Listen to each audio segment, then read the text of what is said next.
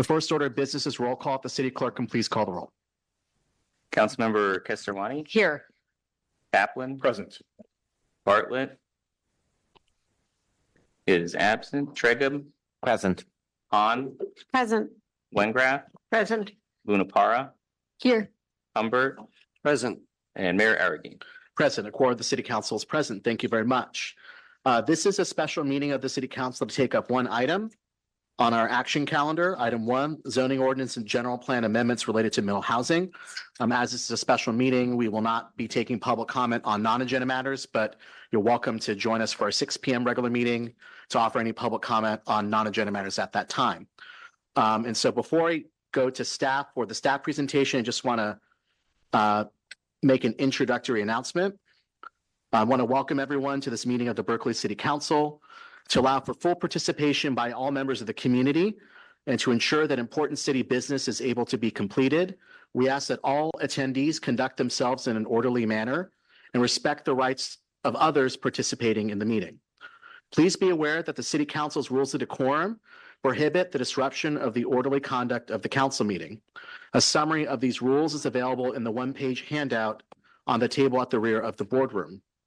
Disruptive behavior includes, but is not limited to, shouting, making disruptive noises, creating or participating in a physical disturbance, speaking out of turn or in violation of applicable rules, preventing or attempting to prevent others who have the floor from speaking, preventing others from observing the meeting, entering into or remaining in an area of the meeting room that is not open to the public, or approaching the council dais without consent. We ask that you observe these rules so all members of the public may observe and participate in our meeting, and we thank you for joining us this afternoon. So with that, we'll proceed now to item 1, zoning ordinance and general plan amendments relating to middle housing. And we'll start first with a staff presentation. I want to now turn the floor over to Jordan Klein, Director of Planning and Development. Good afternoon. Thank you, Mr. Mayor. Good afternoon, council members. I'm joined at the staff table by Ann Hirsch, Land Use Planning Manager, and Samantha Updegrave, the Zoning Officer. We're very pleased to have the opportunity to present to you an advanced middle housing zoning ordinance amendments today for your consideration. This hearing is the culmination of years worth of work in response to several city council referrals dating back to at least 2017. I want to acknowledge and appreciate all of the staff and consultants and commissioners that have worked on this project, as well as the thousands of residents who have engaged with us on this policy issue since we began working on it in earnest in 2022, including the many residents who have commented over the past week on the policy proposals under consideration at this hearing. We all know that the residents of Berkeley care deeply about equitable housing, the environment, public safety, and other policy matters that are at play here. So it's no surprising that we've seen a lot of engagement on middle housing. Council is being asked to consider new objective standards that would facilitate the production of denser multi-unit development projects in low-density residential districts where those types of projects aren't currently allowed. This is a program of the housing element, and it's an important component of the city's commitment to affirmatively further fair housing. So we're pleased to have the opportunity to get your feedback today on the proposed zoning amendments. Before I turn it over to Ann for the presentation, I want to call your attention to the revised materials that staff submitted yesterday and were published yesterday. Last week, we became aware that, unfortunately, we made a procedural error related to the proposed general plan amendments to accompany the zoning ordinance amendments. So we've modified the staff recommendation and are now requesting that council provide staff direction on the proposed amendments rather than adopt first reading of an ordinance today. This will allow staff time to correct the procedural error prior to bringing back the general plan amendments and the proposed zoning amendments for first reading on a future date. I sincerely I apologize for the error, and I really regret any delay that might be caused as a result of the error. With that, I'll now turn it over to Ann for the presentation. Thank you, Jordan. Again, I'm Ann Hirsch. I'm the Land Use Planning Manager here with the city. And for review this app. Oh, okay. I'll provide a background overview. The middle housing policy amendments are comprised of 9 standards. 5 of those standards, there's a distinction between the Planning Commission recommendation and the staff recommendation, where we are seeking some council direction for further ordinance refinement before we come back to the council for action. The middle housing describes multifamily buildings that are larger than single-family homes, but not as large as a typical podium or high-rise project. Many of these projects are part of the existing fabric of Berkeley, such as the building on the left. It can also be comprised of newer projects, such as the image in the middle, or it can be combinations of both, such as the image on the on the right side of the screen, which includes a landmarked property and the creation of new units on the rear of the lot. Since 2017, the council has passed a number of referrals to direct staff to amend the zoning code to encourage multi-unit housing in our lower density residential districts. The housing element update includes Program 29, which identifies the promotion of middle housing through amending our zoning standards to allow multi-unit development on one lot. Staff commenced work on council's referrals in 2022, holding a series of discussions and work sessions to receive feedback. Work on middle housing was included in the effort to adopt the housing element, and after adopting the Southside zoning amendments, staff spent the latter half of 2023 conducting further outreach, which culminated in the Planning Commission's discussion of middle housing in November of last year. Based on that discussion, staff drafted zoning ordinance changes, and the Planning Commission held a public hearing on February 7th, making a formal recommendation to City Council. Staff has conducted council, commission, and community engagement for middle housing standards, both as a housing element program and as a set of policy proposals in their own right. For example, the council conducted 4 work sessions on the housing element and residential objective standards, including middle housing, and received briefing updates in August of 2023. A joint subcommittee of the Zoning Adjustments Board and the Planning Commission met twice to discuss residential objective standards in middle housing, and the Planning Commission conducted 3 discussions and a public hearing specifically on middle housing. Community outreach and engagement for the adopted housing element included 20 stakeholder interviews, a community-wide survey, 20 small format meetings, tabling at community events, and 3 public workshops. What we've consistently heard throughout this process is that there is a desire to have more affordable housing, more housing production, and more housing for special needs in extremely low income populations, including those experiencing homelessness. And on the right side of your screen, we've provided just kind of a brief overview of presentations. We've presented to 13 Berkeley boards and commissions. We've held 18 meetings with 14 stakeholder interest groups, 2 online public workshops. We had a pop-up event at the Downtown Farmers Market, and then received numerous responses from a citywide survey in November of 2021, as well as responses from a residential tour survey that we did.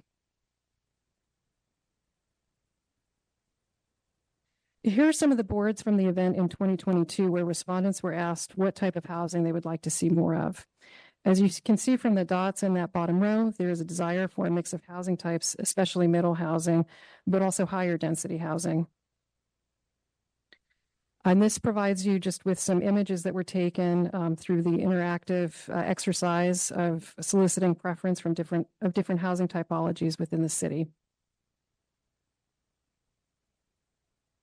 With respect to CEQA, an environmental impact report was prepared and adopted. And the middle housing program is included as part of the housing element and was analyzed to evaluate the impacts associated with this policy. There are 9 proposed changes to the zoning ordinance that are included in the Planning Commission's recommendation and the staff report. These include merging the R1A and R2 zoning districts, permitting residential development with a zoning certificate, as well as changes to development standards related to minimum densities, lot coverage, height standards, open space requirements, setbacks and building separation, and the demolition of single-family homes. The proposed changes would apply in the city's lower density residential districts that are shown on the map in the slide and include areas currently zoned R1, R1A, R2, R2A, and MUR. The Planning Commission's recommendation included parcels located in the Hillside Overlay District, with which the staff recommendation excluded. The proposed ordinance merges the R1A and R2 districts. Staff recommends merging zoning districts where regulatory differences between the 2 districts are negligible. Within this package of changes, the R1A and R2 districts would have been regulated similarly, so they are proposed to be merged under the R2 district. Currently, all residential uses in Berkeley require a use permit and a public hearing. Projects in the R1 and R1H zoning districts are eligible for SB 9 for by right approval for up to 2 units on a lot, and ADUs that meet standards set in the zoning code are approved by right. The proposed ordinance would create a new land use category identified as multi-unit residential, which would include any project with 2 or more units on a lot. In addition, any residential project that complies with all objective standards would be approved with a zoning certificate. Similar to ADUs, neighbors of residential projects would receive notices within 10 days of a project submittal. Discretionary approvals for residential projects would still be required in certain circumstances, such as if a structure of historic merit were involved. The proposed ordinance includes changes related to adding residential space to existing buildings. The first change relates to residential additions. Currently, an AUP is required for a residential addition that exceeds 600 square feet or 15% of the lot area, and additions are subject to height limits that are more restrictive than those for new main buildings. For the Planning Commission, this appeared inconsistent to permit with the construction of brand new residential projects with a zoning certificate, and on the other flip side, maintaining an AUP requirement to add new living space to an existing structure. The proposed ordinance includes changes that permit a residential addition with a zoning certificate if it complies with the development standards applicable to the existing main building. The second change is a revision that would remove permit requirements for new bedrooms. Currently, the zoning code requires an AUP when adding a 5th bedroom to a lot in these residential zones and a use permit for adding any bedroom beyond the 5th bedroom to a lot. Again, as the proposed zoning changes included permitting altogether new multifamily projects with a zoning certificate, this also appeared inconsistent to require an AUP or a UP to a bedroom. Therefore, the proposed ordinance includes revisions that remove separate permit requirements for new bedrooms. The City Council requested the study of minimum and maximum density standards for these districts and to express them in a metric of units per acre. The Planning Commission recommendation includes the minimum density shown in the slide, which also includes the minimum number of units that would result from the standard on a typical 4,000 square foot lot. The minimum density standards would not apply to ADUs. Currently, in the R districts, the maximum average building height is 28 feet, which can be increased to 35 feet with an AUP. In the MUR, the maximum building height is 35 feet. The proposed ordinance creates an objective standard by removing the AUP option in the R districts and instead establishes a 28-foot maximum average height and a 35-foot maximum height standard. This combination accommodates 3-story buildings while controlling overall bulk and mass. Maximum height would remain at 35 feet in the MUR district. For the R districts in the MUR, a standard has been included which would limit the maximum height to 22 feet and the rear 15 feet of a lot. This standard was the result of a solar access analysis that was presented to Planning Commission and to the Council last year. With respect to lot coverage, it currently varies by zone, and in the R currently varies by zone and is determined by the height of a proposed project. The proposed standards would increase the maximum lot coverage in low-density residential districts to 60% regardless of the project size. As shown, maximum lot coverage is already 100% in the MUR district.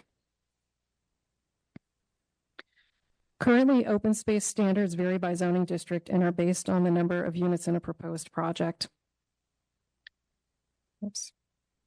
The proposed standard would be the same for the R1, R2, R2A, and MUR districts and would be calculated based upon the total residential floor area of a proposed project and not the number of units. This is consistent with a recent change that has been made to the calculation of the affordable housing fee and for open space standards in the South Side.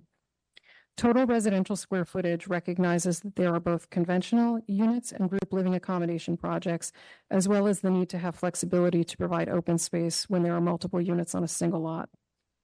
It is worth noting that required open space does not constitute all of the undeveloped area.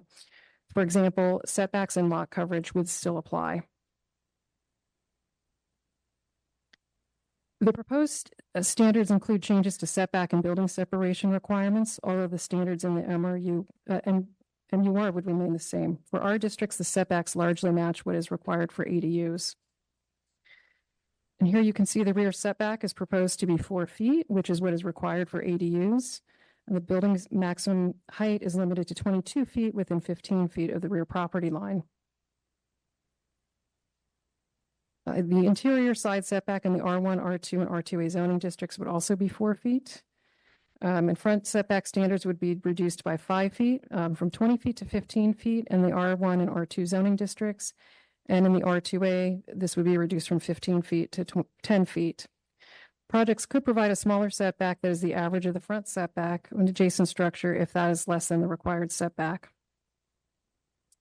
The proposed standards also include a reduction in building separation requirements. While staff has initially proposed doing away with building separation entirely after consultation with the fire department, the proposal includes a 5-foot separation requirement, which is also reflected in the recently adopted ADU standards. Finally, the ordinance includes a change related to the demolition of single-family homes. Earlier this month, the City Council adopted changes to the demolition ordinance, which permitted the demolition of single-family homes that were not tenant occupied with an administrative use permit if the demolition would result in a project that would create a net increase in units. The adopted housing element commits the City Council to consider permitting the demolition of single-family homes with a zoning certificate. Therefore, the proposed ordinance includes permitting the demolition of single-family homes that are not tenant occupied with a zoning certificate if the demolition would result in a project that creates a net increase in units. And now we'll examine the 5 components of proposed policies where there was a discrepancy between the staff recommendation and the Planning Commission recommendation. As we go through these slides, staff will present the current standard, the Planning Commission recommendation, and then the staff recommendation. The staff proposal, as I mentioned earlier, included the exclusion of the Hillside Overlay District. The city is currently undertaking a safety and evacuation study of high-risk fire zones, so staff's initial recommendation was to exclude the Hillside Overlay from the zoning changes until such studies are complete. And so, as you can see, the Planning Commission recommendation to include the Hillside is on the left side of the screen, and the staff recommendation is on the right side. As part of the housing element, staff was directed to develop zoning ordinance amendments that would streamline the approval of projects that have more than 2 units on a single lot. Consistent with that direction, staff had proposed to the Planning Commission permitting multi-unit residential buildings that met objective standards with a zoning certificate. Since development standards were to encourage multi-unit housing, staff's alternative included preserving the more stringent use of public hearing process requirement for single-family homes. This distinction in permit requirements was largely to provide an incentive for an applicant to consider creating a multi-unit residential project. And as you can see here, for residential additions, the current standard requires an AUP for additional floor area and heights that are lower than the main buildings. The Planning Commission recommended allowing this through a zoning certificate if the project complies with development standards for main buildings. And the staff alternative preserved the zoning certificate as long as the project resulted in the creation of new dwelling units. Staff's initial proposal to the Planning Commission only included the reduced permit requirements in cases where a project would include a net increase in units. This reflected feedback received from the City Council and others that middle housing standards. So, thank you. Would not merely result in permitting larger single-family homes, but that additional development capacity would add units to the housing stock. The City Council had directed staff to consider minimum and maximum density standards for middle housing projects. Staff had originally proposed the following maximum density standards for the Planning Commission's consideration. This slide also includes information as to the maximum number of units that could be included in a project on a typical 4,000 square foot lot. Staff had initially proposed maximum density standards at the request of City Council and with the intent of providing predictability to property owners and neighbors. The Planning Commission recommendation did not include maximum density standards, as a maximum density standard was considered a cap on housing, and the building size was sufficiently controlled through other development standards, including height, setback, and lot coverage.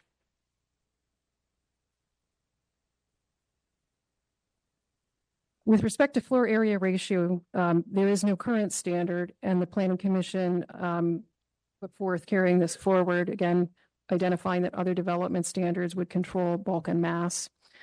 I want to just identify that we have updated this table. There were some discrepancies in the numbers. The information before you is current and does differ slightly.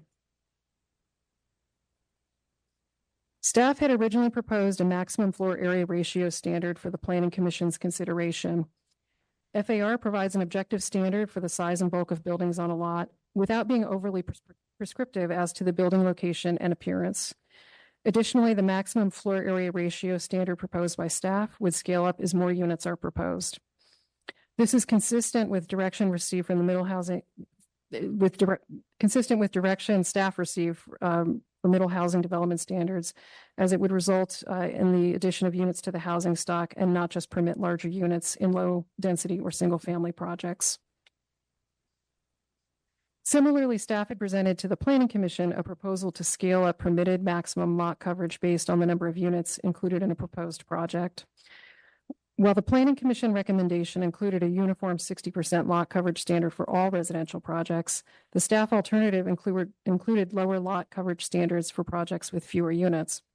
This again was a proposal consistent with feedback that middle housing standards should encourage more units, not just result in larger low density projects.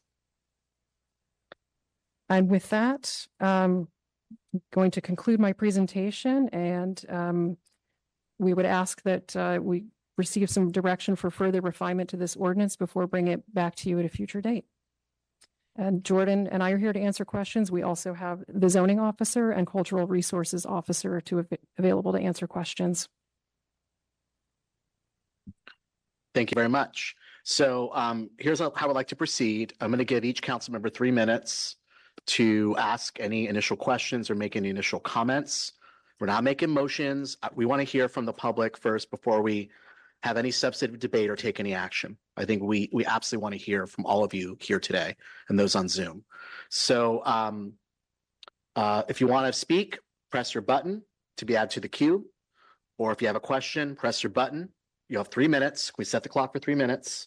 We'll go first to Councilor Trega. You only have 3 minutes. If you go beyond 3 minutes, we're going to move on. So we want to hear from the public. Thank you so much. I actually just wanted to ask some questions. On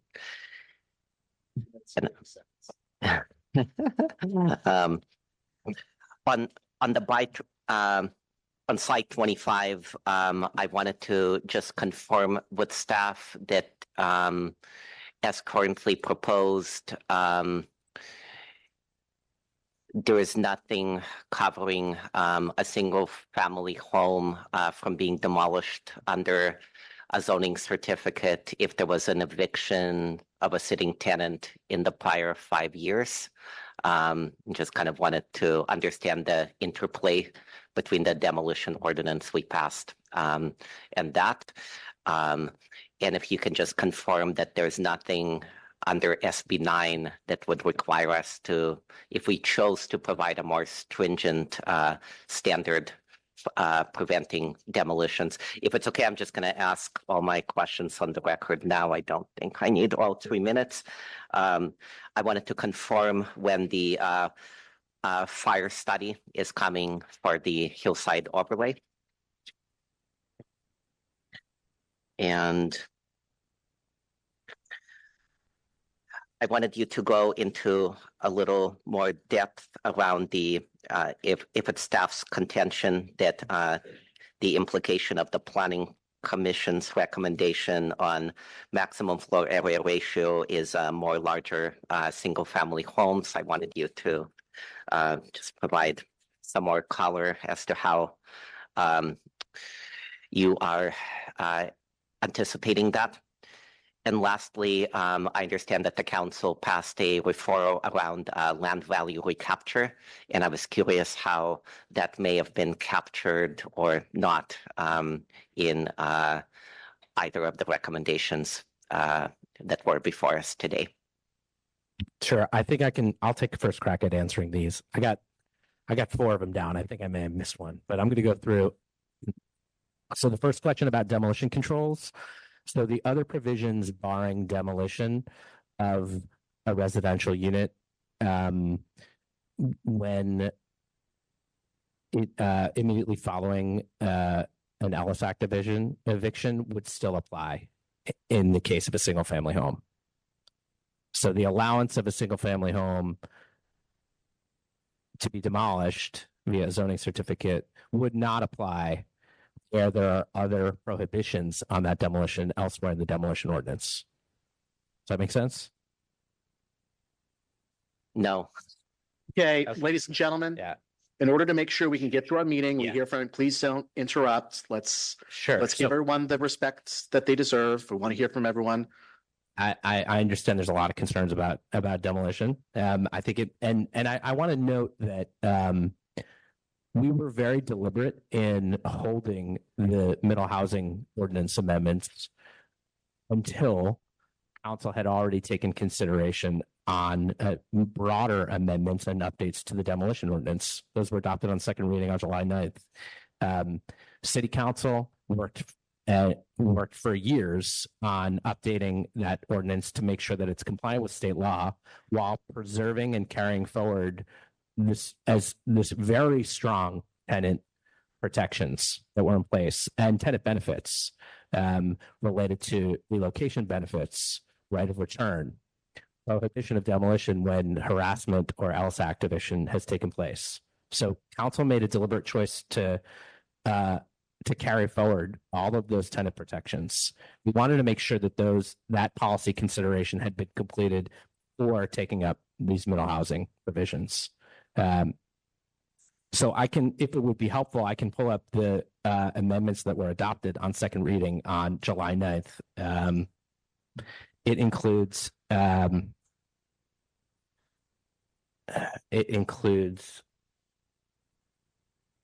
that demolition is not allowed if the residential unit was removed from the rental market through a no-fault eviction during the preceding 5 years, right?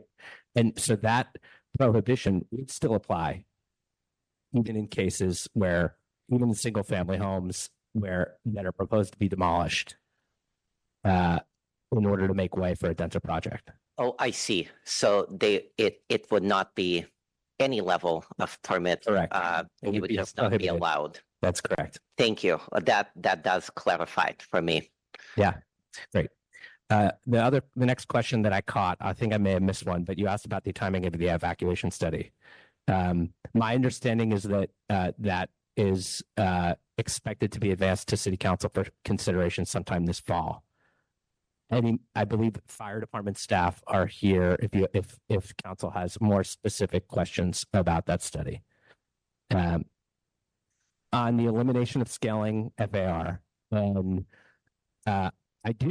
do have some concern that without some protection against large single family homes, that's what might result from the zoning ordinance amendments. Now, we were referred from City Council the desire to allow and facilitate denser multi-unit development projects in what have historically been low density neighborhoods, with the intent of reversing the exclusionary history of single family and low density zoning. And so that's the idea. We originally designed provisions that with the idea that you could only max out the buildable envelope of the site when you're proposing a project that includes multiple units. That was the idea behind the scaling FAR, behind the scaling lot coverage. Planning Commission felt that the FAR and lot coverage controls weren't necessary, and so they stripped those from the recommendation. I am concerned that there's a proven market for large single-family homes in Berkeley. People know there's a strong demand for those. right? And I would also note it's that the construction costs per square foot tend to be lower because you're only building one kitchen, right? And a lot of the construction costs are in that kitchen. So I am concerned that those single family homes with a more proven market, less need for small developers to take on the project. I'm concerned that we're going to end up with that unless council considers other mechanisms to control for that outcome. The referral on land value recapture, Planning Commission has considered that multiple times in connection with multiple different land use policy matters. They've consistently landed on the idea that the inclusionary housing requirements for the city of Berkeley constitute our land value capture strategy. It scales. It has the benefit of scaling. So the denser the project, the larger the community benefit. And did I miss any of the questions? I don't believe you did. So thank you so much. I think in the interest of time, if staff can try to keep their answers a Sorry. little bit more succinct. Will do. So we're going to get more into it after the public hearing. So we'll go next to Vice Mayor Wingraf. Thank you.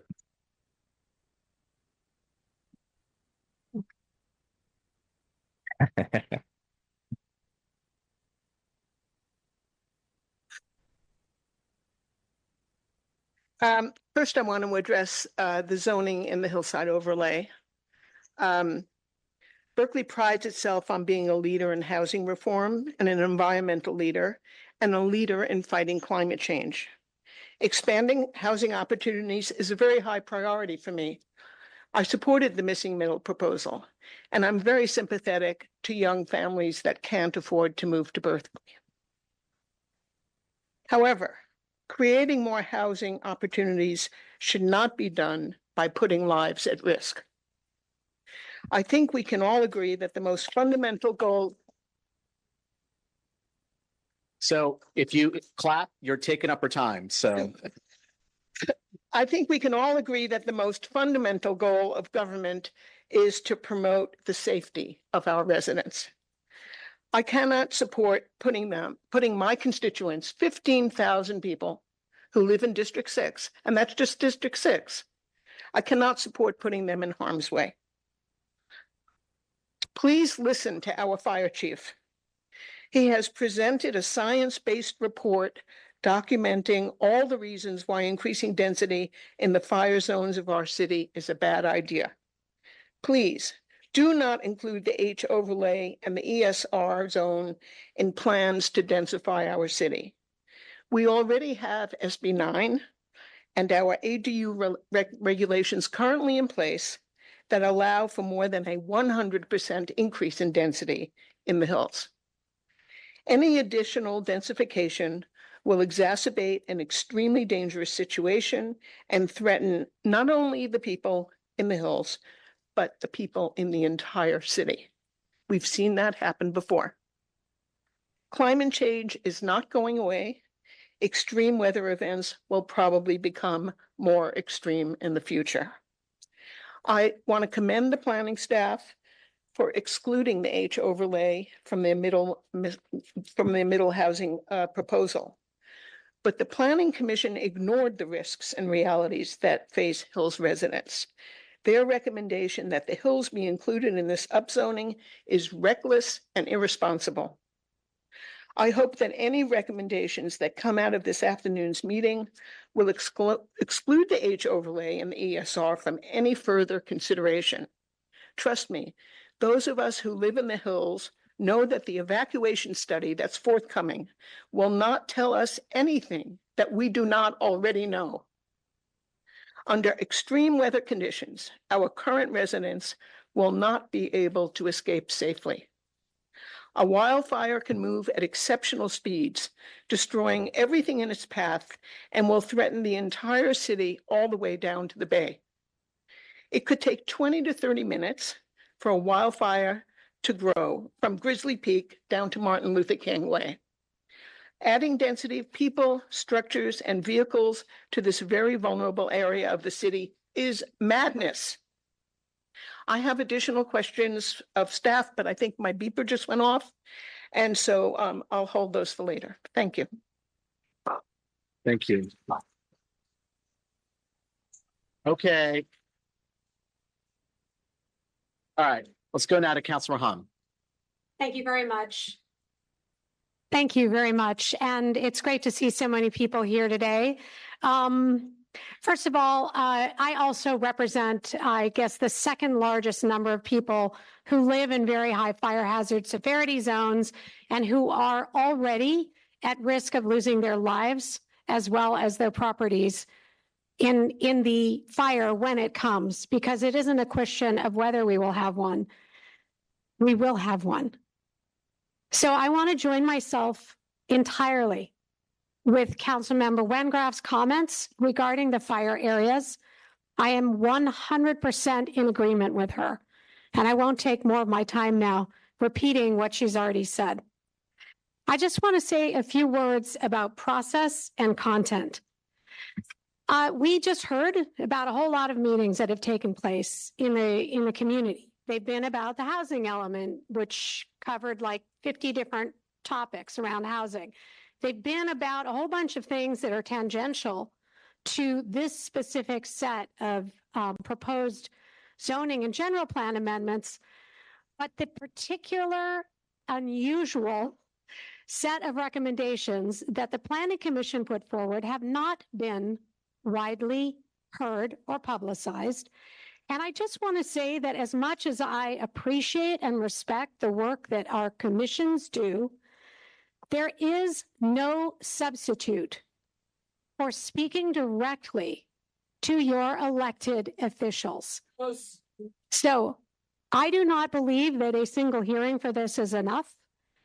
And I am not pleased that there were some errors in process that need to be corrected, but I am pleased that they allow us all, council and the public, more time to understand and respond to what are incredibly widely applied and impactful changes to pretty much everybody's home in Berkeley. And I believe that warrants more thoughtful and deliberative and more input from the community.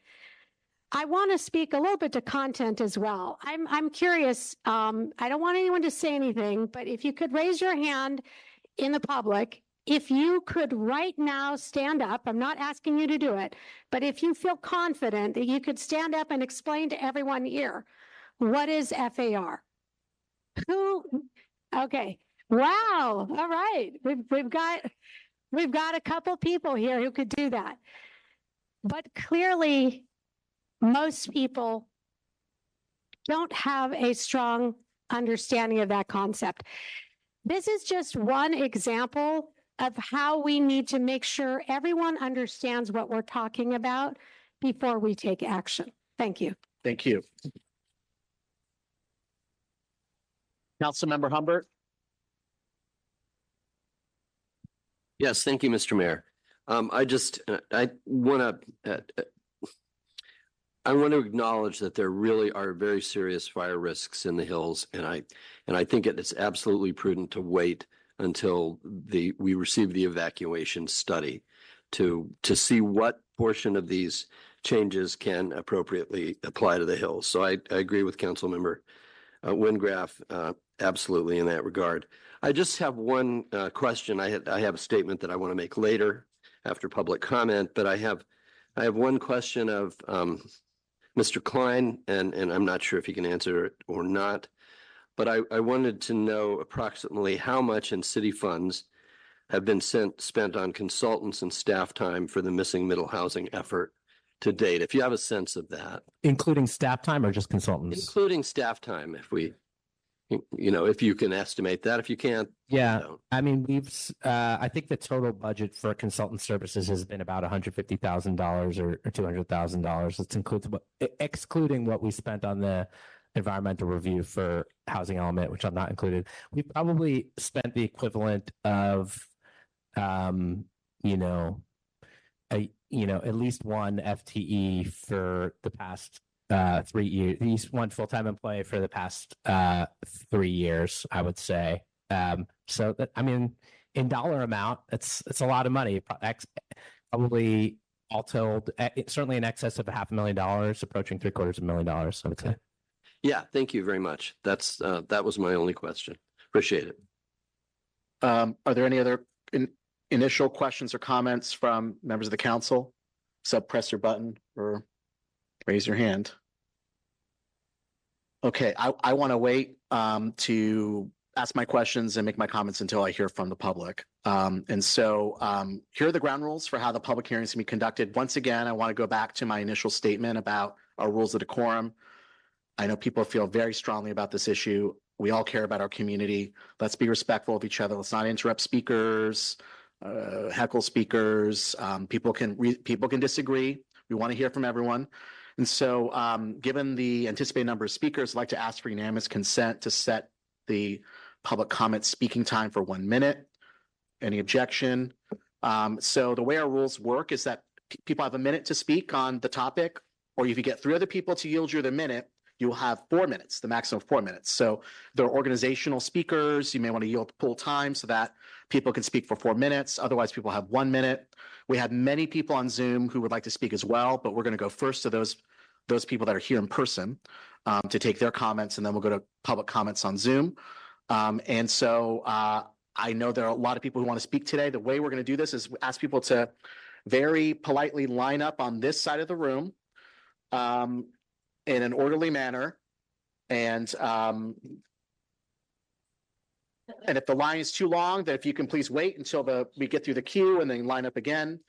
And we'll get to every single person today because we want to hear from you. It's extremely important that we hear from our community about this very important issue today.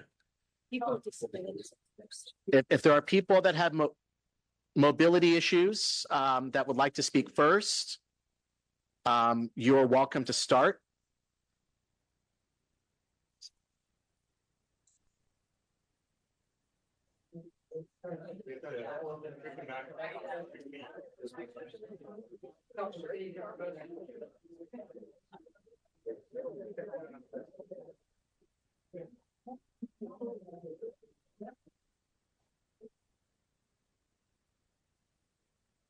Okay, I will now open the public hearing on item 1, zoning ordinance and general plan amendments related to middle housing. And if you would like to begin. You could pull down the mic so we can get your. Hi, my name is Mary Issel. I'm a 22-year homeowner in Berkeley and a very long time resident. I came here to ask you not to vote today, but given the changes, I'm going to focus on the nuts of my comment. And that is, first of all, there was a remarkable departure in this proposal today from just the very basic rules that we have about emergency preparedness, not just fire, but earthquake and evacuation and all the other emergency preparedness items that people like me in the Berkeley foothills care about a lot. So that was a remarkable departure. And I saw the fire chief's notes and I really appreciated that. So I really felt bad that you were going to move ahead with a vote, or you might have moved ahead with a vote nonetheless. The second thing I want to say is the Berkeley Fire Department showed up at my house twice in the last 2 months, and they did an evaluation all around my house, and they sent me some postcards and said, here's what you need to do, and here's what we recommend. And they did the same thing for all of my neighbors. Many of us spent money that we did not have to do those mitigations for fire hazards. So the idea that you guys might move forward and not consider what we already know about, evacuation was hurting my feelings. Thank you.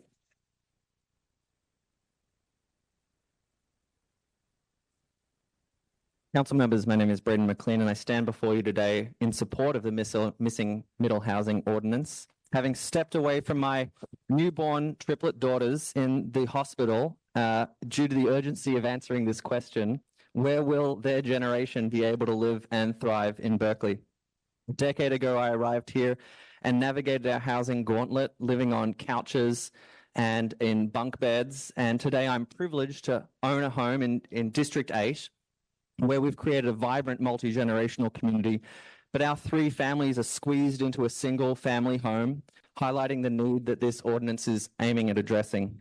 So legalizing missing middle housing is about breaking free of this zoning stranglehold that is stifling how young families like ours already prefer to live our lives.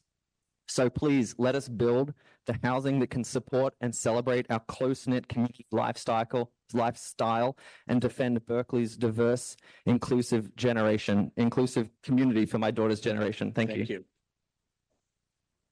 Congratulations on your newborns. I hope you go back to the hospital now.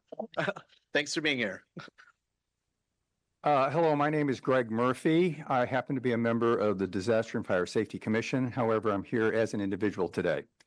I live on Loma Avenue on a home that was built on the ashes of the 1923 Berkeley Hills fire. And as a result, very aware of the vulnerability of fire zones 2 and 3 in Berkeley.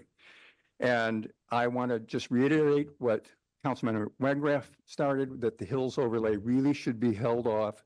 It is just unconscionable to me that staff recommended that be held off and the Planning Commission went ahead with it. And I just want to end with a reiteration of Chief Sprague's summary about this issue. The department would strongly suggest that encouraging further density within the fire zones, which already pose a high risk of structure-to-structure fire spread and are ill-equipped for evacuation, is unadvisable. The fire zone should be excluded from the middle housing zoning or amendments. Thank you.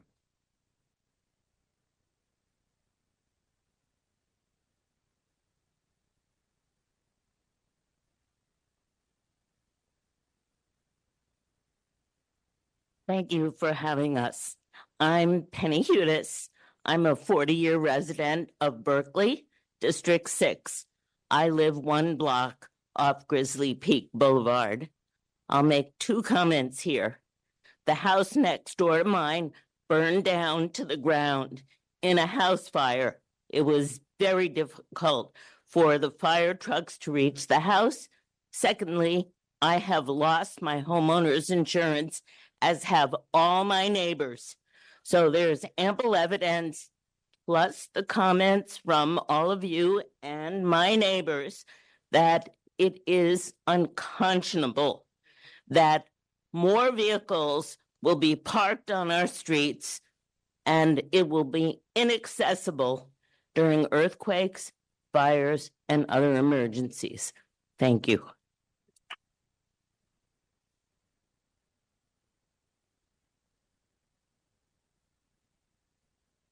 Good afternoon. I'm Brent Blackaby, 20-year resident of District 6 and a candidate for council this fall. I wanted to thank Vice Mayor Wengraff for leadership.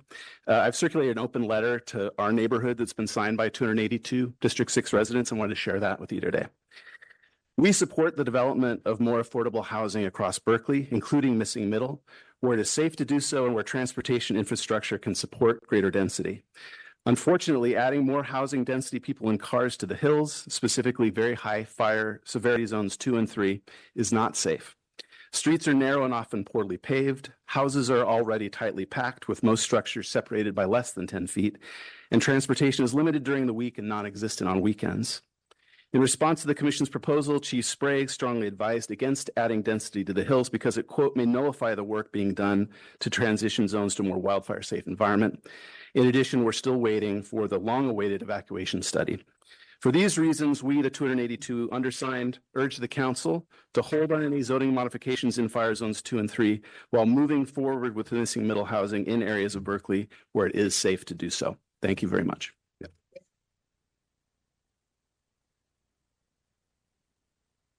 Hello, I'm Margot Smith. I've been living in Berkeley since 1969, and I've seen many, many changes here in Berkeley, a lot of high-rise housing going up all over the place. We've increased density enormously in the last few years, and increasing all that density has not lowered the price of housing in Berkeley at all. And putting more missing housing in Berkeley and increasing density is not going to lower prices or make any more available to moderate income or low income people. This is a farce, and I oppose the rezoning. We have experienced increased density, and it has not lowered the prices for anybody. And the missing housing in the future is not going to do it either. Thank you very much.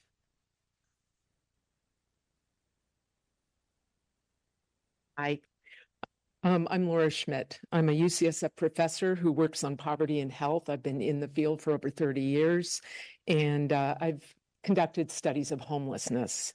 And I fully understand and deeply appreciate the need for addressing homelessness in this community. Sorry. I'm also here today speaking as a resident of the Berkeley Fire Zone 2, where this year many of my neighbors lost their home insurance because of the extreme fire risk. I was also here for the Oakland firestorm, and I know people who lost their homes and lost family members as a result of that crisis. They were unable to evacuate their homes in time, 27 people. Since then, climate change has only made the situation worse. While I wholeheartedly support our efforts in this community to promote middle housing and deal with housing insecurity, I can't support efforts to make my home and my family and my neighbors unsafe during fires.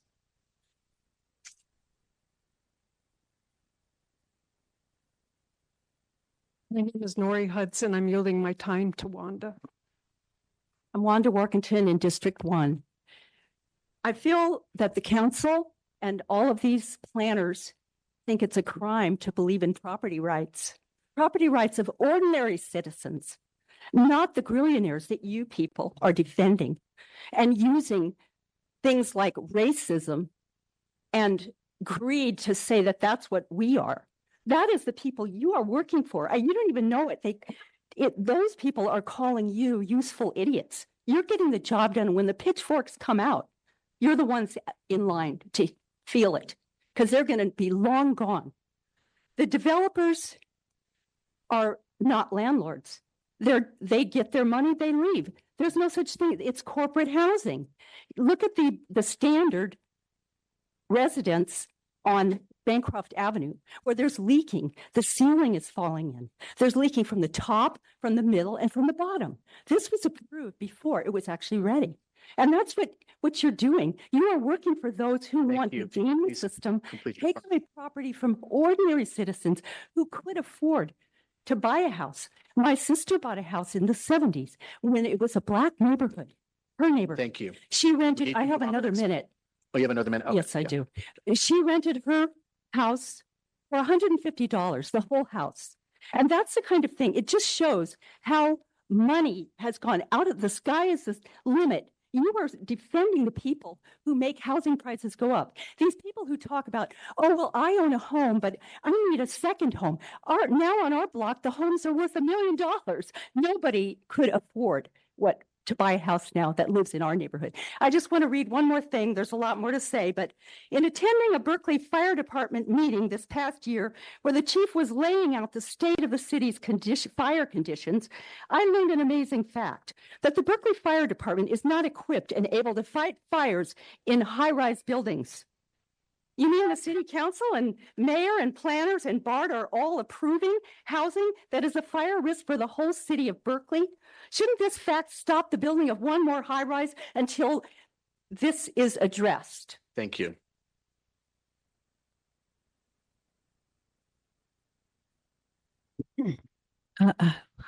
Hello, I'm Teresa Clark. I live in District 3, and I've been developing affordable housing in Berkeley since basically when I graduated from school in 1992. So I'm familiar with our issues here, and the missing middle is a great proposal, but it needs a couple adjustments. Obviously, we need to address the fire safety. And I'm kind of disappointed that we're going to spend a lot of time on that when it's pretty obvious we're going to need to do that. But I really think we need to also look at the objective design standards or form-based code that should go along with the current proposal by staff and Planning Commission, because right now we can end up with the same 1970s type apartment buildings that we rejected, with the neighborhood preservation ordinance. I wasn't here for the NPO, but I saw, the reasons why people, took up the NPO.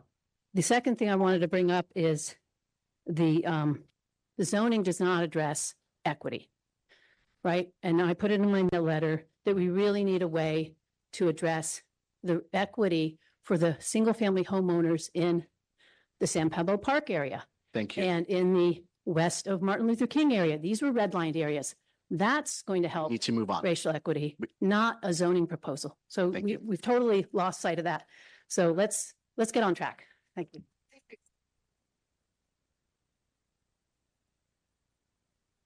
My name's Jonathan Canner, and I've lived in District 6 for 45 years.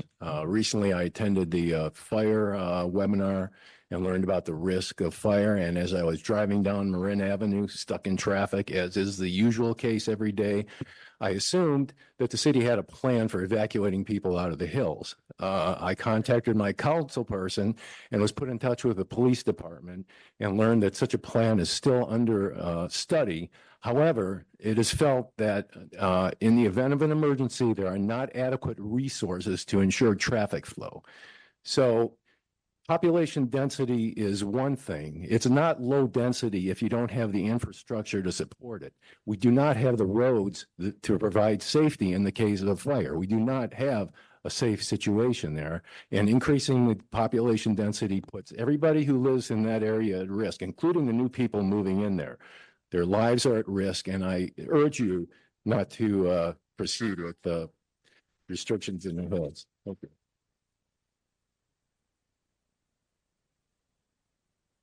Good afternoon. My name is Nancy Rader, and I'm here today representing the Berkeley Fire Safe Council, a Berkeley nonprofit dedicated to preventing catastrophic wildfire in Berkeley. Fire Safe Council strongly urges you to exclude our high fire zones from the proposed ordinance, as your fire department has very clearly recommended, regardless of the evacuation study. Your duty is to protect the safety of Berkeley residents. Adding population, vehicles, and closely spaced structures to the high fire zones would substantially increase the wildfire threat facing the entire city, not just the hills. Instead of increasing the city's wildfire risk, the Fire Safe Council urges you to focus on reducing the extreme wildfire danger we already face. The city has a great deal of work to do in the areas of reducing the large quantities of highly hazardous fire-prone vegetation, fully implementing and enforcing the defensible space inspection program, and addressing the street congestion from parked cars on our narrow, windy streets that will trap many people in a wildfire. Thank you.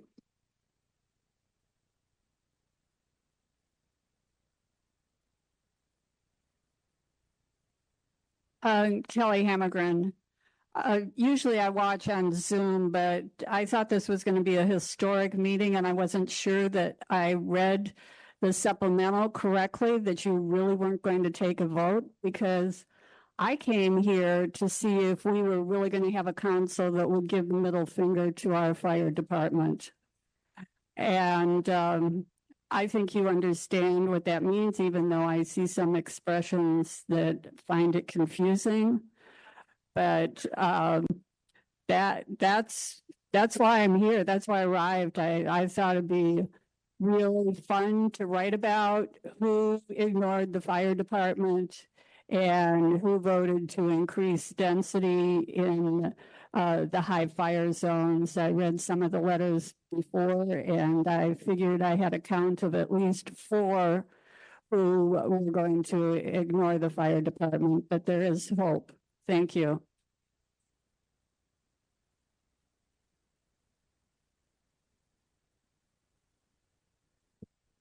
Good afternoon. My name is Marvin Snow. I'm a nearly 50-year resident of, and that's 50 years being a resident, and a few additional years to add to that as far as my age. But at any rate, I want to acknowledge Susan for her comments. I appreciate the conciseness and the accuracy of everything she said.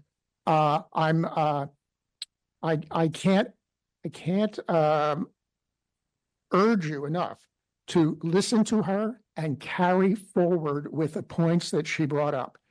I was amazed to learn today how much has gone on in building to this point. Publicly, there's a timeline here that shows all sorts of outreach.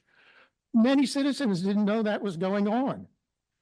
the monies that were spent on that, and I'm not here to talk about money, quite honestly, but the planning department has no touch as to what has been spent on this already.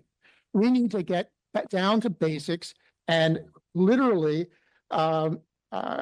defend the people in District 6 and elsewhere under similar fire risks and other risks.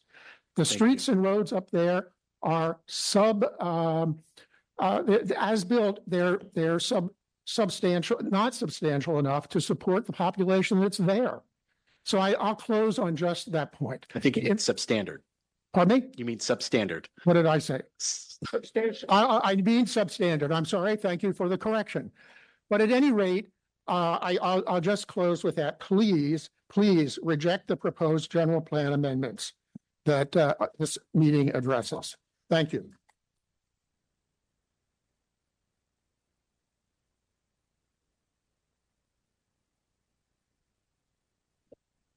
Hello, City Council, all my wonderful colleagues and neighbors. Hi, everybody.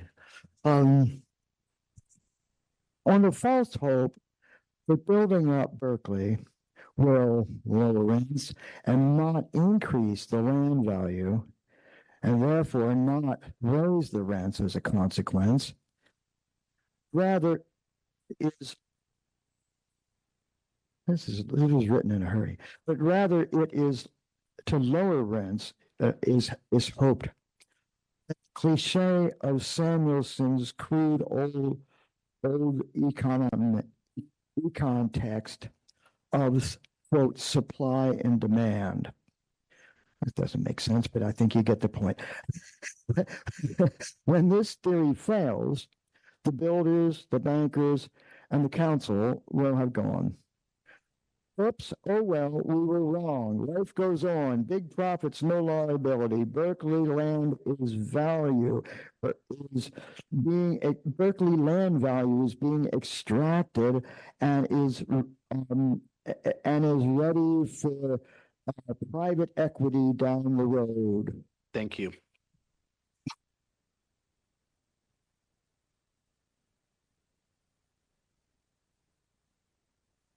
Hi, my name's Veronica. I'm a resident of District 8. I'm a mum of a 2-year-old and I'm a climate scientist.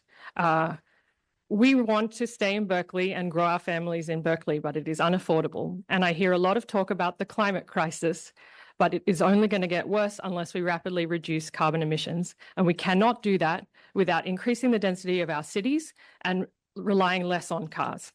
That's it. Thank you.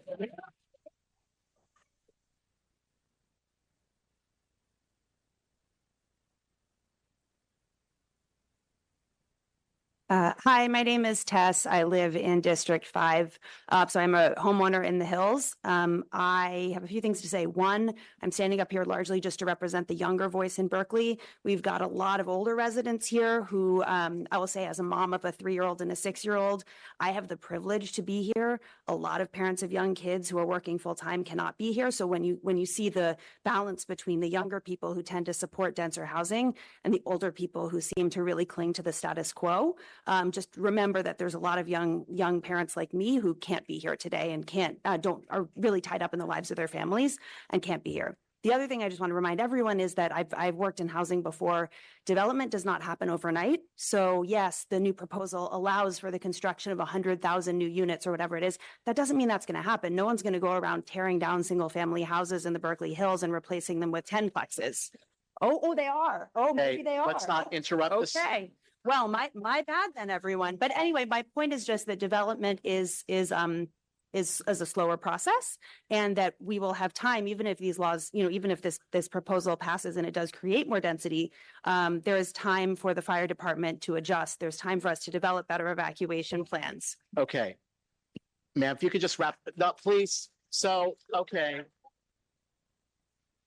Sir, before you start, sir, excuse me, sir, I need to make a statement. Can you wait?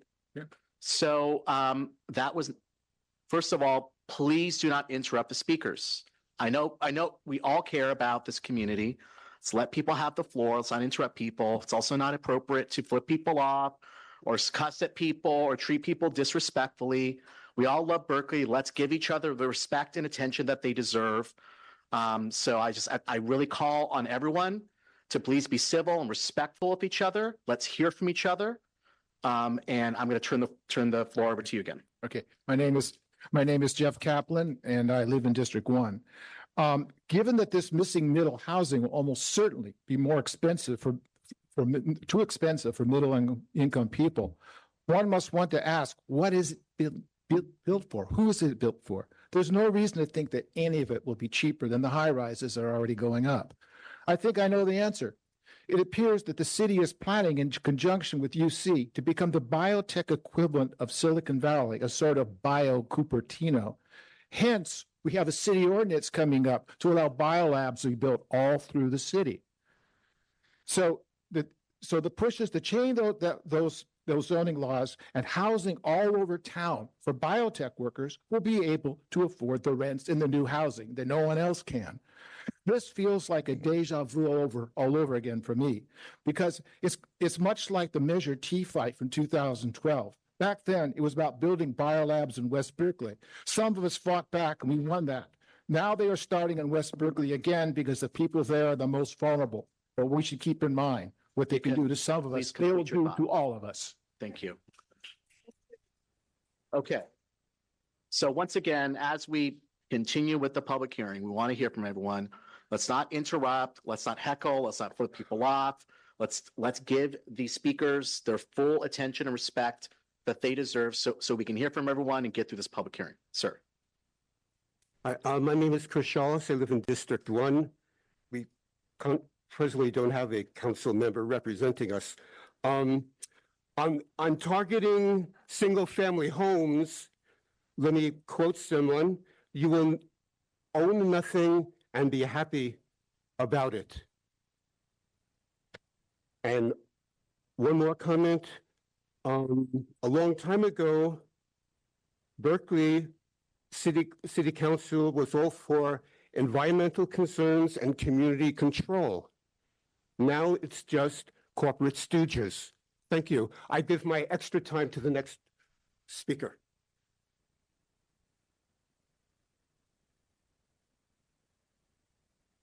Hi, my name is Donna Dietmar, and I have two other people ceding time to me, Chris Hamilton and Meryl Siegel. Speak up, please. Yeah, I see my card. Yeah. Then I could give you the name. Yeah.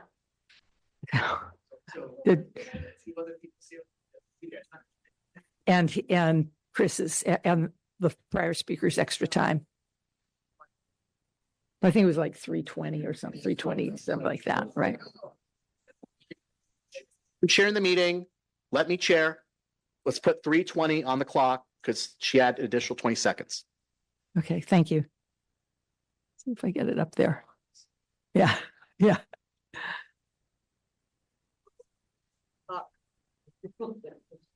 Thank you. Thank you. Many of you feel that there's been a robust public discussion of these changes to the general plan.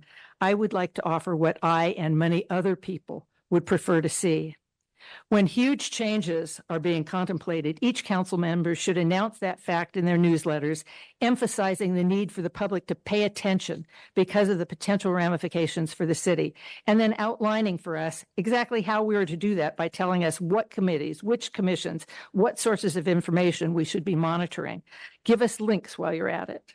Create a hot topics box in your newsletters so that we can easily spot updates and keep abreast of progress.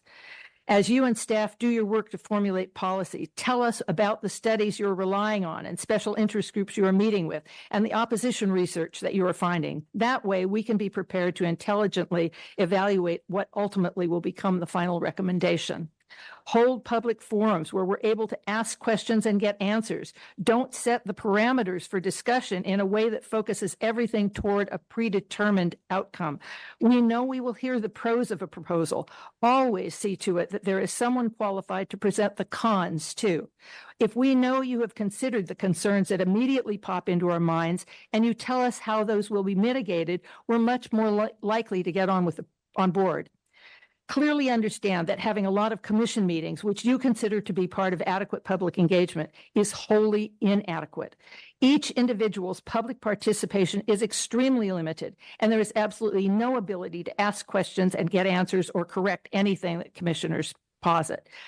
I don't mean to offend, but because this is a serious topic, but stop telling us that every single thing that has to be done in the city is a matter of equity. The overuse of this word is cheapening it. It's being used in this matter because of the historical connection to redlining and exclusionary housing caused by single-family home restrictions.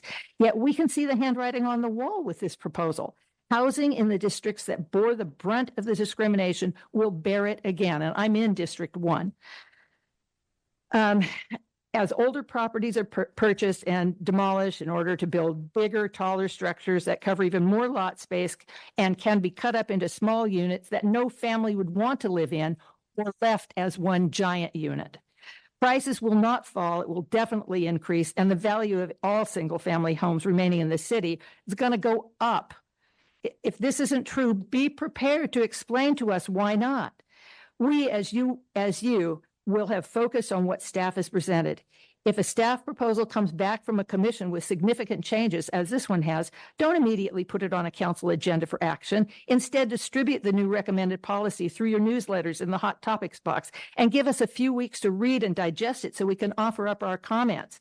While I agree with the council member who wrote that you all have the capability to evaluate the deal deal with changes commissioners have recommended, the point is the public should continue to be engaged in determining the final outcome. If we can only read the proposal a few days before a council meeting when it is posted on the city's website, we are being excluded from the most important step in the process, determining the policy's final outcome. Thank you.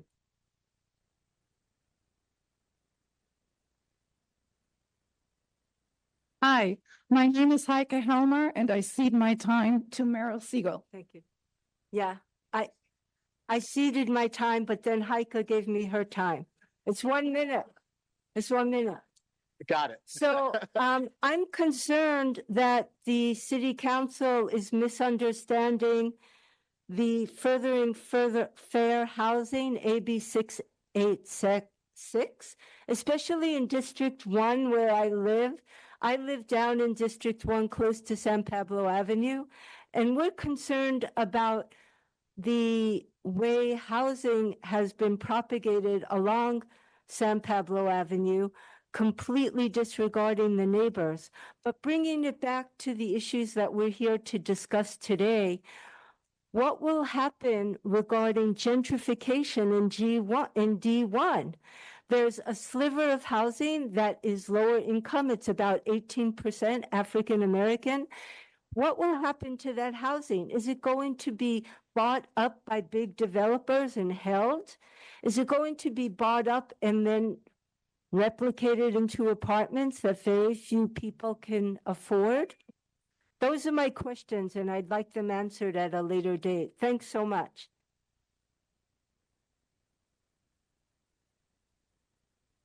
Good afternoon. My name is Yes Duffy. I'm a Berkeley kid named after their favorite rock band. I also am chair of the zoning board, but I'm here in my personal capacity as a property owner in the R1A for many, many years, and having grown up in the Berkeley Hills as a small child. I also taught architecture at Cal for many years and been practicing architecture, specifically housing, for over 20 years. What's before you today is important community work and equity work, honed and refined over many years. And I feel like it's 90% there.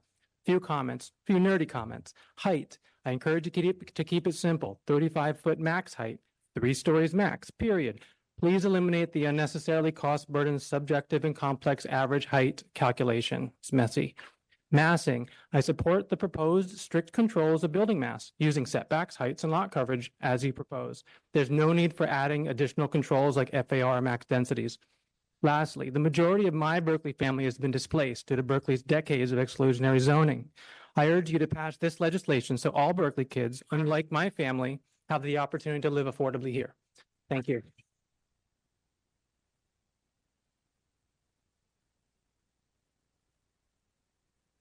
Good afternoon. My name is Glenn Kohler.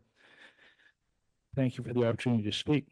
You know, it occurred to me, looking at the analysis of the proposal in the Berkeley Daily Planet, adding 80% to the housing stock of Berkeley is going to make an immense change in the character of the city. Now, I have to agree not to increase density in the hills for two reasons. Yeah, fire risk, and the fact that people invested, bought nice houses, built their lives there, and they'd like to continue those lives.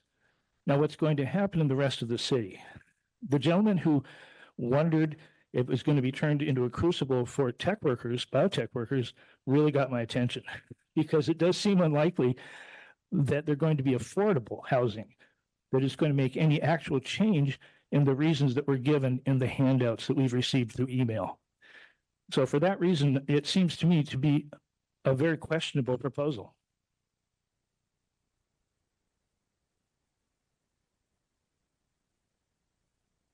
Hello, Council. My name is Theo Gordon. I'm a Disaster and Fire Safety Commissioner covering Zone 3, but I'm speaking on behalf of myself today and on behalf of East Bay Yimby.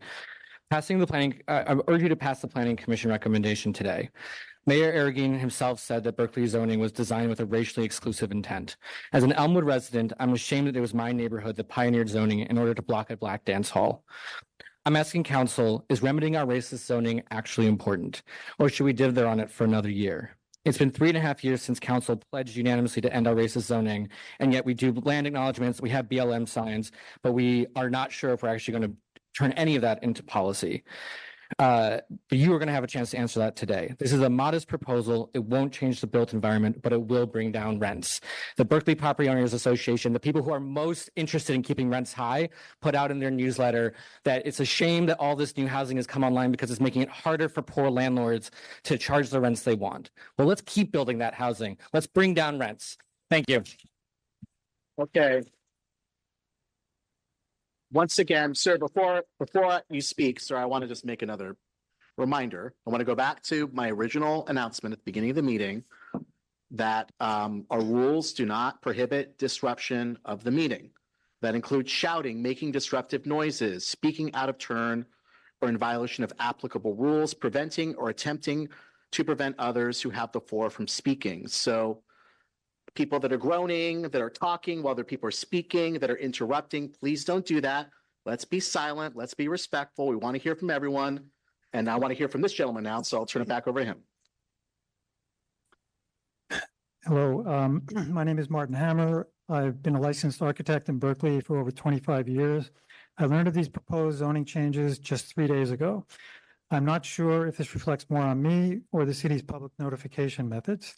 I've spoken with 4 of my Berkeley colleagues. Like me, they've expressed mixed opinions with lack of sufficient awareness and knowledge to form a sound assessment.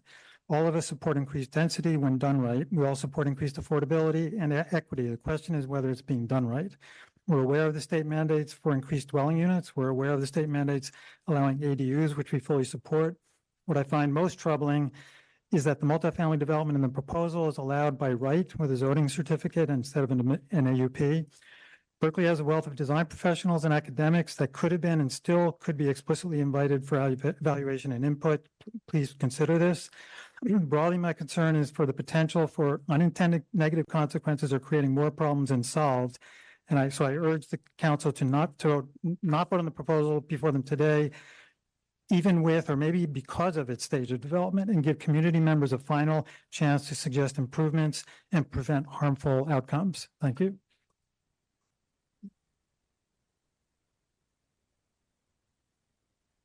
So, Council, I'm Teo Paselt, another Berkeley kid. I was born in missing middle housing, and I live in missing middle housing. I live in Susan's district. I have a lot of respect for Susan's real concern about fire. What I would say is that Council cannot simply use fire as a method to prevent housing in the most wealthiest and exclusionary zones of the city as the only area that fire comes up. If Council is so concerned about the risk of fire, and I believe many council members have a valid reason, they should be concerned with the status today. And there are very real issues that have nothing to do with more housing. My suggestion would be the council put together a comprehensive package to address all the factors, essentially restricting new housing, restricting the expansion of housing, but most critically in my mind, restricting vegetation and restricting parking on those extremely scary streets. that are east of Euclid and in Panoramic Heights. Address all the issues at once and it will not appear to be exclusionary and unfair.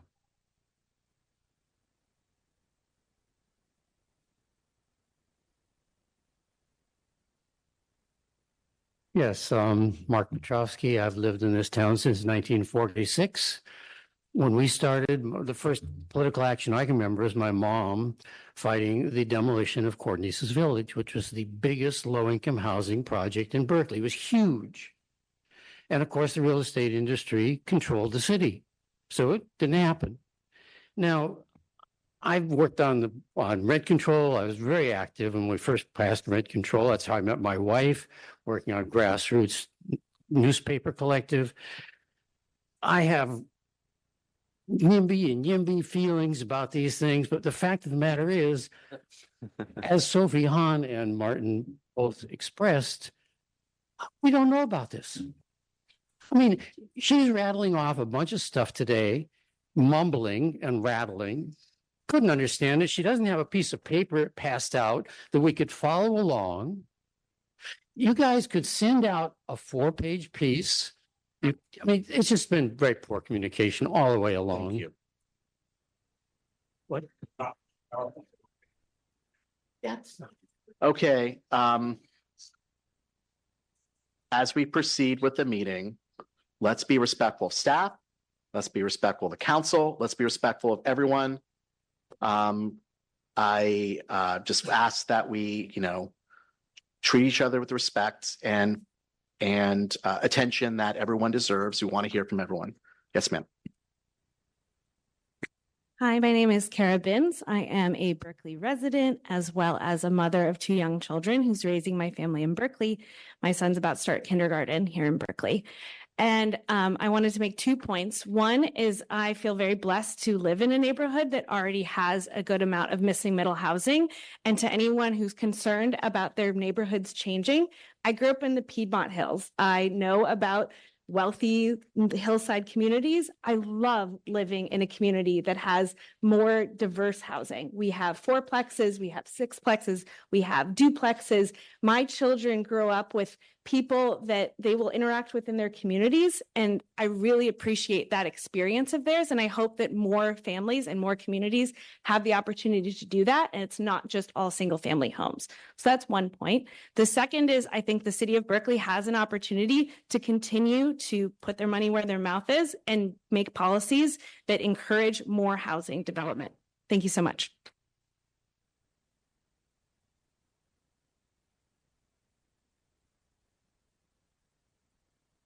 Good afternoon.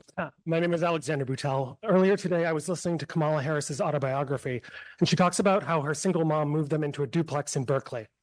That duplex could not be built today, and a single mom probably couldn't afford rent in most of Berkeley. We need more housing, but I understand how some residents are resistant to the idea of towers, and that's why missing middle is so important. Duplexes and 4plexes will not destroy neighborhoods, they will organically grow them. The alternative is a town that looks the same, but is only accessible to those who can afford to buy a $2 million single-family home. Finally, I want to reiterate that this meeting is not representative of the community. Most folks who have jobs cannot come to a 3:30 meeting on a Tuesday. And to anyone who's here who feels like they don't understand why people would oppose your viewpoint, talk to the people in your life who are under 65 and the people who are renters, because housing prices are killing us and we need to build more.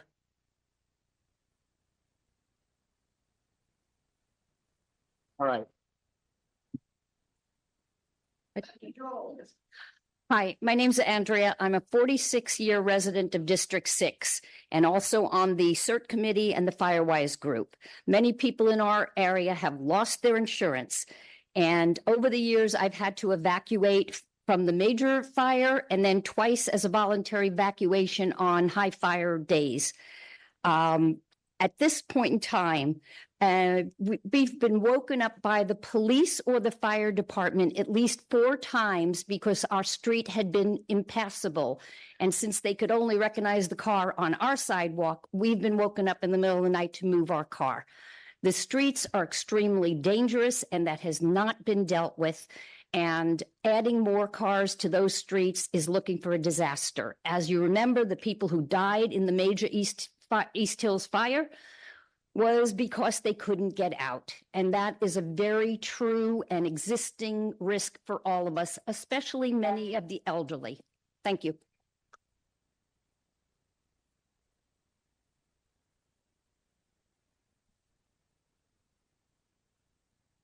Good afternoon. My name is Todd Darling. I live in District 3. That would be the flats. This upzoning proposal is not about justice and equity. This is about the industrial gentrification of the flats. Let's just take the demolition, for example. Is there any homeowner protection? What happens to, I was a member of the Land Use Planning Committee in Venice, California, and watched developers muscle out elderly Black families claiming that there was some violation, thereby depriving them of generational wealth and generations of a place to live. So why now? The city of Berkeley's taken money from UC Berkeley so that UC Berkeley does not have to commit to any student enrollment cap. At the same time, UC System has invested $4 billion in Blackstone real estate, a hedge fund from New York that's key on developing places like Berkeley. This is not about equity. This is a billionaire inside deal.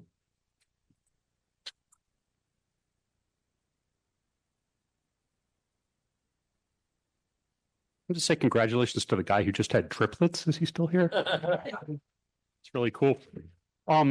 My name's AJ Fox. I live in District 8 in the Elmwood, and I would like to see a lot more housing built in the Berkeley Hills. And I would like to see a lot more housing built in the Berkeley Flats. And I would like to see housing built on the BART stations. And I'd like to see housing built at the Marina, because I think our city is in a housing supply emergency. And it's very frustrating that we have spent so much time talking about this missing middle thing. I think 3.5 years since my former council member, Lori Drosty, initially passed this. And the action that we really need to see hasn't been taken. And apparently it's not even going to be taken today. I'm very frustrated that we've all gathered here. I left work, my boss is calling me, we're all here, and it's not going to get done. We're going to have another meeting and probably another one after that. We need this housing. We need it immediately, because otherwise Berkeley is just going to turn into a museum of its former self. So I want to urge you to act quickly on this proposal and to get this housing built.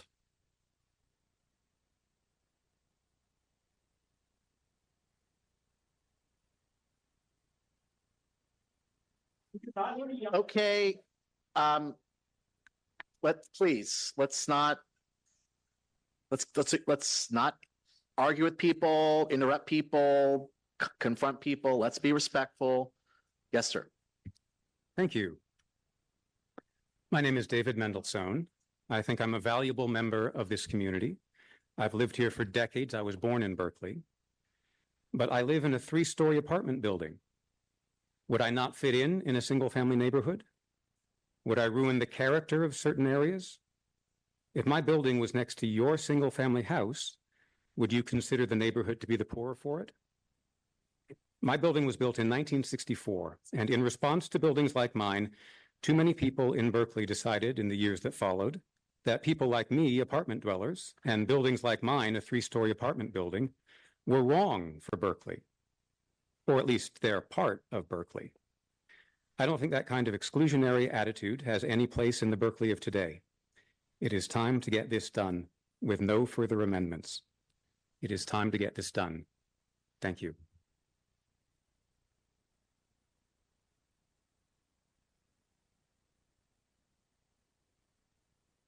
Hi, my name is Frederique Winberg. I live in Zone 6.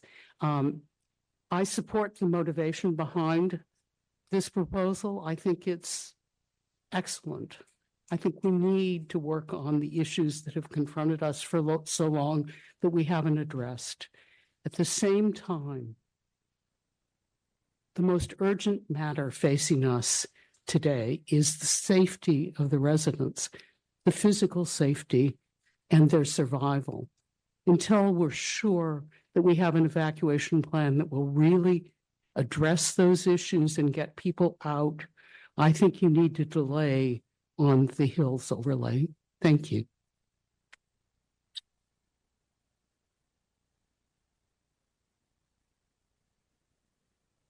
Hello, Do you think that our housing crisis just fell out of a coconut tree?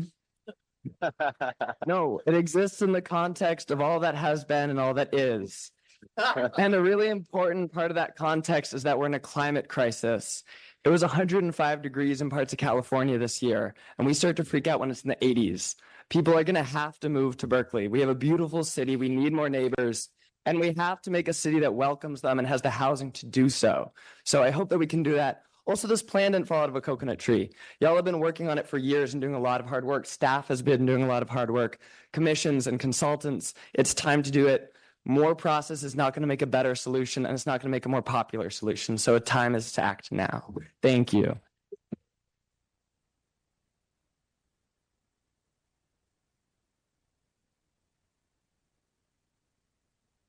He's so tall.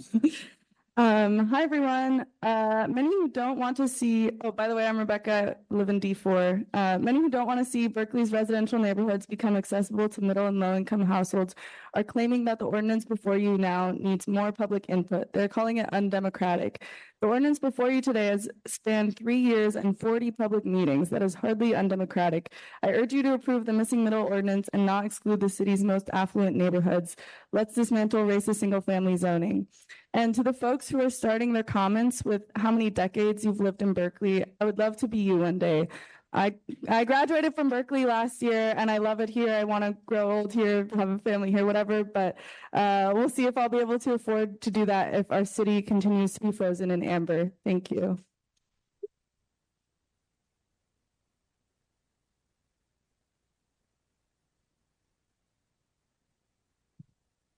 Hi, everyone. My name is Jacob Dadman. I live in D3. I'm incredibly excited after 3 years of community engagement, 3 years of public meetings, that we finally have a plan that will bring thousands of new affordable homes, disrupt the legacy of racist single-family zoning, and take major steps towards climate action. I encourage the council to adopt this proposal as proposed by the Planning Commission.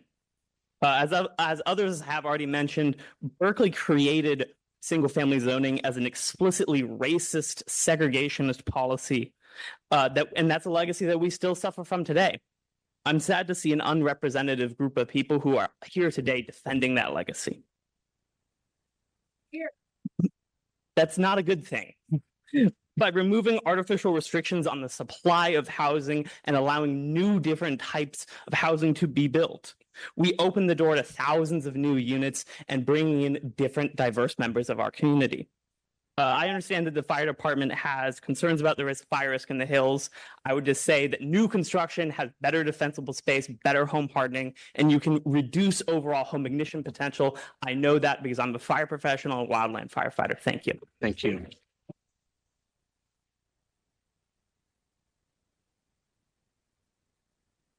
Hi, I'm Zachary Russ, District 1, and I just wanted to thank both the staff who put together this proposal, and I wanted to also congratulate Councilor Luna Pariah, Luna Hara, I apologize, on her recent election. And I want to say that I fully support upzoning Berkeley. I've moved here over 10 years ago, and since then my rent has gone up and up and up, because rent control does not help you if you have to move, like if you have a terrible landlord. And you know what allows landlords to be terrible? When they have no competition. So supply and demand are real and they do work, and building more housing will cut prices.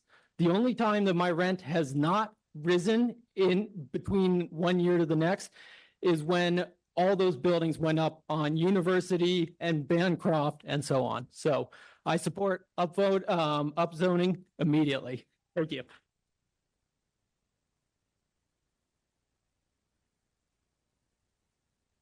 Hello, everybody. I'm Lou Ponticus. I live up in the hills. I've been a renter and lived in condos, lived in the city for a long time. I won't be repetitive, but one thing around the stuff we're talking about is I hope being able to put up a big building. I hope being able to put up a big building isn't easier than what I have to go through to say add a bathroom, where the permit and drawings and everything else. So just be careful with that, because we just introduce risk.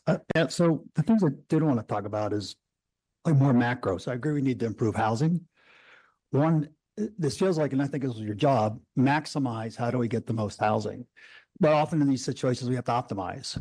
And in this case, we're talking about optimizing housing versus safety versus infrastructure, mass transit, the size of the Berkeley campus and the student population, the character of the city, all those things matter. So I would like to see before you guys vote on this, that there's some optimization against, do we get the best solution for all those variables? Second thing is law of unintended consequences. Be careful. This will introduce P into, look what happened to Oakland after 2008 and the crash. Private equity came in, grabbed all the housing stock, took it off the market. That's going to happen here, I think, because the builders will come in from all over, and their motivation is not community interest. It's profit, and I believe they would suck value out of the community, both whether it's an expensive, someone who's paying a lot of money or a low income person. Private equity takes money away. They do not invest in the community. And what we have today is people in the community. Sir, complete your thought. Yeah, you can complete your thought. Sorry? You can complete your thought. Oh, thank you. Finally, I think the bigger problem is we live in the Bay Area where the tech money is going to continue to rise things to the top. So I don't know how to solve that. My proposal is let's model it, model all the variables. Let's pilot it. Is it possible to do this in one district and then expand by phases and test and learn? Thank you. Good afternoon. My name is Nathan Landau. I live in District 1. I want to commend the staff. First off, I have worked on zoning ordinances. It is really hard. And this is a product of a tremendous amount of work and input. And I support the idea of the missing middle amendments. There's probably some tweaks I would make, might make a tweak to the mixed-use residential. I want to say that this is a matter of equity now. This is a matter of whether new people in Berkeley only are allowed to live on our major transit corridors, on our major busy streets like University and San Pablo, because that's where we're building housing. And if we don't build any housing in the interior neighborhoods, like where I live, then that's all that there will be. Finally, if you're worried about big developers, you should support this proposal because this proposal will support small developers that build the historic multifamily, small multifamily buildings that we find all over Berkeley. Thank you.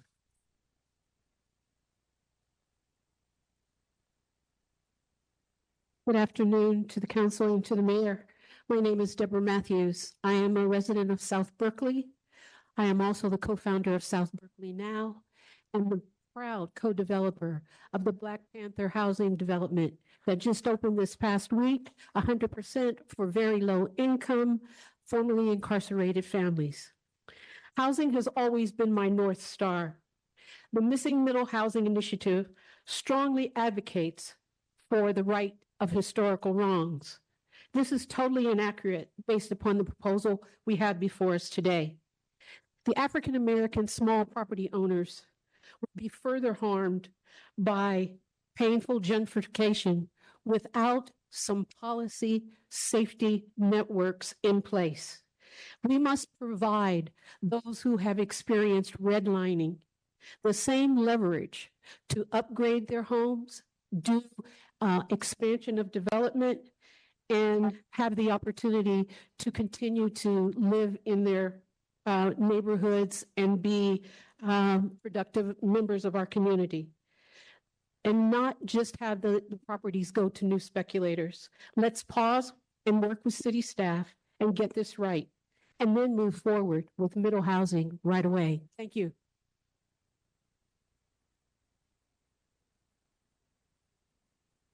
Hello, my name is Alan Pearson. I'm in District 5, and I'd like the council to delay making a vote on this. What I've seen is that there's a lot of different ideas and opinions, and the best way when you have contention is to have a vote. It's a democracy. I think what we should do is we should step back, have a vote. Even though it has been, there's obviously a lot of council meetings and workshops that have been had, people haven't understood this proposal. I don't know, is it the right solution or not? I mean, we need to look at things like, what are the targets? How many new properties are going to be created? How many new housing units are going to be created? how many people, and what about the bus service? What about the infrastructure? What about insurance? That hasn't been covered in this proposal. I think we need to step back and look at this from a much broader perspective. Thank you.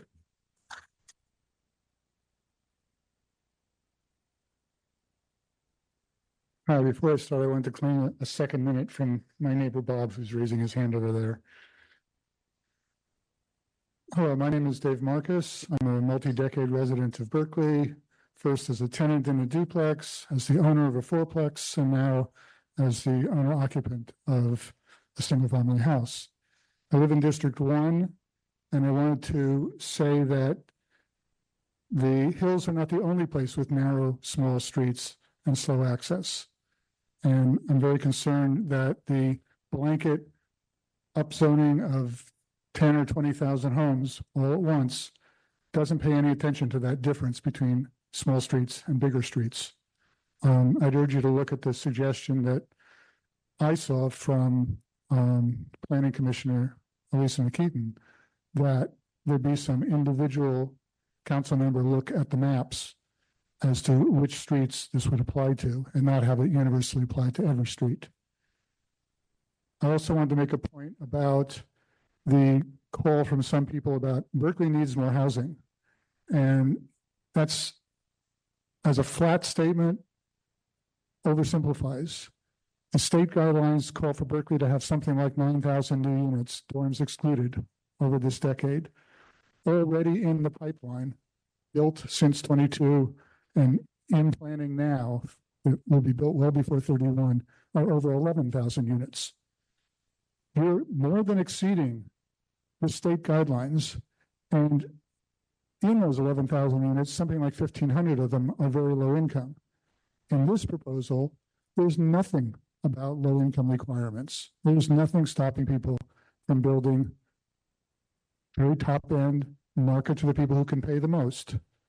And some of the differences between the staff proposal and the committee proposal reflect that. The argument about FAR, for example. So I would urge you, take more time, think more granularly. Thank you.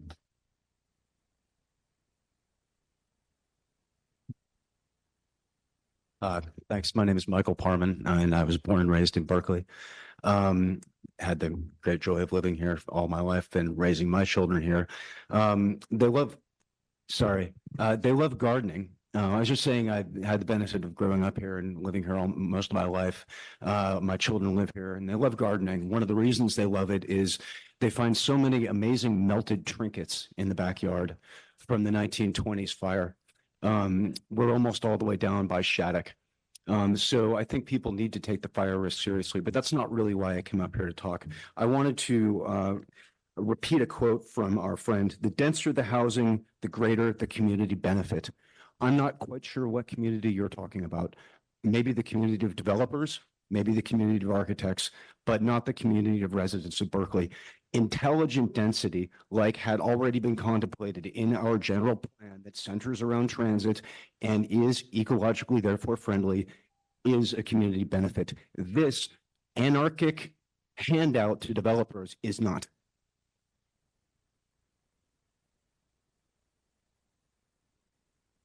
Hi, my name is Laurie Snowden. I live in Sue's district. And without reiterating all of the fire dangers that have gone through, I'll just mention that I live in a very dense neighborhood across the boundary from where the 23 fire stopped. And like many of my neighbors, I've lost my fire insurance. But it's a dense, very nice block, technically R1. I live in a duplex. There's a fourplex next to me. There's tons of infill in the block. There are apartment houses. It was done in the 20s when it was still legal. And it shows it can be done nicely.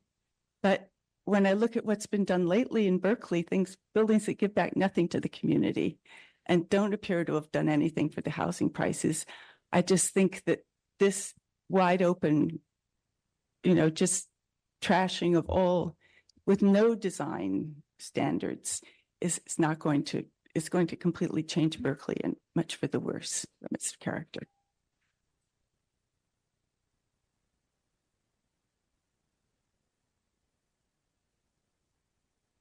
Hello, my name is Liz Dodge.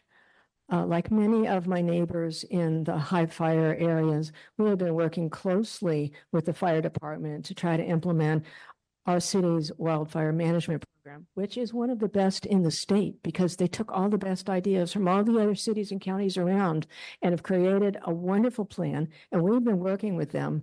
And I've come to understand that our job up there in the hills is to reduce the danger of fires moving from the hills and proceeding on into the rest of the city. And we've been trying really hard to reduce all the flammable materials in and around our houses.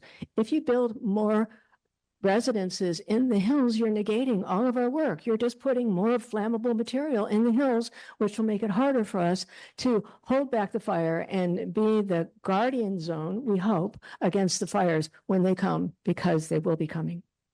Thank you. Afternoon, James Lloyd, California Housing Defense Fund. My organization litigates against cities that violate state housing law. I'm very fortunate to live in District 6 in a 9-unit rent-controlled building.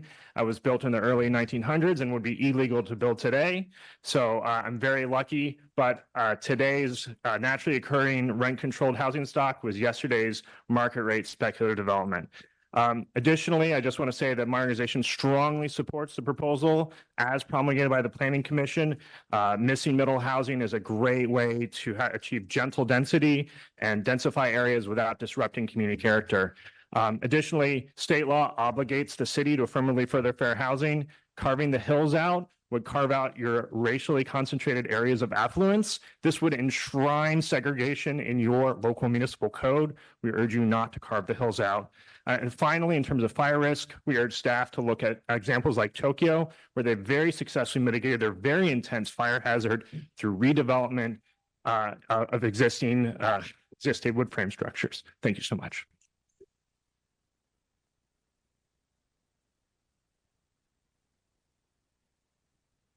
Hello, thank you. My name is Aaron Eckhouse. I'm a housing policy professional with California YIMBY, a volunteer advocate with East Bay for Everyone. Very proud to be here for a really momentous Burke meeting where I hope the city will fulfill its commitments to expand housing opportunities and live up to its best values.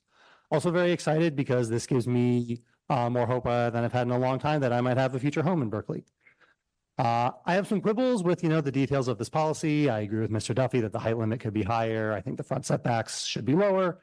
But overall, it represents a very serious effort by Planning Commission and staff to design a policy that will work and achieve the goal of expanding housing opportunities in all Berkeley neighborhoods so that more people can enjoy all of the tremendous economic, educational, and environmental benefits that come with living in Berkeley. I urge you to enact it as soon as possible so that we can get to the real work of building these new homes and all the benefits that will bring. Thank you.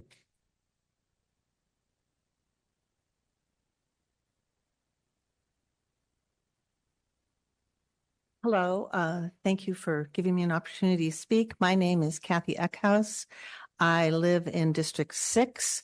I was actually born and raised in Berkeley, and I live in the house I moved into when I was in kindergarten. I really urge you to adopt this proposal. It's really needed. Berkeley needs more young people. It is so discouraging to walk the hills and realize that I am among the relatively spry in the people going up and down the streets. The thing I really appreciate I'm just going to address one issue that I don't think has been given sufficient consideration. The streets and the parking. Why on earth is it okay for every household in District 6, including on my street, which is not very wide, to have 3 or 4 cars, all of which are parked on the street, and they pay no more for using up our public property and endangering our lives than the people who have 1 car or keep a car in a garage. This needs to be remedied.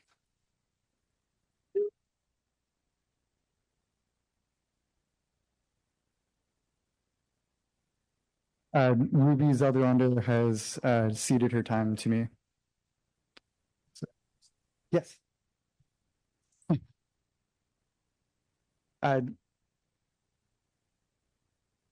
Is it at 2 minutes or? Okay. That one okay? Okay, 2 minutes. Good afternoon to the mayor and Berkeley City Council. My name is Skylar Carley, and I'm a part of the mayor's Equitable Black Berkeley initiative. I spent the first half of my 2024 working for the mayor's office, studying the impacts of this ordinance on racial equity. These opinions are my own. If the city of Berkeley hopes to attract the communities driven out by gentrification and high housing costs back to Berkeley, it needs affordable family-sized homes. This ordinance is a groundbreaking step in solving our housing crisis. My primary concern with this ordinance is that family-sized units, including intergenerational homes, will not be built. My research shows that this ordinance will enable economically feasible housing production in Berkeley of studios and one-bedrooms, but it is economically infeasible in almost all cases to build family-sized units. While new family homes are rarely built, single-family homes are unaffordable to almost everyone, and the supply available to new families decreases as the amount of homeowners aging in place grows each year. To attract communities of color that have been displaced back to Berkeley, family-sized units must also be prioritized. This can occur most effectively through property tax abatements. Another opportunity I studied was whether Black homeowners in Berkeley have an opportunity to convert their housing equity into wealth through developing their land. I find that there are significant wealth building opportunities for them if they choose to do so. At the same time, I worry about developers taking advantage of homeowners. So I recommend proper representation in a negotiation for residents if they choose to engage in a land swap development deal. Finally, I want to applaud the bravery of the authors of this ordinance in applying equitable zoning standards to the hillside overlay, a region that has long-cited environmental concerns to further overly restrictive housing policies that perpetuate systemic racial and wealth inequities in housing that resemble a thinly veiled extension of red lighting. If you can please complete your thought. Vote yes, please. Okay.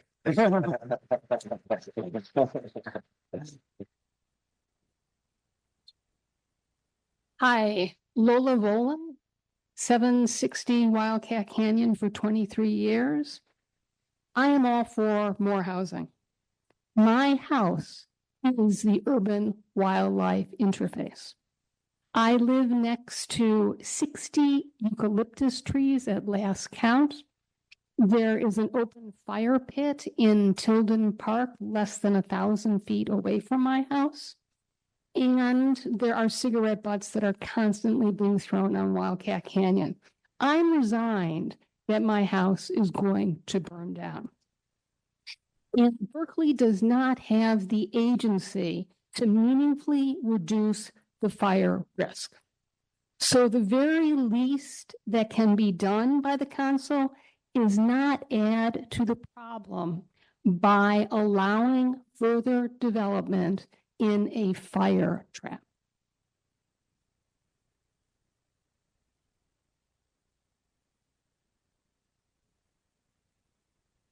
Good evening, I'm Andy Katz. I'm speaking as an individual, as a member of the Disaster and Fire Safety Commission. I'm an EDMA director representing Berkeley for the last 18 years, and I'm a resident of District 6 and a candidate for the City Council. I want to thank Councilmember Wengraf for a very strong statement that explained the public safety issues that we're facing. I'm deeply concerned about the impacts of applying this proposal, potentially doubling or more the density in our very high severity fire zone. We don't have the evacuation study in hand, but we do know what it will say. I live on a very narrow street, just past a hairpin curve. And my street is just one double parked car away from an ambulance not getting through. We know that we residents of the hills will not all make it out on time in a conflagration. The only real question is how many will not make it out? And how can we mitigate the loss of life with optimal routes? I want to thank the fire department for that work and the chief's report. I've advocated for additional housing in Berkeley for decades. I've worked on the climate crisis for decades, but this is not resilience.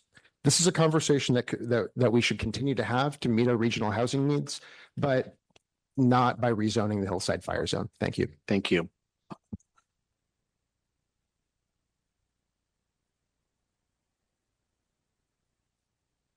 Good afternoon. My name is Jim McGrath. Carla Woodward's offered me another minute. I may not take it.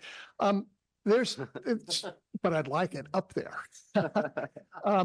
So there's a lot to like about this. But it's not really ready yet. And I'll just give you one issue.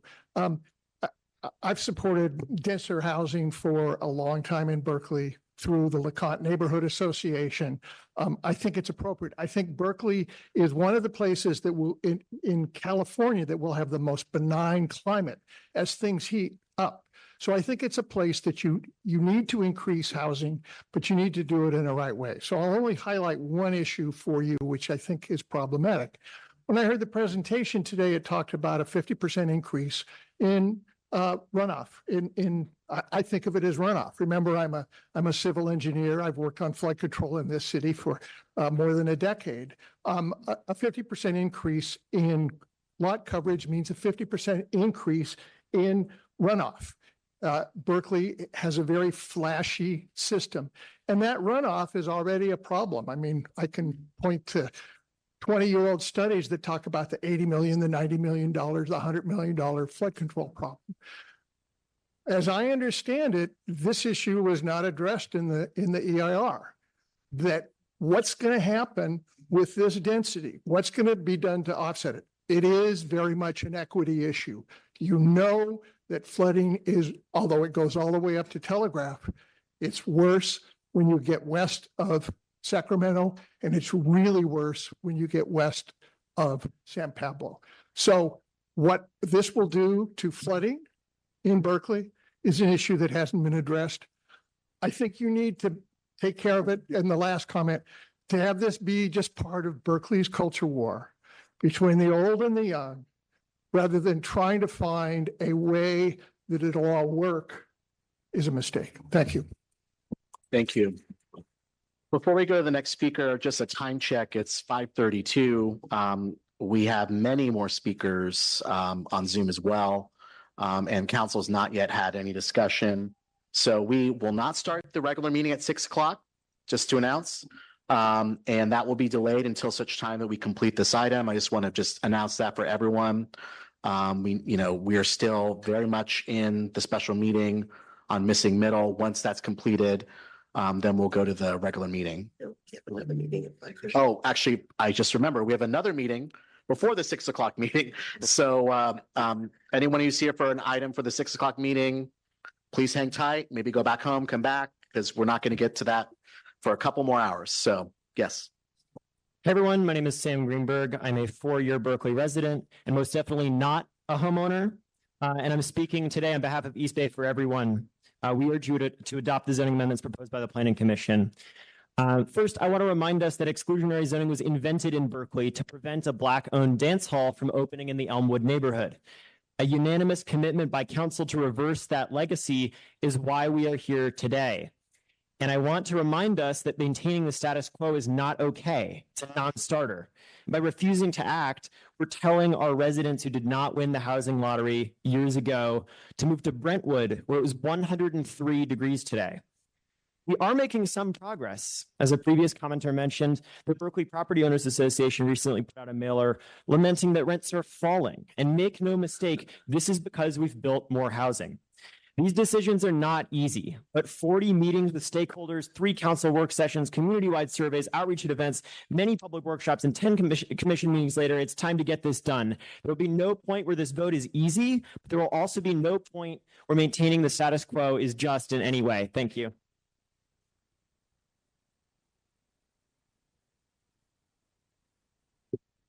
Hi, my name's Debbie Sanderson, and I support this proposal completely. I want to point out that you can't solve all the problems at once. There are various problems that get affected by housing supply, but we got to start somewhere. And I think it's good for the council to start here. Like with many legislations, things change over time. The zoning ordinance is a live document. We start where we think we should be, and we watch how it goes, and we make amendments over time. If we hold off to get it perfect, it won't happen. And I think even if it's flawed, it's better to approve one that's flawed than spend another 3 years trying to make it perfect. And I will say, while I understand the concerns of people in the hills, I will tell you that for the last 30 years, every hearing I went to about housing in the hills was opposed because of the fire danger. At some point, we have to build housing and we have to reduce the fire hazard. Thank you.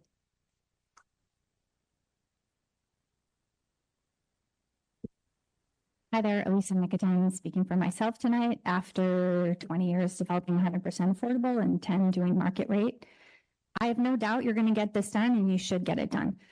My concern is about the map, and I just want everybody to understand that when you zone for orders of magnitude above the market demand, you are not creating that much more housing. What you are affecting in the short term, or I would say like the next decade, is actually site selection.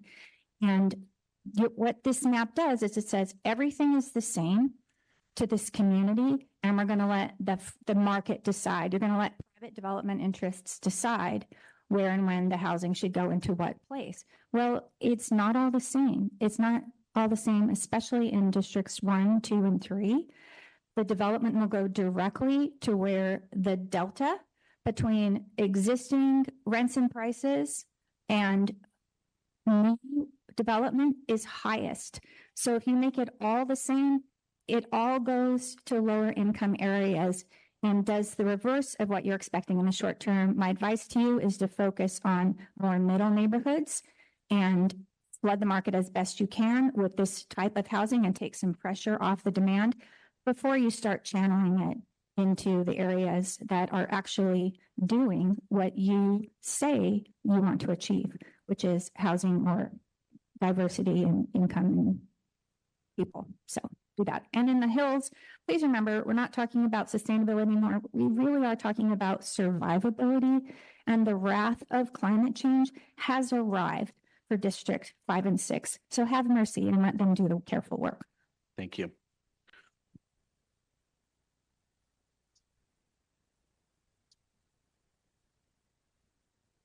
Hi, my name's Jeff Baker. I live in District 5.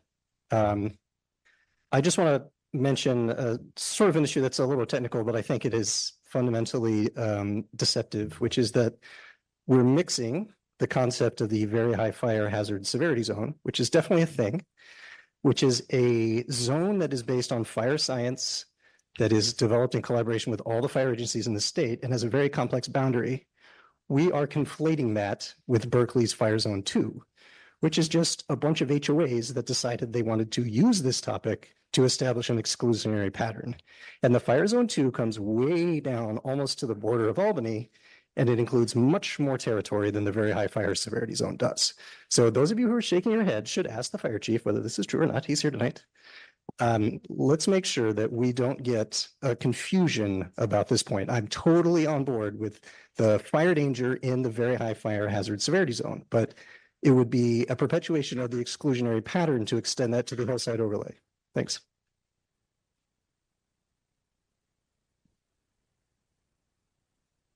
Good afternoon, you all. Tony Mester, D2. I have time from Christopher Kroll, Leslie Emmington, and online Ellen Franzen. So I'm going to speak for 4 minutes. Hopefully I'll make sense and survive. The Berkeley flatlands where I live are already zoned for mid-density. The R1A, the R2, the R2A, the MUR, they all allow more than one unit. So we already have mid-density zoning. It's not missing. I'd like to say at the outset that I support the staff recommendations. I think they're very wise and based on experience. Let's take a typical 5,000 square foot lot. Increasing the lot coverage from 40 to 60% creates a building footprint of 3,000 square feet. At a height of 3 stories, you get a total of square footage, floor space of 7,500 square feet. That's a big development envelope for a narrow lot, which we have in the flats. 25 feet were originally west of San Pablo Avenue, 40 feet width in the R2. So with that allowance, nobody's going to build a bungalow court, which is pure nostalgia. It's not a realistic or desirable goal. What we want to see are small apartment buildings, duplexes, triplexes, and quads. Those are realistic and desirable goals for family living.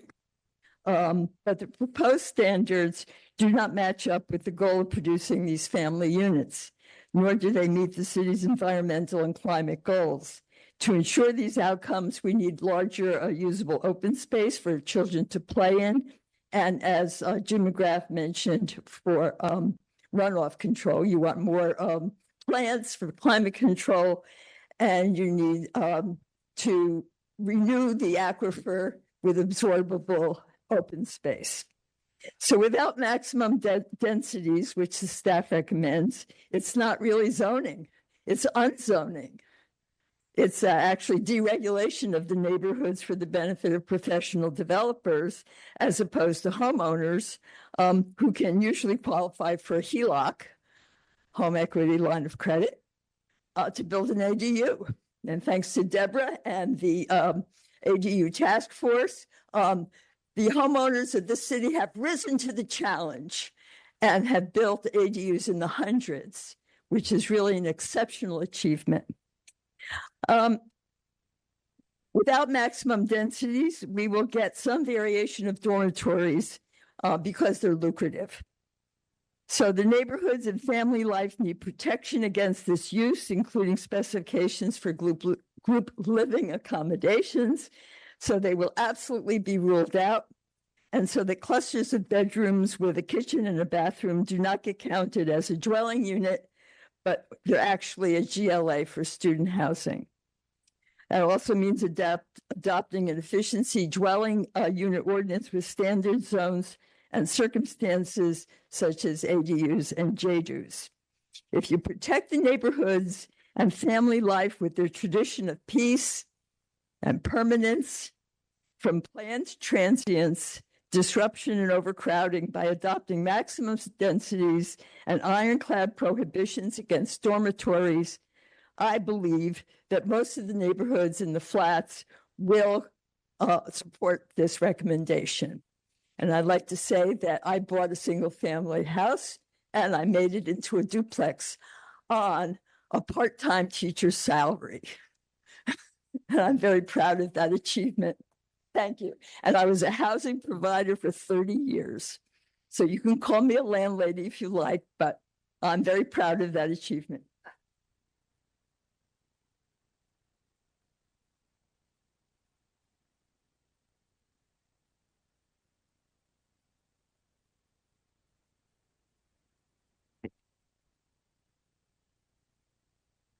Good afternoon, everybody.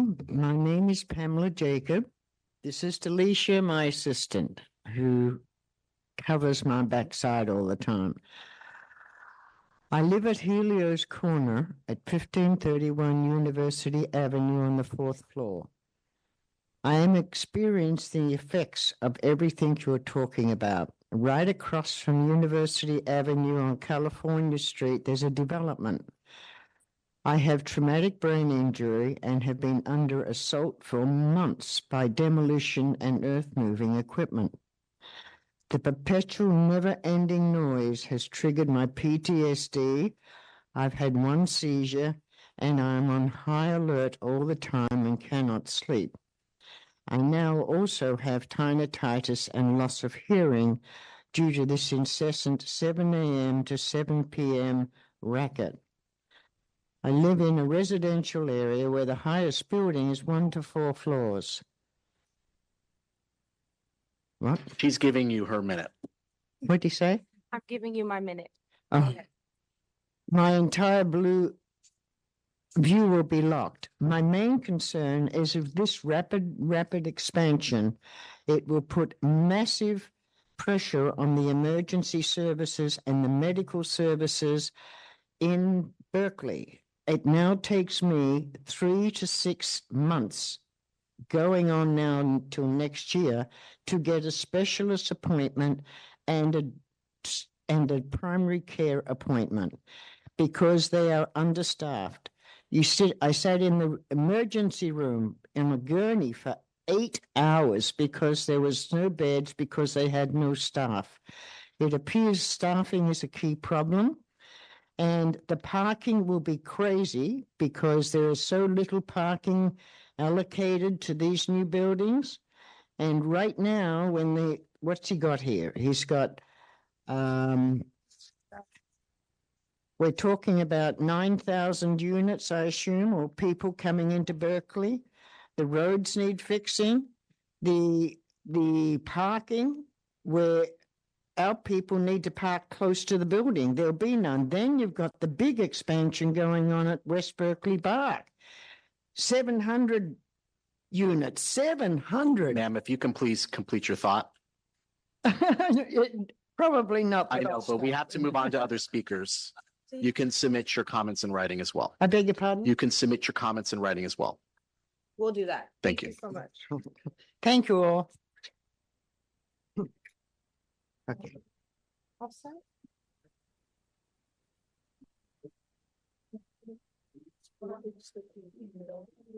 Hi. Hi, my name is Alana Kinrich. I'm a Berkeley resident and a homeowner, and I'm an emergency medicine doctor. And I feel very strongly for the prior speaker and our emergency medicine waits. And one of the things I always wish I could prescribe to my patients is a place to live. Because it's one of the few things that I can't solve in the ER. And the epidemic of homelessness, the epidemic of all of the problems that come with that, that is associated with that, are so severe in our communities. And when someone has a preventable complication, medical complication that arises from homelessness, I can give them antibiotics and I can't give them a safe place to live while they're healing. So I encourage you to help us create more housing in our community, to help house people who are unhoused, help bring down rents for everyone. Thank you.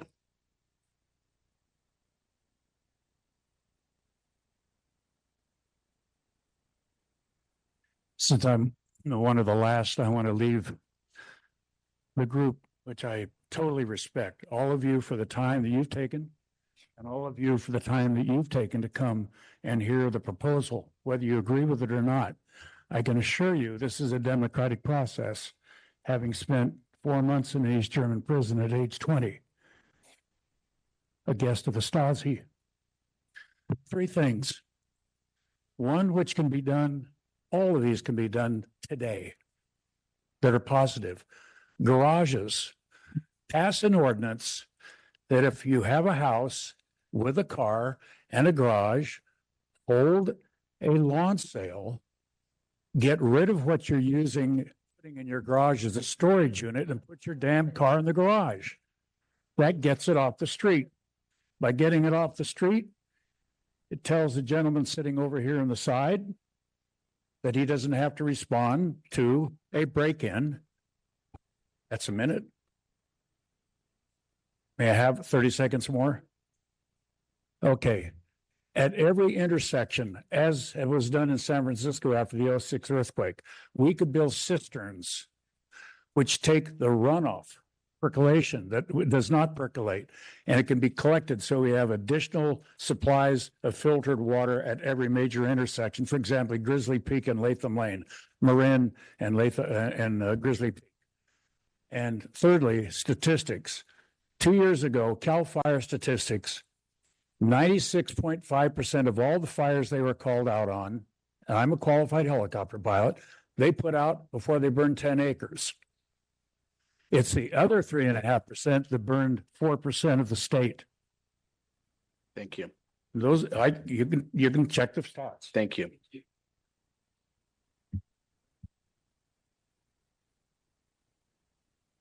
Good evening, council members. My name is Tim Frank, and though you have often seen me in wearing another guise, tonight I've been invited by the chair of the Northern Alameda County group of the Sierra Club to speak on behalf of the Sierra Club.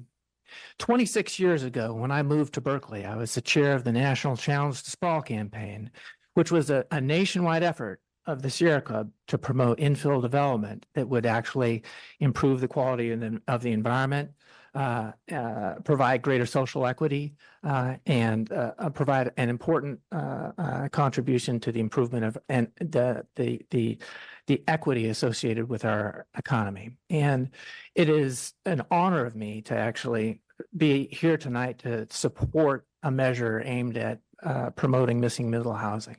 This is a key component of smart growth. It is not a silver bullet. It's not the whole the deal. I mean, there are many other pieces, puzzle pieces that we have supported and would continue to support. And this is an important one of them. And we encourage you, whether you vote for it tonight or shortly, we encourage that we do not lose the momentum to make this important change. Thank you. Thank you.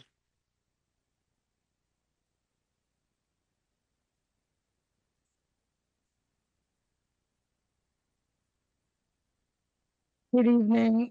So the missing middle is yet another way to gentrify Berkeley. It will create predatory practices, increase BIPOC constituents within the red lines the most. And the fire danger is equally as dangerous in the flatlands. We have a fuel line that goes straight up Alston from the freeway. And, you know, all this density in the flatlands can be really bad too if there was a fire. So you should think about that. And to have this meeting in the middle of the day is really disrespectful to your constituents and the community. And, you know, a lot of people can't come out in the middle of the day to a meeting. And also, this is a gift to the developers. And it's just a gift and to the realtors. And with the demolition ordinance as well, it's like you don't care about your constituents because you're just giving gifts to developers and realtors and creating a way to further gentrify Berkeley to a white community, I guess. Thanks. And elitist classes. Thank you. You're welcome, Mr. We need to move on with Jesse public Arrogant. comment. Thank you.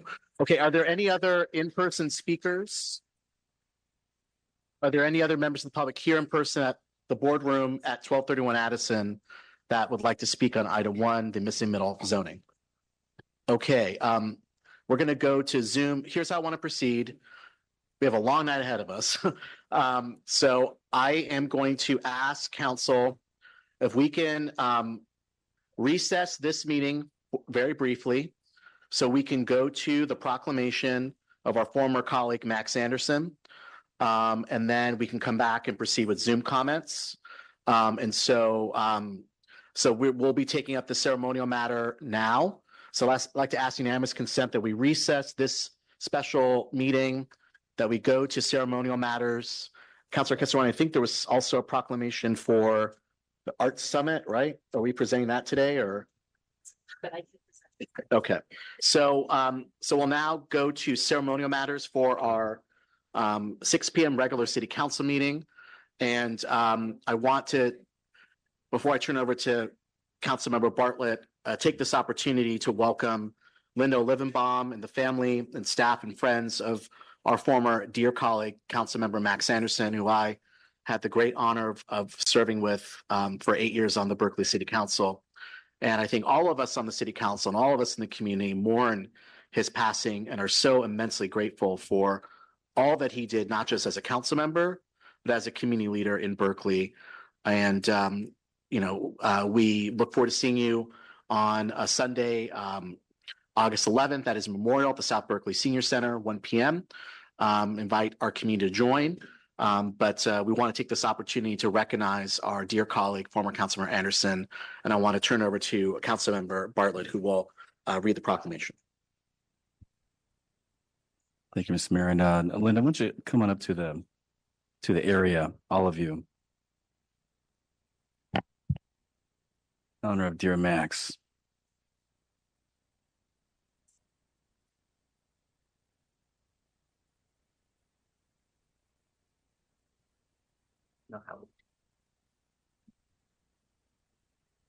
And this is my daughter.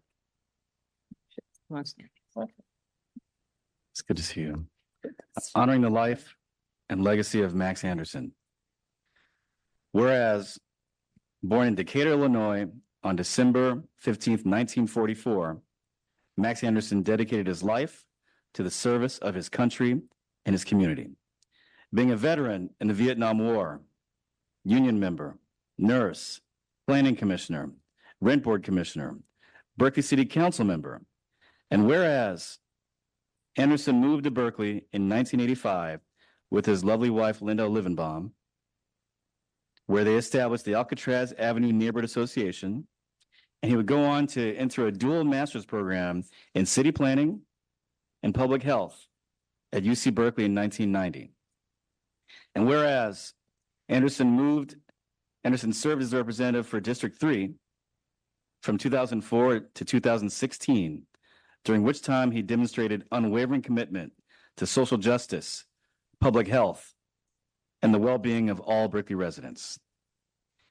And whereas his impactful tenure resulted in multiple major accomplishments, including the Right to Know Ordinance, which required cell phone retailers to inform customers about potential radiation exposure, passing the soda tax, implementing tobacco control measures, advocating for stronger police oversight and accountability, advancing tenants' rights and affordable housing, overseeing the creation of the Ed Roberts campus, rebuilding the Taria Hall Pittman South Branch Library, supporting the Berkeley Climate Action Plan, and creating educational, recreational, and economical opportunities for underserved youth. And whereas his commitment to the community went beyond Max's role as an elected official, participating in the Berkeley NAACP, the Sierra Club, and a founding member of Friends of Adeline. And whereas Max Anderson's legacy will live on through his significant contributions to Berkeley and the enduring impact of his work in advocating for social justice, equity, and the betterment of our community. Now therefore be it resolved that the Berkeley City Council hereby honors and celebrates the life and legacy of Max Anderson, recognizing his extraordinary service and dedication to the city of Berkeley and its residents. Hear, hear. Thank you.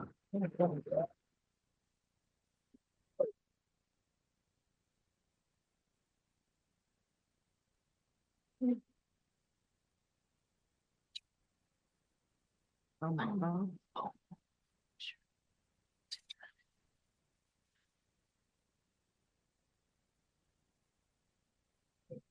Yes, I just want to thank everyone for the recognition of my husband, Max Anderson.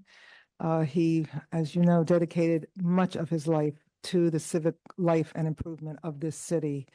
And he would just, I know, urge you to continue in his footsteps, advocating social justice, voicing for the poor and those who are underserved and those who cannot speak for themselves, and with a special attention to South and West Berkeley. So thank you for recognizing him. Thank you.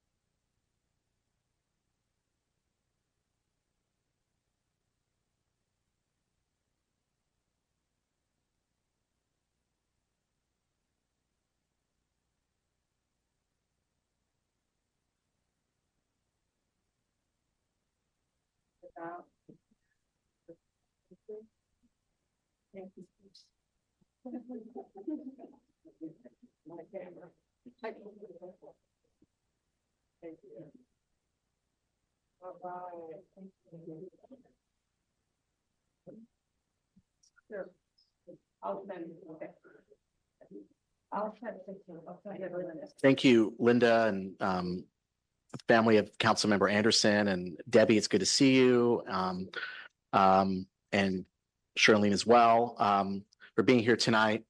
I think we all were deeply saddened to hear of Max's passing. It was really an honor and a privilege to know and work with him. I once again encourage everyone to join us on Sunday, August 11th at the South Berkeley Senior Center, 1 p.m. In a remembrance of Councilmember Anderson and his life and work in our community. So thank you.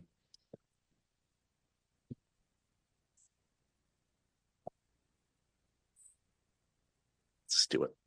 Okay, and then we do have one more proclamation we were going to present at the 6 p.m. Regular meeting at the request of Councilmember Kesselwani to honor the 2024 Berkeley Music and Arts Summit. Is there anyone here in person to receive that proclamation or on Zoom? If so, please raise your hand. Otherwise, we'll present it and we'll get it to them later. Okay, so this is honoring the 2024 Berkeley Music and Arts Summit, whereas the city of Berkeley has a long, rich history of supporting the arts in all of its multitudinous forms and recognizes the value of the arts as a vital pathway for advancing human creativity, building community, and fostering inclusiveness. Whereas the leadership of the Berkeley Symphony and Freight and Salvage, two of Berkeley's leading nonprofit arts organizations, recognize the critical importance of addressing these challenges to ensure that the city of Berkeley continues to be a thriving environment for the arts and culture. And valued members of Berkeley's arts nonprofit community organized the 2024 Arts and Music Summit that took place on June 3rd on the campuses of the Freight and Salvage and California Jazz Conservatory, convening for the first time more than a dozen leaders of local arts organizations to talk about the challenges of bringing patrons back to in-person performances and art exhibits. The inaugural summit created a pathway for the city to connect and create inspired and meaningful discussion around opportunities to collaborate on meaningful operational costs and creating new experiences that audiences will love. Now, therefore, be it resolved that we hereby commend the local arts leaders for their initiative and newfound partnership in organizing the Berkeley Arts and Music Summit and their ongoing contributions to the cultural life of our city. So we'll present this in absentia, but wanted to do this recognition today. We'll get this to them to thank them. And with that, that completes ceremonial matters. We'll go back to the 3:30 p.m. special council meeting, and we'll now take comments on Zoom. So if you are on Zoom and would like to speak on the zoning ordinance and general plan amendments relating to middle housing, please raise your virtual hand on the Zoom screen, and we'll go to Barbara Schick as our first speaker.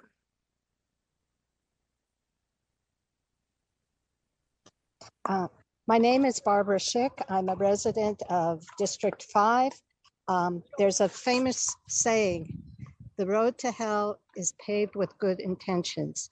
So I pray that you will come up with an ordinance that will not have too many unintended consequences.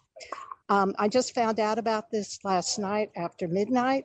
I thought it was meant to, like, somebody has a single family house. Oh, maybe you want to do your foundation, raise it up, and have like a second apartment downstairs that you can rent out to you, or you have your family come live with you. And then, and now it's sounding like these houses are going to be sold, demolished, and we're going to have contractors dealing with it. I'm also concerned with— And if you can please complete your thought. I would like to preserve some of the beauty of the housing that we do have somehow. Thank you. Thank you. We'll go next to Russ Mitchell, followed by Zipporah Collins. Hi, my name is Russ Mitchell. I live in District 6. It seems that this whole thing was fairly well supported and could have sailed through had the Planning Commission not ignored its staff. It ignored the fire chief to wait for an evacuation plan at the very least. I've been smelling smoke all day. I've been the last few weeks cleaning up around the property. We live with narrow roads that are crumbling.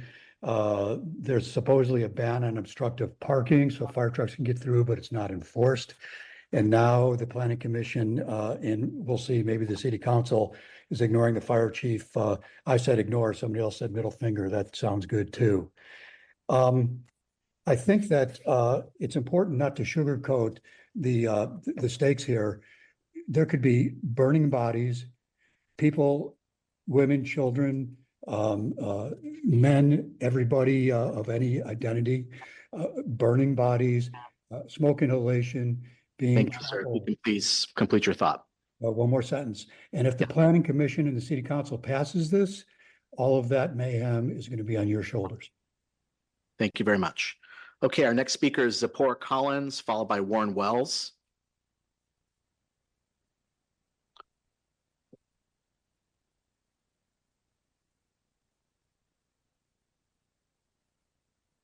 Zipporah Collins, you should not be able to speak. Yes, I didn't realize I'd have to unmute myself. Okay.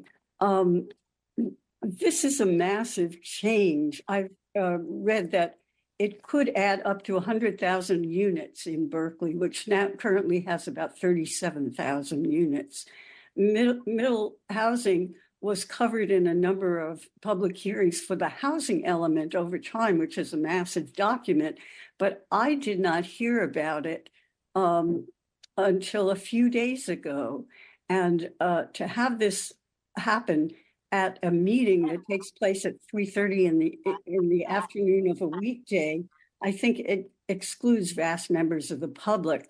The one thing that I wanted to stress is that the proposal is for market rate housing, and a wealth of studies have shown that building market rate housing does not bring housing costs down. The only way to get more affordable housing, which is what Berkeley desperately needs, is to require it from the developers or for the city to use public funds to pay for a nonprofit affordable housing developer. Thank you, Zippy. If you can complete your thought.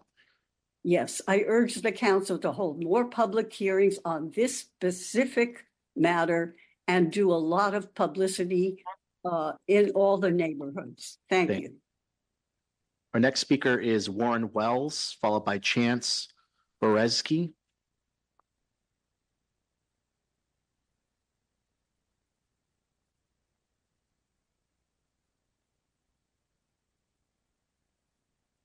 Warren Wells, you should now be able to speak. Please unmute yourself if you wish to speak.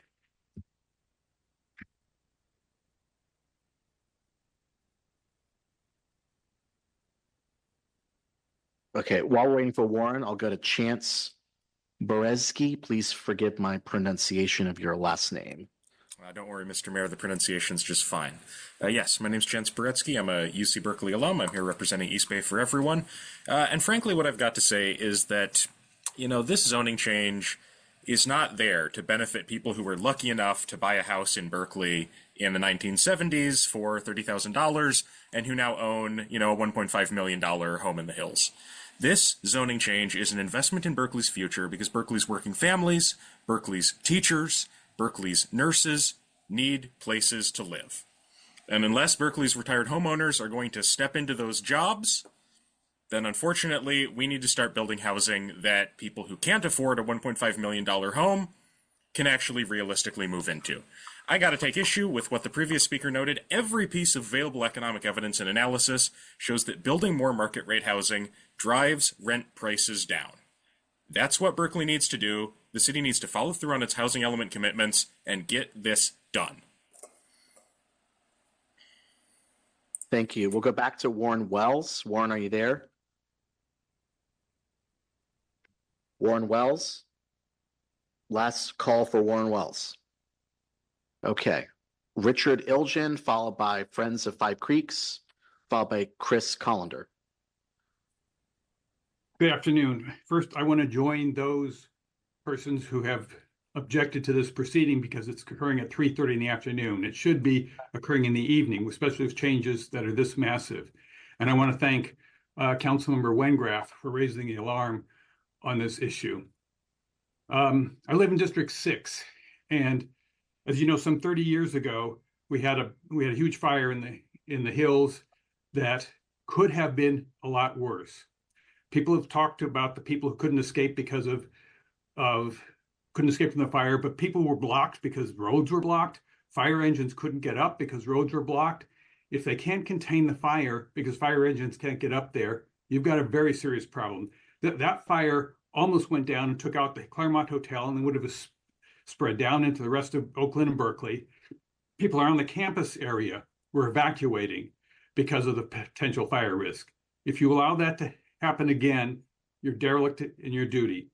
You should send this back to the Planning Commission with the fire chief's recommendations, because doesn't look like they had those recommendations when they acted. And you also should get a presentation from the fire chief on this proposal. Also, you have one with the planning department. It's fair to have one from the fire chief, and send it to the disaster commission for review also. Thank you. Okay, our next speaker is Friends of Five Creeks, followed by Chris Collender, followed by Brandon Young. Yes, first, thank you so much for taking the time to hear everyone. And I apologize for signing on with the wrong account. I'm Susan Schwartz, speaking as an individual, longtime resident of Oxford Street.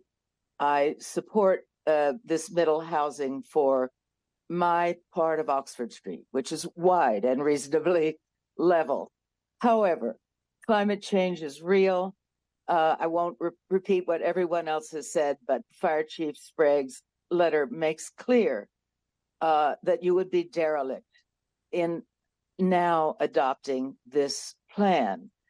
When you do raise it for the hills, do not let that be an excuse to once again prevent rezoning in the hills. I have seen, as an activist, quite a bit of misuse of environmental arguments, but this one is not. Climate change is real. And finally, if I have a couple of more seconds, I very much support what Jim McGrath said on the great impact of increased impermeability, given the great likelihood of deluges. You don't have to delay for that. You have begun a stormwater plan. It should be incorporated into that in a realistic way. And I want to note that there is nothing on the city website that tells any resident that that exists, that it has not been on the agenda of any commission, and that no public meeting is planned until 3 months before that plan is supposed to be adopted a year and a half from now. This is unconscionable. Thank you. Okay, I just want to clarify, since it's 6:12, that we are still in the 3:30 special meeting on missing middle housing. We have not gotten to the 5:30 special meeting or the 6 p.m. regular meeting. So if your hand is raised and you're on Zoom and you want to speak on something for the 6 p.m. regular meeting, please, I ask that you please lower your hand at this time, and we'll get to your comments when we get to the regular council meeting. We're just taking public comments on middle housing. So we'll go to Chris Collender, followed by Brandon Young.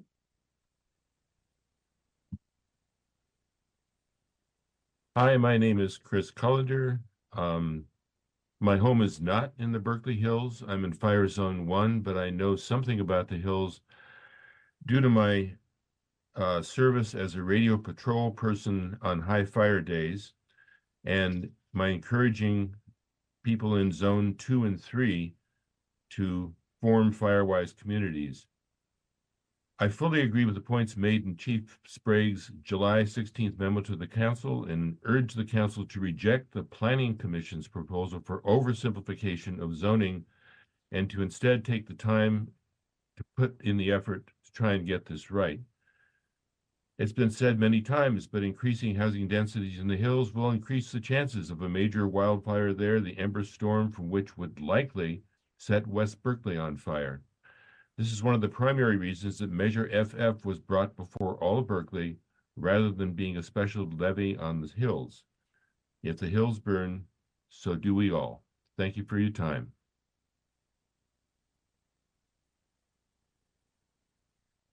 Thank you, Chris. Next speaker is Brandon Young. Should be allowed to talk. Hello, Honorable Mayor and Magisterial City Council. My name is Brandon Young. I'm speaking in favor of the Planning Commission proposal. I just wanted to add some nuance. One thing that has been mentioned is there's conflation between zoning and what's actually built in the real world. Under the best case scenario of tonight's meeting, we'll see a trickle of new projects. I checked in 2023 projects between 2 and 4 units. There are only 9 projects. It's really expensive to build in Berkeley. I think that if we do pass the Planning Commission's recommendation, it will really be a trickle. This is, just a small step amongst many that we'd have to take to actually approach the level of housing production that we would need. I would also urge the council to consider actually deferring to CAL FIRE's recommended very high fire hazard severity maps. The current Zone 2 encompasses areas of the city such as Dwight and College, which I think you wouldn't necessarily think of a very high fired zone area.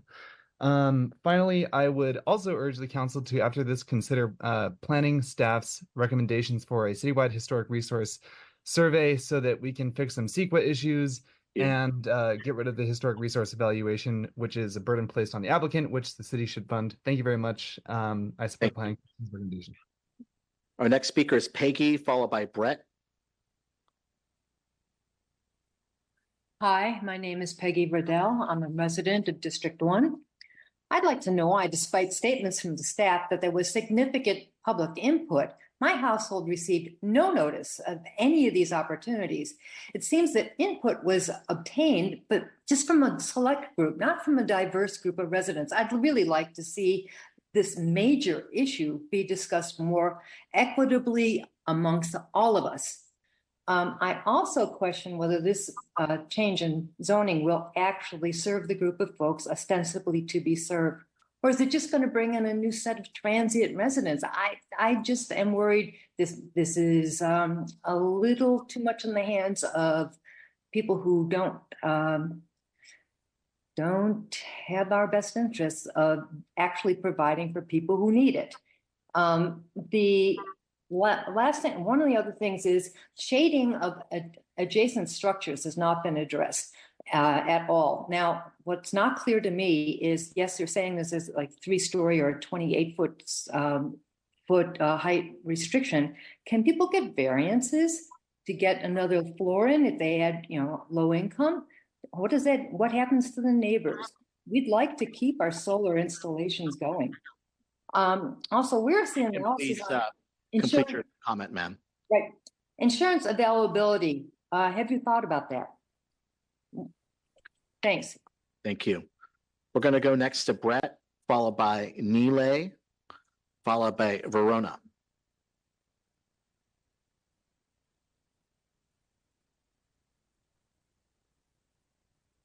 Brett, are you there? Yes, Brett. I'm a working professional with 2 young children and a vested stake in the future of this region. I'm here to voice my support for the missing middle zoning changes. We have an opportunity tonight to correct an injustice in Berkeley and make the city more livable for more people and to slow the growth of the homeless population in Berkeley. The physical changes to in the proposed code will be modest, but the impact will be huge for so many younger people who are struggling to make it here.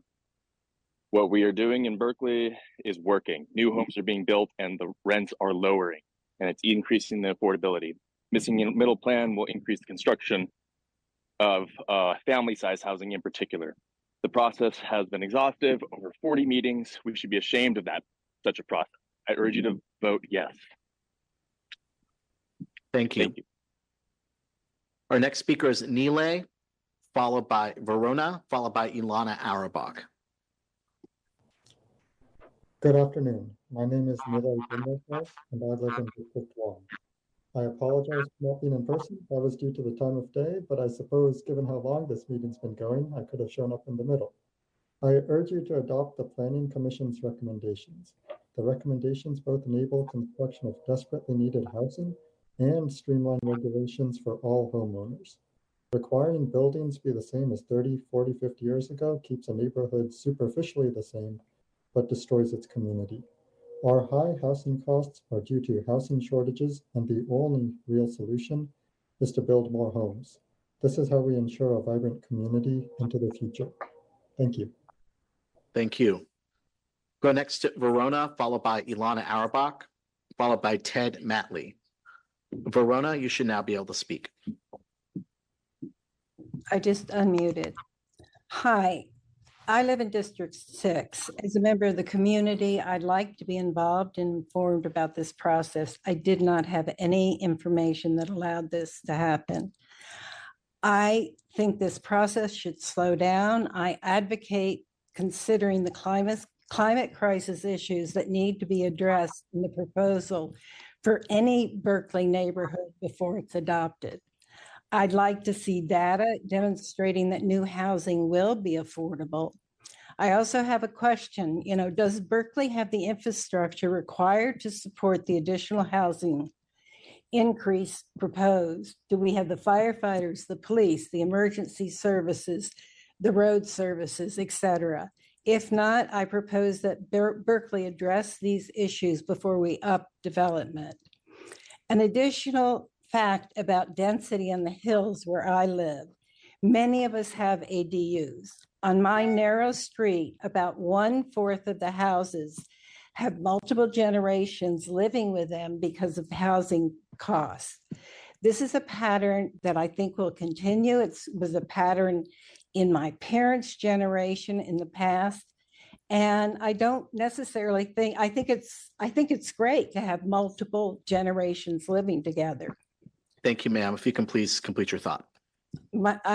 It's complete. Thank you. Okay. And thank you for your excellent comments. We'll go next to Ilana Auerbach, followed by Ted Matley, followed by Mike Dunham. Ilana Auerbach, you should now be able to speak. Yes, hi, thank you. So to respond to several folks who have said that rents are decreasing, in the past year, rents in Berkeley have decreased by 1.6%. So for a $3,000 studio apartment, that's very minimal. It's still, but it's true. I guess they have gone down by 1.5%. I am fully in support of building actual affordable housing. However, there's nothing in this plan that ensures affordability for mid-income households. In 2022, the Anti-Eviction Mapping Project issued a report entitled Densifying Berkeley, which cost our city tens of thousands of dollars. Have the findings from that report been considered and included in this plan?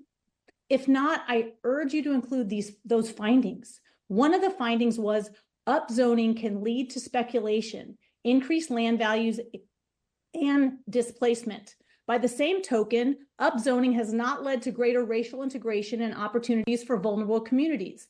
Upzoning alone is unlikely to make housing affordable to those most in need or make Berkeley's housing market more equitable. That is a quote from their report. Please include affordability requirements in this plan. Thank you. Thank you. Okay, our next speaker is Ted Matley, followed by Mike Dunham, followed by Sam Fishman. Ted Matley, you should now be able to speak.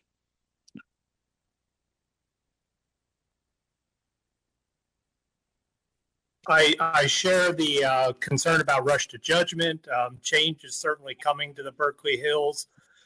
We're just now beginning to grapple with preparing for future fire conditions, with thinking about vegetation and other things. Higher density absolutely has a place. It makes the most sense where the infrastructure supports it. Thus, our focus on things like building housing near the BART station.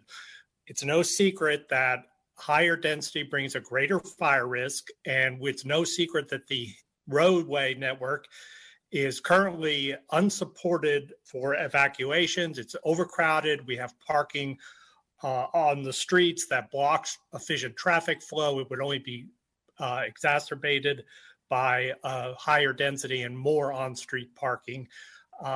We need to address these issues. So again, is it not, we can't do this, but let's do it right. We can't have higher density, but we need to understand the risks. I work for FEMA. I had the opportunity to visit the site in Lahaina where people were trapped in the roadway because the roadway network couldn't get them out in time. Let's not recreate that disaster. Thank you. Thank you. Our next speaker is Mike Dunham, followed by Sam Fishman, followed by Christina Oatfield. Good evening, Council. Thanks for letting me speak. My name is Mike Dunham. I'm a homeowner in District 8, also in Fire Zone 2. My wife and I have a 21-month-old son, and it's sort of my most sacred responsibility on this earth to keep him safe. And I think the best thing you can do to keep my son safe is pass the initiative as is without change as soon as possible. I think one of the biggest threats to our house are old, dilapidated, poorly maintained houses near us. Those are exactly the houses that are going to get redeveloped if you allow increased density.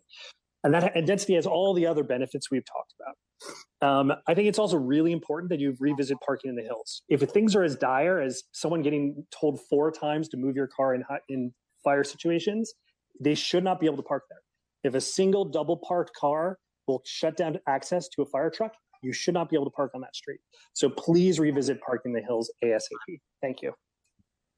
Thank you. We'll go next to Sam Fishman, followed by Christina Oatfield, followed by Jordan Grimes.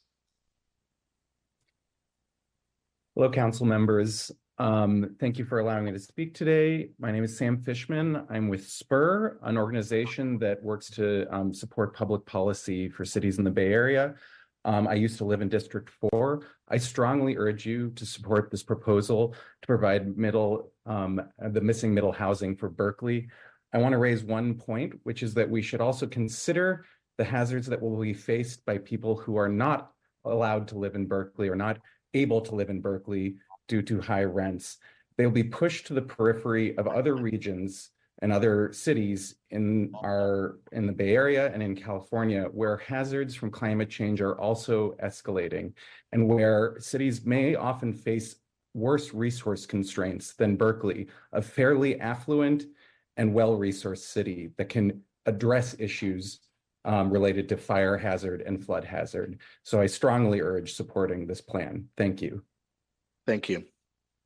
Our next speaker is Christina Oatfield, followed by Jordan Grimes, followed by Mary Orem. Christina Oatfield, you should now be able to speak. Good evening. My name is Christina Oatfield. I'm a member of the Planning Commission. I'm here tonight just to speak on behalf of myself, not on behalf of the commission. I wanted to share a little bit about why I voted no on this proposal in the version that came before the Planning Commission. I very much support the general concept of missing middle housing and promoting greater density of housing in Berkeley. I am a middle income person. I have friends struggling to afford cost of living in the Bay Area. This is an important policy, but something that was discussed very little, almost not at all, in the Planning Commission deliberations on this topic was the city's 2017 land value recapture policy, which was a resolution passed overwhelmingly by the City Council resolving that land value recapture be included in the preparation and implementation of all area plans and zoning considerations.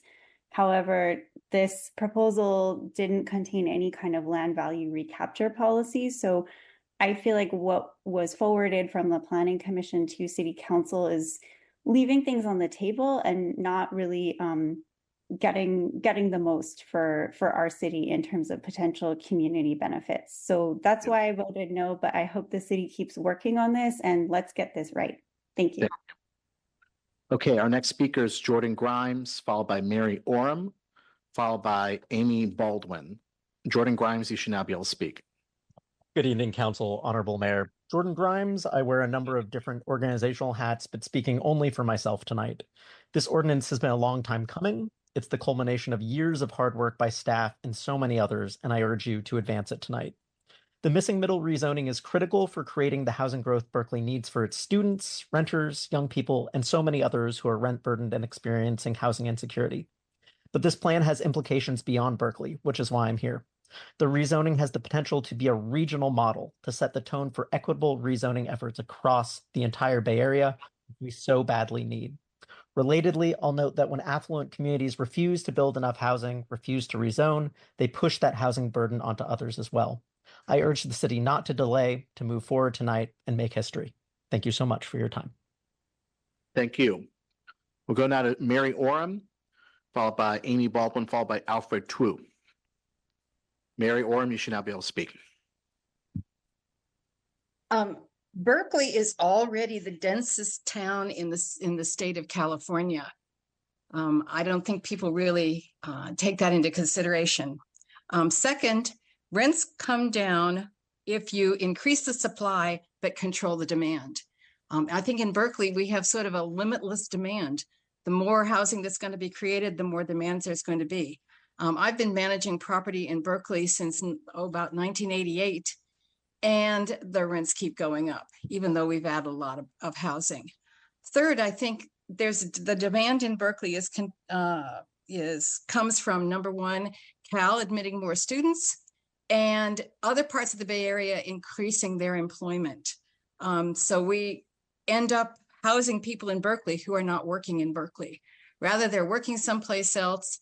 The companies that they work for in those other places are collecting all the taxes, and then they come home, and here we need to provide them with all the services that they require, police and fire and sewer and water and parks and education for their families. This is going to be a problem that Berkeley cannot solve on its own. So I think it needs to work as in the Bay Area more than just creating us as the little solution for everybody's problems. We'll go next to Amy Baldwin, and then Alfred Chu is here in person. So we'll go to you. Amy Baldwin, you should now be able to speak. Hello. Yes, hi. Hi, I live in District 1. I believe that this housing motion is violating California AB 686, which requires us to fight past patterns of racist segregation. And because we are using the existing zoning map, we are basically going to amplify past patterns of segregation, where the neighborhoods who had previously taken on the burden of the highest density will continue to take the burden of the highest density. I would really urge the council to try to create a committee to analyze what past patterns of segregation actually are. It's extremely complicated. It's not just single family housing. It's not just redlining. And I would really love to see the city take this on head on and start to analyze what happened in the past and how we can alleviate the problems instead of perpetuating it and harming our poor minority communities. Thank you. Thank you. Alfred Chu.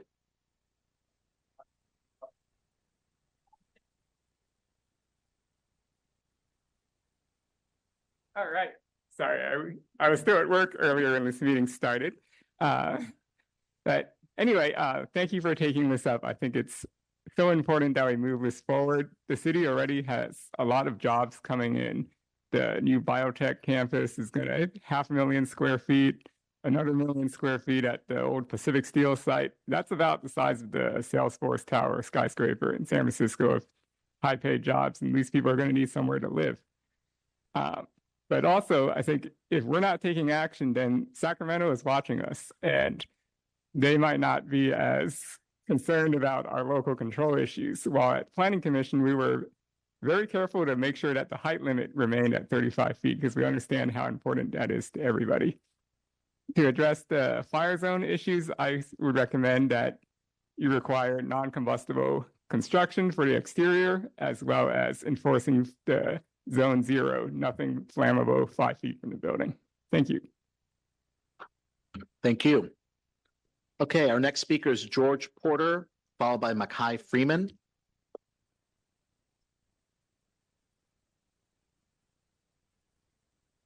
George Porter, you should now be able to speak.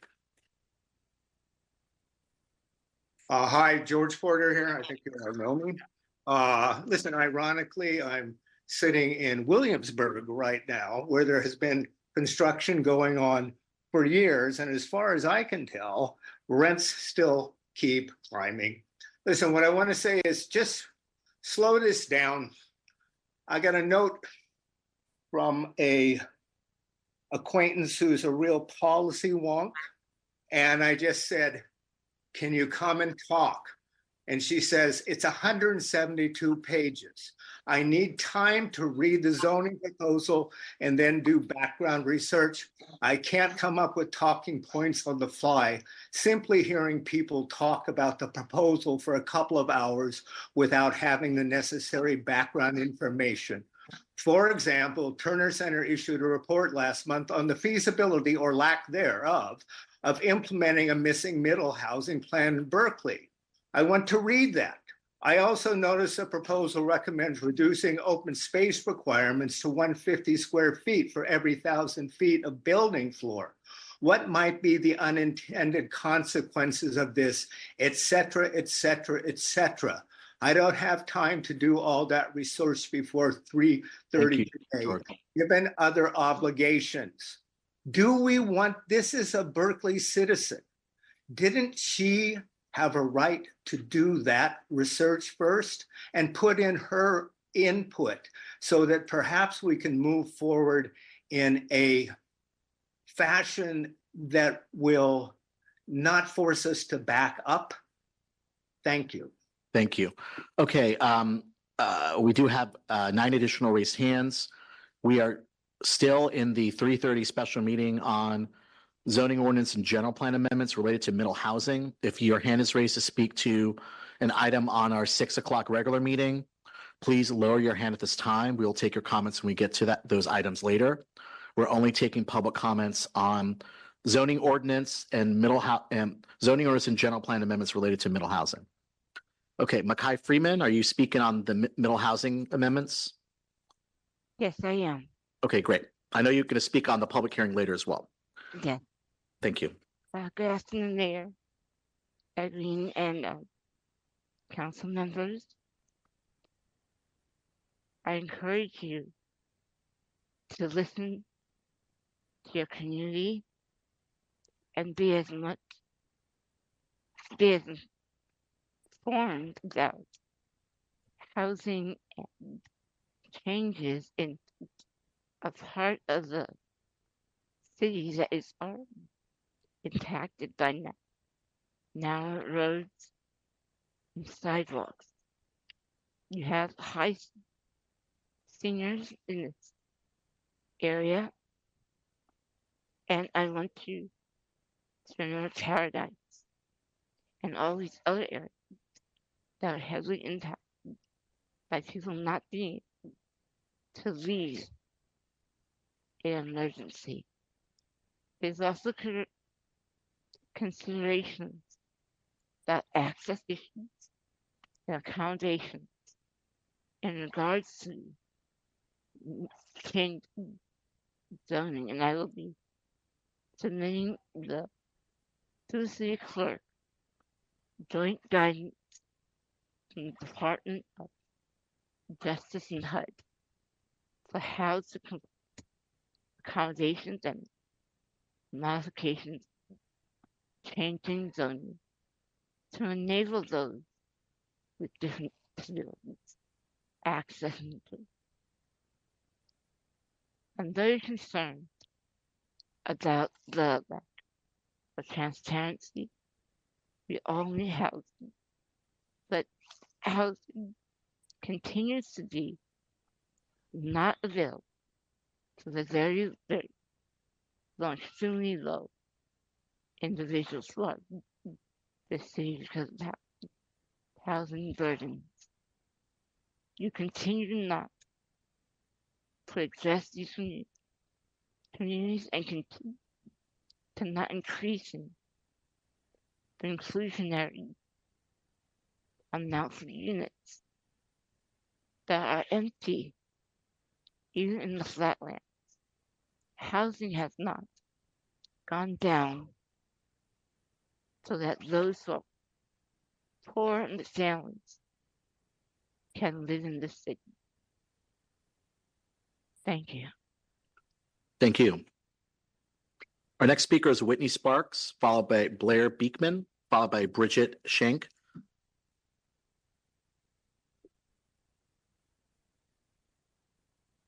Whitney Sparks, you should not be able to speak.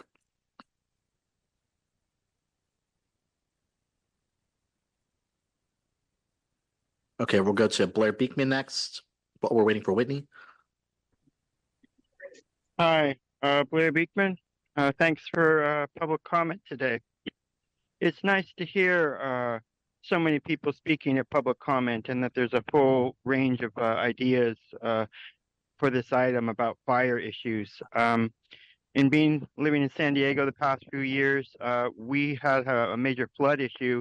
We have not had these sort of continual public meetings on fire preparedness. It's a real great service that you're offering at this time, that the public and community can get together and talk about fire issues. Good luck with working on the missing middle issues. Is there any ways that mixed income ideas can be of help in working out these issues? I hope you can be thinking about mixed income ideas with these missing middle projects and how to apply them, and to introduce people to the good work that's possible with different levels of income within the same neighborhood area that can live together. Thank you. Okay, our next speaker is Bridget Shank, followed by Betsy Morris, followed by Mati Tyblam. Bridget Shank, you should now be able to speak. Hi, I am a resident, an architect, and a small-scale developer living and working in the Berkeley Hills. I am attempting to build safe and responsible infill development in this area that has a very real fire danger, and I have two specific suggestions to allow for safe development in the hills without inadvertently using the fire danger to create exclusionary zoning laws. The first suggestion is that the current proposal as it's written eliminates the ministerial approval process for single-family homes created by SB 9. And section 23.202.070 states that the purpose of this district is to encourage housing development of all types. And yet this proposal unnecessarily burdens the approval for single-family homes, which may be the most appropriate development on certain lots in the Hillside District. And I think that should be seriously considered by council before approving. The second suggestion is pretty specific. The front setbacks should be smaller, not greater, in the hills, where topography makes most sites impossible to comply with a 20-foot setback or even a 15-foot setback. I would prefer to see off-street parking requirements increased and front street setback requirements decreased in the Hillside District. This will make more sense for keeping egress safe during a fire evacuation scenario. Thank you. Thanks. And I just also want to thank staff. I know everyone's worked really hard on this, and I know we do need more housing. So thank you. Thank you very much. Okay, we'll go next to Betsy Morris, followed by Mati, followed by Adam Tygar. Hi, Council and Mayor. I'm Betsy Morris, a resident of Upper West Berkeley in District 2. I wanted to bring up a couple things. One is I support the intent and purpose of this change in ordinance so that we can have a greater choice, so Berkeleyans can have greater choice in where they live, particularly our lower income renters. I would like to question respectfully, but I question deeply the use of the term transients to label potential, almost half the population are renters. Actually, no, I'm sorry. More than half of the population of Berkeley are renters. And while some come and go as students, many people make their livelihood on renters or through renters. And we need them for our economy. So I want to be respectful of that. Second, my time is up. I spoke too much. No, well, thank you for considering this and supporting this. One size does not fit all, and I appreciate attention to details. And I'll speak further about it another time. Thank you very much. We'll go next to Mati Tyblam, followed by Adam Tiger, followed by Alex Marinikov.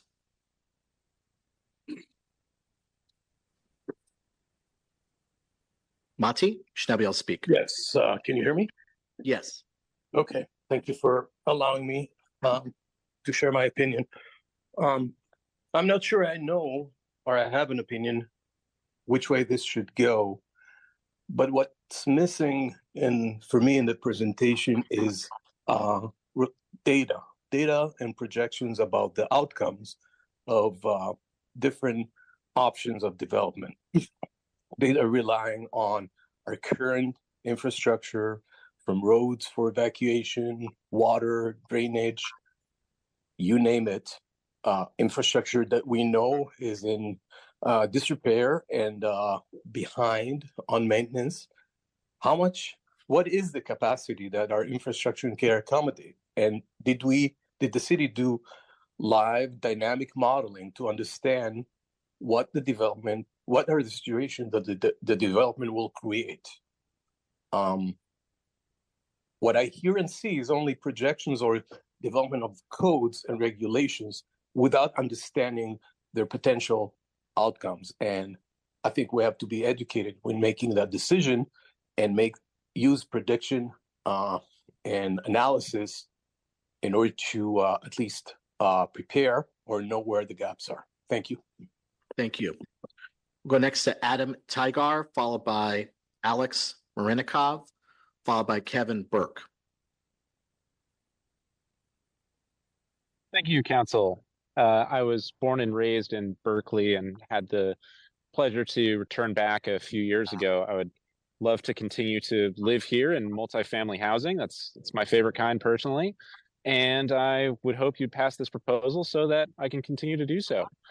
Thank you so much for your time and giving us the opportunity to give public comment. Thank you. Alexander Marinikov, followed by Kevin Burke. Hi, can you guys hear me all right? Yes. Okay, hi, Council. My name is Alex Marinkov. I have a disability. I'm 33 years old. I vote. I live in District 4. It's important to younger people to speak to you. I live in a 60% AMI BMR as a renter and have for almost 15 years in downtown Berkeley. I only live here because I have a BMR, and I can barely afford that because I'm on Social Security. And I rent in a BMR can go up 10% year over year. It is a yearly struggle to stay in Berkeley, which I consider my home. We need more housing and BMR condos like SF has in Berkeley. I believe the city must approve any and all initiatives to build more housing, and we have a responsibility to do so. Economies that grow need fuel, and that means more housing. This is not an isolated village, and we must adapt. Thank you. Thank you very much. Okay, we'll go to Kevin Burke. It's our next speaker.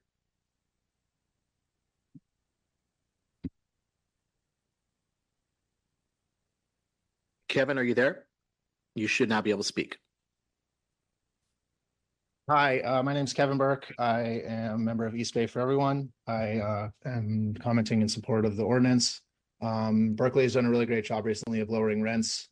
And you don't need to believe me, you can believe Dan Lieberman, who is the president of the Berkeley Property Owners Association, who wrote in his most recent newsletter, with lots of new construction coming online and the job market shifting, many landlords are no longer able to command the rents for their vacancies that they once could.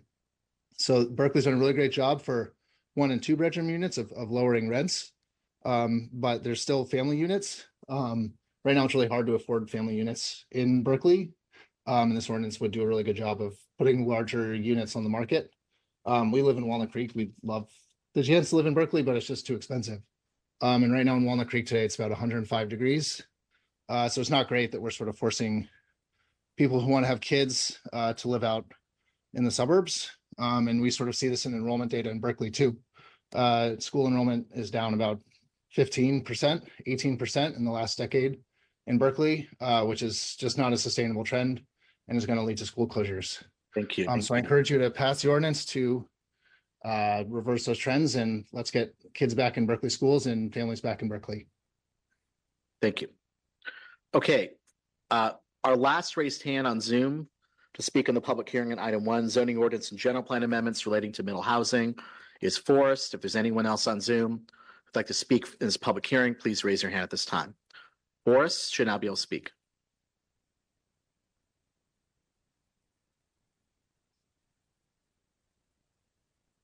Forrest, are you there? Yes, I'm here. Can you hear me? We can, yes, thank you. Thank you. Good evening, City Council members. Thank you for your service to the City of Berkeley. I've had the privilege of living in the same South Berkeley neighborhood near Ashby Bart for the last 17 years. My wife and I have raised our daughter here. and she starts at Berkeley High in just a few weeks. Berkeley is an amazing place to live, and more people should have the chance to live here. I encourage you to adopt the Planning Commission's recommendations without delay. Thank you. Okay, thank you. That is the last speaker on Zoom. And so in consultation with the city attorney, since we will be providing direction, there will be a revised version of the ordinance coming back at a future meeting. We will keep the public hearing open. So we will not close the public hearing, and it's now in order for council to discuss and provide direction on this item. So I'd like to take the chair's prerogative and to begin the discussion. So I really want to thank everyone who came tonight. We've gotten hundreds, I think it was like 600 letters in the supplemental packet, hundreds of letters from Berkeley residents, countless phone calls. We had a packed audience today. Clearly, this is an issue our community cares deeply about, not just in terms of, the need to build more housing, but making sure we're doing it thoughtfully and responsibly. And so I really want to thank everyone. I thought there was a lot of very thoughtful public testimony today. And I want to say that I have listened to the input that we've heard from the community, and I look forward to the discussion from the council today. I kind of want to center this conversation to 3 years ago when the council, I believe, unanimously took action to pass a resolution recognizing the historic harm that our single-family zoning had created in Berkeley. And many people may have read The Color of Law, which talked very extensively about racial covenants and restrictive zoning as a way to racially segregate and divide communities throughout the United States. And I'm proud of many things in Berkeley, but one of the things I'm not proud of is that Berkeley was the first city in the United States to pass single-family zoning to prevent a dance hall in the exclusive Elmwood district. And that is the foundation our single-family zoning is perpetuated on in Berkeley. And we see the outcomes to this day of racial disparities in health, in policing, in education, which have been perpetuated by racial segregation, restrictive covenants, redlining, and exclusionary zoning. And so we took the step recognizing that if we're going to address systemic racism, not just in policing and criminal justice, but in every aspect of our society, recognizing that systemic racism persists in every aspect of our society, that we have to address how it has addressed our housing market and our housing policy. And so we unanimously passed a resolution to say that we are committing as a city of Berkeley, the first city to pass single-family zoning, to end exclusionary zoning. We also passed a very ambitious housing element earlier this year that set the goal of adopting zoning regulations to allow for middle housing. And so really this is about how we can expand housing opportunities throughout the city of Berkeley so that those generations of people who have been priced out of Berkeley or have been displaced from Berkeley can come back to Berkeley. The people that work here, that grew up here, can live here. And so I think this is a very important step for our city to take, to not just fulfill our commitment to end exclusionary zoning and address equity in our city's land use policy, to right the past wrongs, but to also be a model for cities throughout the state of California. And this is one of the most ambitious rezoning efforts of any city in the United States. And I think it's appropriate that it starts here in Berkeley. That being said, we want to do it right. We want to make sure we have public input. So I'm glad that we're not taking final action tonight, that we'll have an opportunity over the next few months to get more input and to take into consideration, I think, the very thoughtful issues that have been raised, such as the fire safety issues in the hills. I really appreciate the very extensive, thoughtful memo from our fire chief that really clearly outlined the very serious public safety issues that we have to consider. We also are waiting on an evacuation study that we had commissioned, I think, about a year ago. And so I want to make sure we have that information when we make a decision about whether to apply these new zoning standards in the hills. Because there's no doubt that parts of our hills, very narrow streets, significant evacuation issues, right up on Tilden. If we don't do this thoughtfully, don't do this right, we are going to put people's lives at risk, and that's not acceptable. I think we can balance the need to build more housing and to put in place responsible regulations that also prioritize public safety. So taking all that input in mind, I have put together a motion, and I want to thank Councilmember Kesarwani, who I've had the pleasure of working with and putting this together to try to bridge the gap, to move this forward so staff can work on the ordinance, bring this back in the fall. But I think to reflect, some of the input we've heard from the community. So I'm going to share screen. Give me a moment. And I think everyone can see this. So I'll just read this. I move that the council provide staff direction to prepare a middle housing ordinance that, one, exempts the application of the middle housing ordinance in the Hillside Overlay Zone and ESR District as staff originally proposed. Council expresses its desire to receive and review the fire department's evacuation study in order to better understand public safety risks prior to consideration of middle housing standards in the zone. Two, outside of the Hillside Overlay Zone, to make the following amendments: to establish the following maximum density per acre standard, to include a maximum density standard per acre as follows. In the R1 district, 40 units an acre, which would result in 4 units on a 4,000 square foot lot. R1A. And R2, 50 units an acre, which would result in 5 units on a 4,000 square foot lot. And the R2A and MUR districts allow 6 units an acre, resulting in 6 units on a 4,000 square foot lot. Okay. Regulate the size of one primary unit. So this is in response to, concerns that have been raised that I've expressed around making sure that we're not creating incentive for large homes or mansions, but that we're really focusing on the goal of the middle housing ordinance, which is to maximize the number of residential units, not the size of properties. And so I appreciate Councilor Kesarwani for considering this and I think putting forward a thoughtful suggestion, which I think is based on what some other jurisdictions are doing, which is to regulate the size of the primary unit to make sure we're not resulting in a situation where we have large McMansions. So, but however, there is benefit, in my opinion, for having large single-family homes or that could be subdivided to allow for multiple units or bedrooms that people can live in, or multi-generational housing opportunities, limited equity cooperatives, different types of housing models that can make housing more affordable and expand housing opportunities in our city. So, so the proposal is to allow this while controlling against excessively large single-family homes, to place a limit on the size when these standards are used to create one primary unit.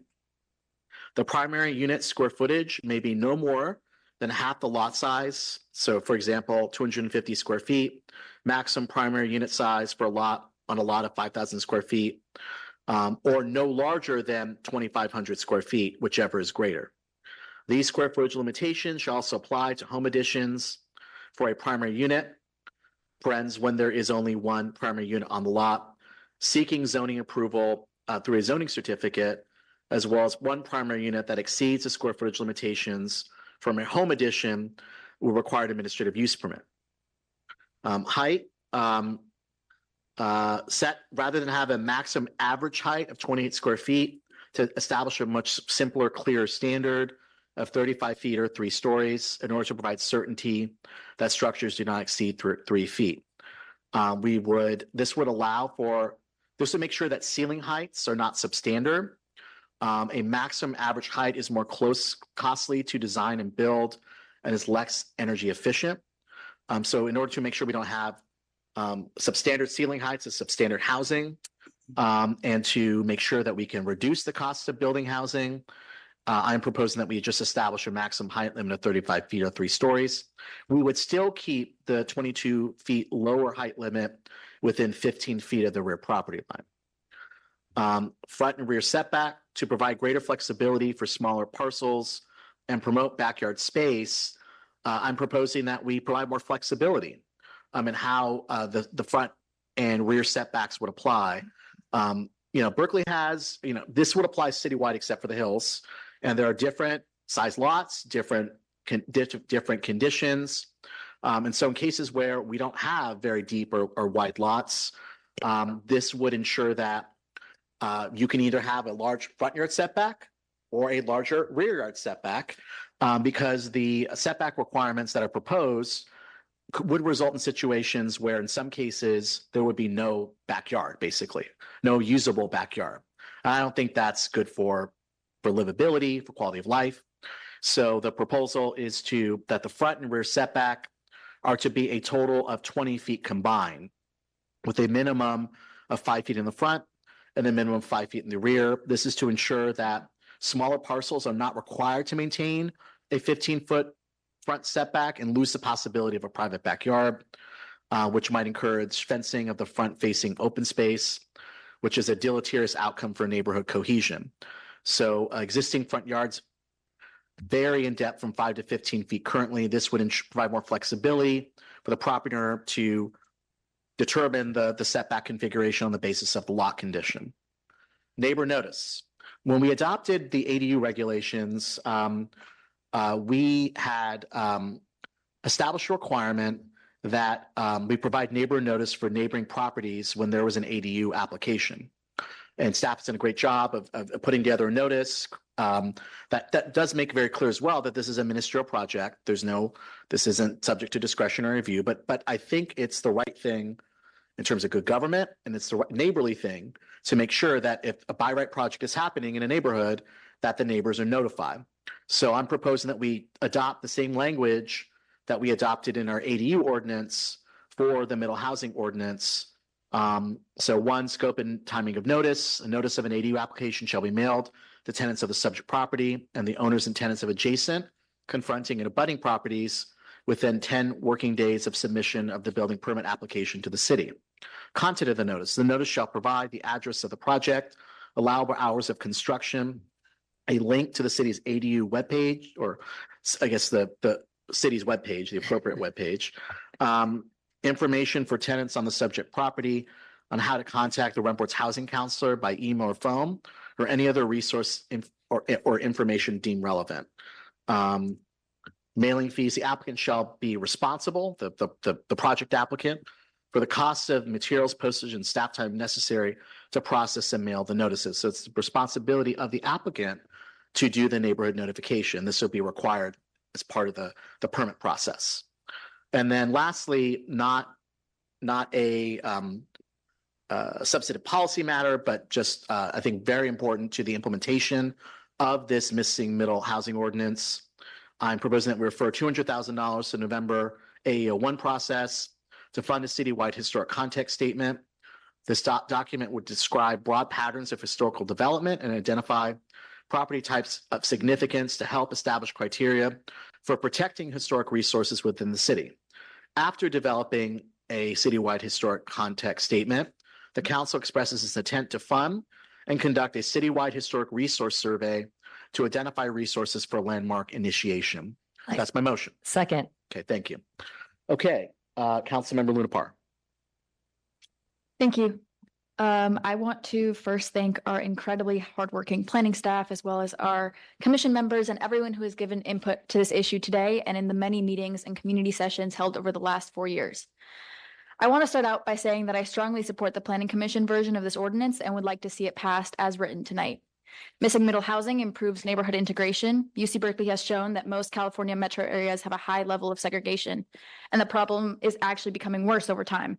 This problem becomes more acute as a jurisdiction becomes more predominantly single-family zoned, which points to a need to loosen up single-family zoning to allow other housing typologies. I do not wish to minimize the fire danger faced by our city. I understand and I empathize. However, it should be noted that the fire department's memorandum specifically noted that part of what makes the hills prone to wildfires are the fact that the houses were built before the 2008 building code revision that mandated fire-resistant construction, as well as the growth of highly flammable invasive species such as eucalyptus and Italian cypresses. New middle housing development may reduce fire risk by replacing 50 to 100-year-old non-compliant wood frame houses with modern fire-resistant designs. Furthermore, redevelopment typically involves new landscaping and trees, which is a perfect opportunity to remove fire-prone invasive species. Careful application of landscaping standards and building codes could result in a situation where new development actually improves the overall resilience to the area to wildfires. I hear that people are concerned about affordability and affordability requirements. My priority is also building more affordable and middle-income housing. However, that is not the policy before us today, and we are not able to discuss affordable housing inclusionary zoning today. The decision to allow for higher density in our neighborhoods does not preclude us from enacting affordability requirements in the future. We need the Tenant Opportunity to Purchase Act, we need social and cooperative housing, and we need feasible inclusionary zoning. We can and should continue to do these. This ordinance change actually makes most of these changes easier and more feasible. I've also heard concerns from some people that I respect that they are worried that this policy will cause gentrification. Our current policies are actively worsening gentrification. Our status quo is actively displacing our poorer residents. We are artificially increasing the prices of homes across the city, benefiting landlords and homeowners. Passing this missing middle ordinance as written would overturn our segregation era zoning laws and enable other cities to live in neighborhoods that are predominantly white and wealthy that they have historically been kept out of. The concentration of market rate development in low-income neighborhoods happens when it is exclusionary zone there. And that is what the status quo is. In Berkeley, when the state has allowed gentle density universally with SB 9, projects actually concentrate in wealthier neighborhoods. The policy we have before us today, as written by the Planning Commission, would begin to undo the history of exclusionary zoning. I also want to bring us back to the demolition ordinance as passed a few weeks ago. This policy requires every single protected unit, which includes rent control, below market rate, and units occupied by low-income tenants, to be replaced one-to-one. It also requires strong relocation assistance and right of first refusal for former tenants. The Berkeley Property Owners Association sent a letter to landlords across the city, encouraging landlords to lower rents for their tenants due to the fact that supply and demand balance has shifted in tenants' favors. Berkeley has some of the strongest tenant protections in the state, and I want more people to enjoy these tenant protections by allowing more people to live here. This policy will also allow new development to opt into the density bonus, where more units may be built in exchange for deed-restricted below-market rate units. This policy will quite literally expand our city's total affordable unit count while providing less expensive options than single-family homes. I also want to push back slightly on the McMansion fear. There are many reasons why large homes may be important for multi-generational homes and families, cooperatives, including student cooperatives, and fraternity and sorority houses, just to name a few. I understand the concerns, but just wanted to put that out there as well. In our housing element, we made an unequivocal commitment to affirmatively further fair housing. It is therefore our responsibility to not exclude the wealthiest and whitest part of the city. I also want to be cognizant to the threats of those who live in areas of the city threatened by dangerous evacuation routes. It is also clear that the entire hillside overlay is not equal. There are many blocks within the hillside overlay that are not evacuation hazards, and I do not think it makes sense for our policy to unilaterally exclude the overlay. I look forward to hearing more discussion from my colleagues, and I appreciate the original motion, and I would like to make a substantive motion. To recommend staff to develop an ordinance amending the general plan based on the Planning Commission recommendation for R1, R1A, R2, R2A, and MUR, with the exception of R1H, and return with recommendations for R1H after the completion of the evacuation study. I'm open to some of the amendments presented by Mayor and Councilmember Kesawani, including the referral, neighbor notices, and height changes, but would like to maintain no density unit maximums. Thank you. I'll second that for purposes of discussion. Okay, thank you. Councilmember Wengraff.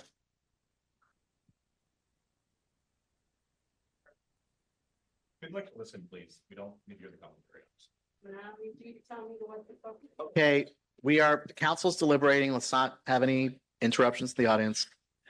I want to thank everybody who came in person tonight and everybody on Zoom who participated. Berkeley has always valued citizen participation.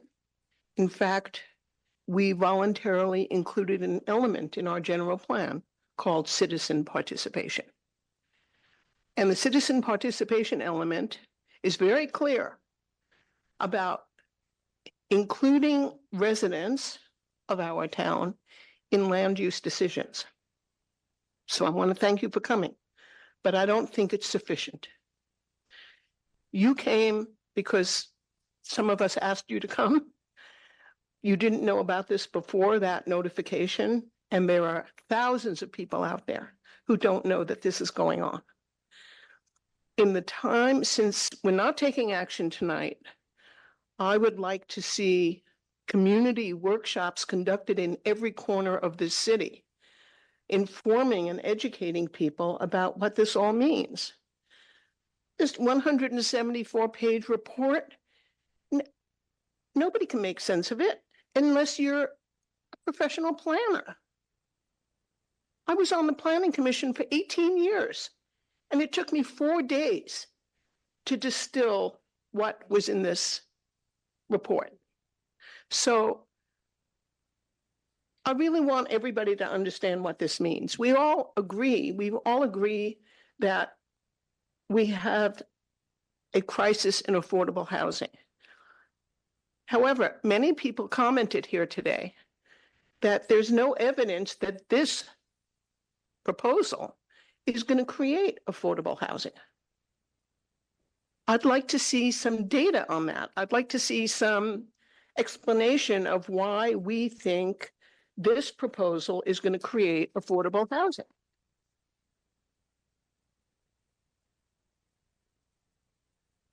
If the answer comes back, yes, it will, and there's data to indicate that it will provide what we're looking for, then great, let's move forward. But let's not do this blindly, and as the mayor said, let's get it right.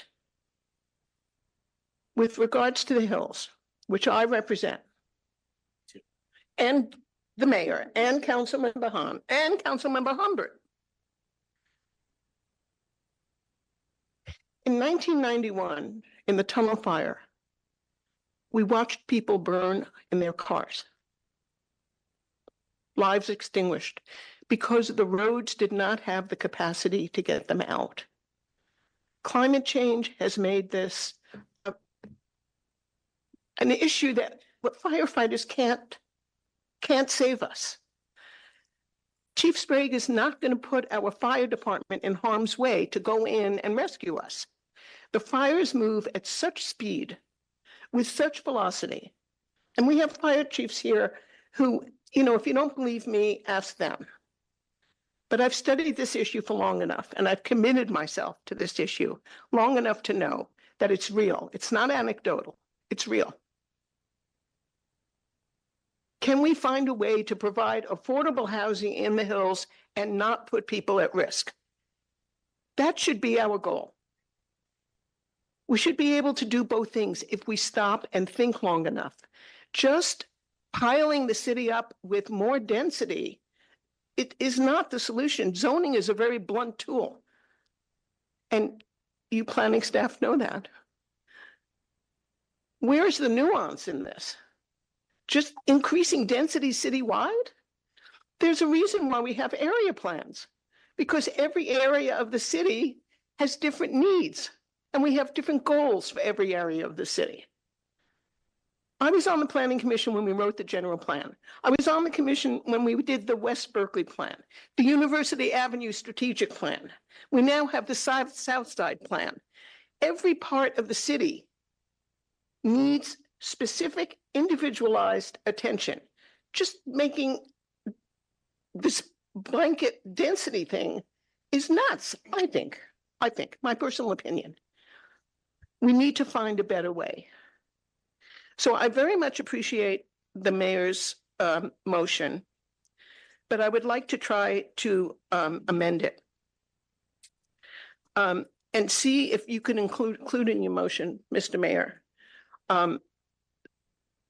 the opportunity to have community workshops throughout the city in the time between now and when staff is ready to come back to us, so that we can do the outreach that I believe our residents deserve.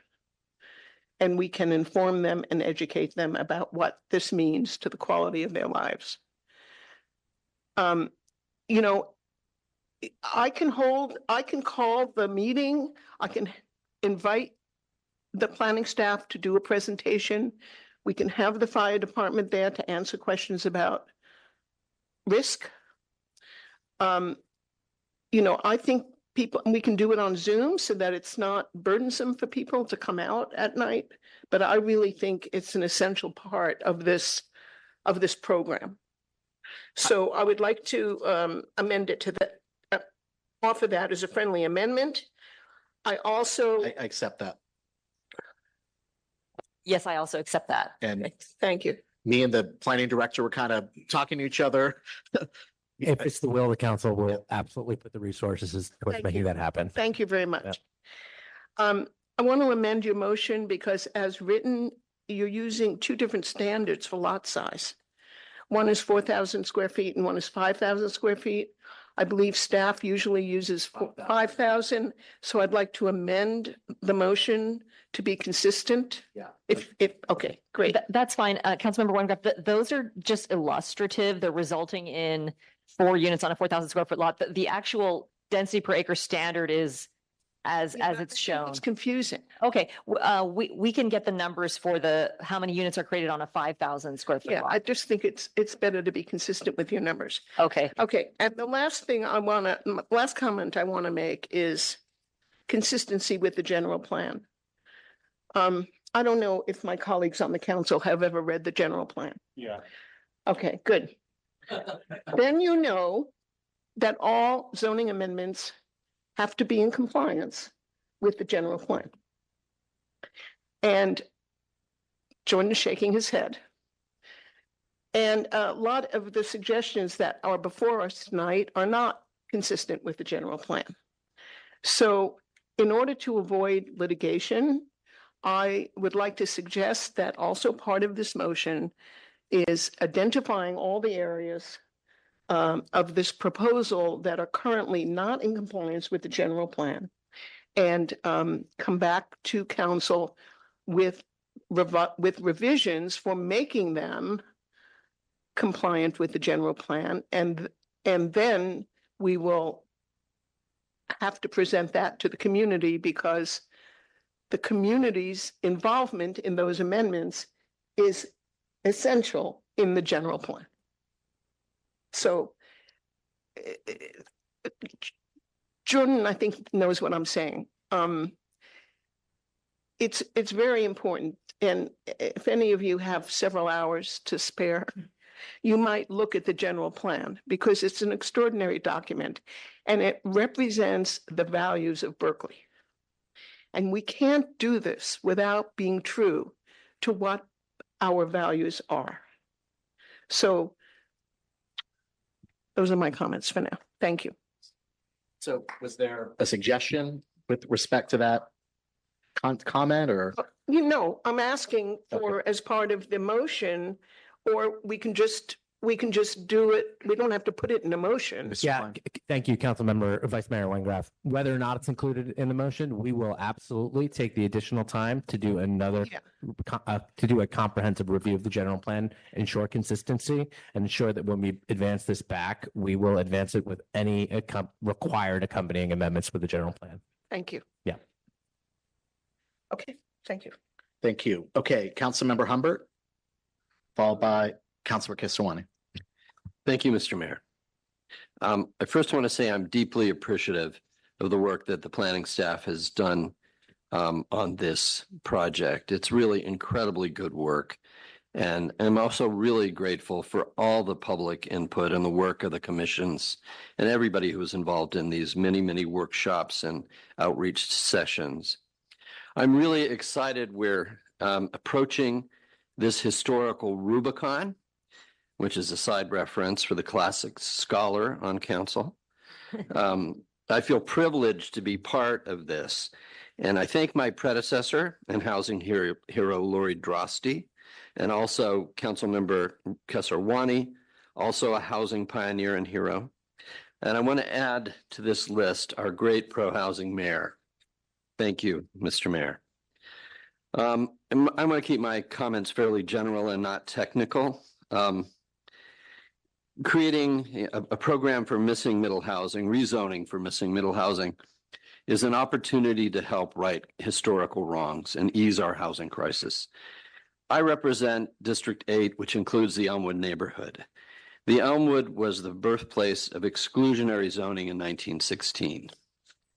which was created as a backdoor to racial segregation when courts began striking down explicitly racist neighborhood covenants. That the question of whether racial covenants or ethnic covenants, which, I just call racist covenants, were legitimate, the courts were considering that in the early 20th century. So I think the developer of the Elmwood found out about that, a very savvy guy, and included this new program of R1 zoning to accomplish the same purposes. Now, I'm not saying that the current residents of the Elmwood are racist. I'm saying this zoning category was formed in a crucible of racism and exclusionary intent. And after that, Berkeley was a pioneer in this. After that, R1 spread across the country from Berkeley for the same exclusionary reasons.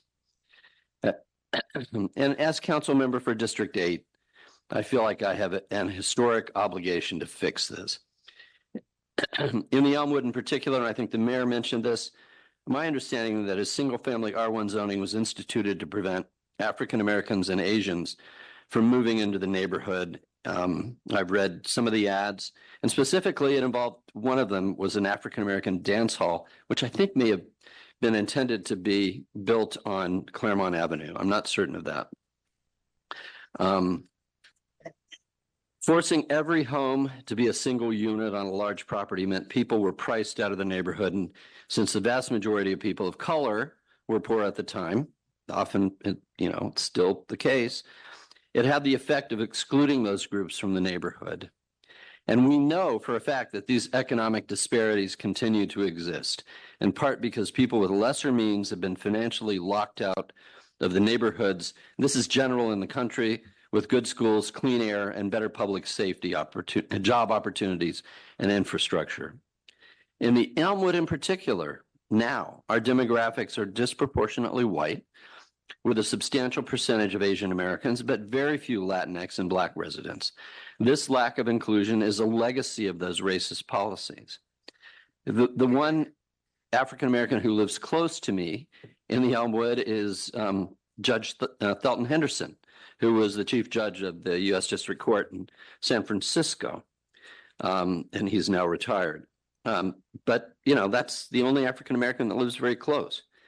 I'm not saying, again, that R1 neighbors are racist now. I'm saying that it was racist in inception, the zoning. Strong missing middle housing policies help reduce these disparities because they reopen our neighborhoods to people who maybe can't afford a big house on a large lot, but could afford a unit in a duplex, a fourplex, or even something like a bungalow court. I heard somebody poo-pooing bungalow courts. I love them. They're adorable. And they can be built. There's one built at the corner. This is just over the border in Oakland, the corner of Benvenue and Alcatraz. It's a 2-story bungalow court, shingled. It fits right in. It's lovely. And apparently was feasible. For these policies to be meaningful, we need to cut red tape, make it simpler and faster to get homes approved and shovels in the ground. And that's what the proposals before us do. Having said all this, I represent District 8 again, which is the one district that was affected directly by the fire in 1991. Part of District 8 burned, and that's the area above, part of the area above Tunnel Road, would be on sort of the east side of Tunnel Road. So, I respect that the steep and heavily vegetated areas of the hills present unique risks with respect to fire, landslide, and evacuation. But there are parts of the hillside overlay that are not high fire danger zones. I'm thinking of Eaton Court, which opens up directly onto Claremont Avenue, very close to the Rockridge College and Claremont Safeway. So it just opens up onto a 4-lane road.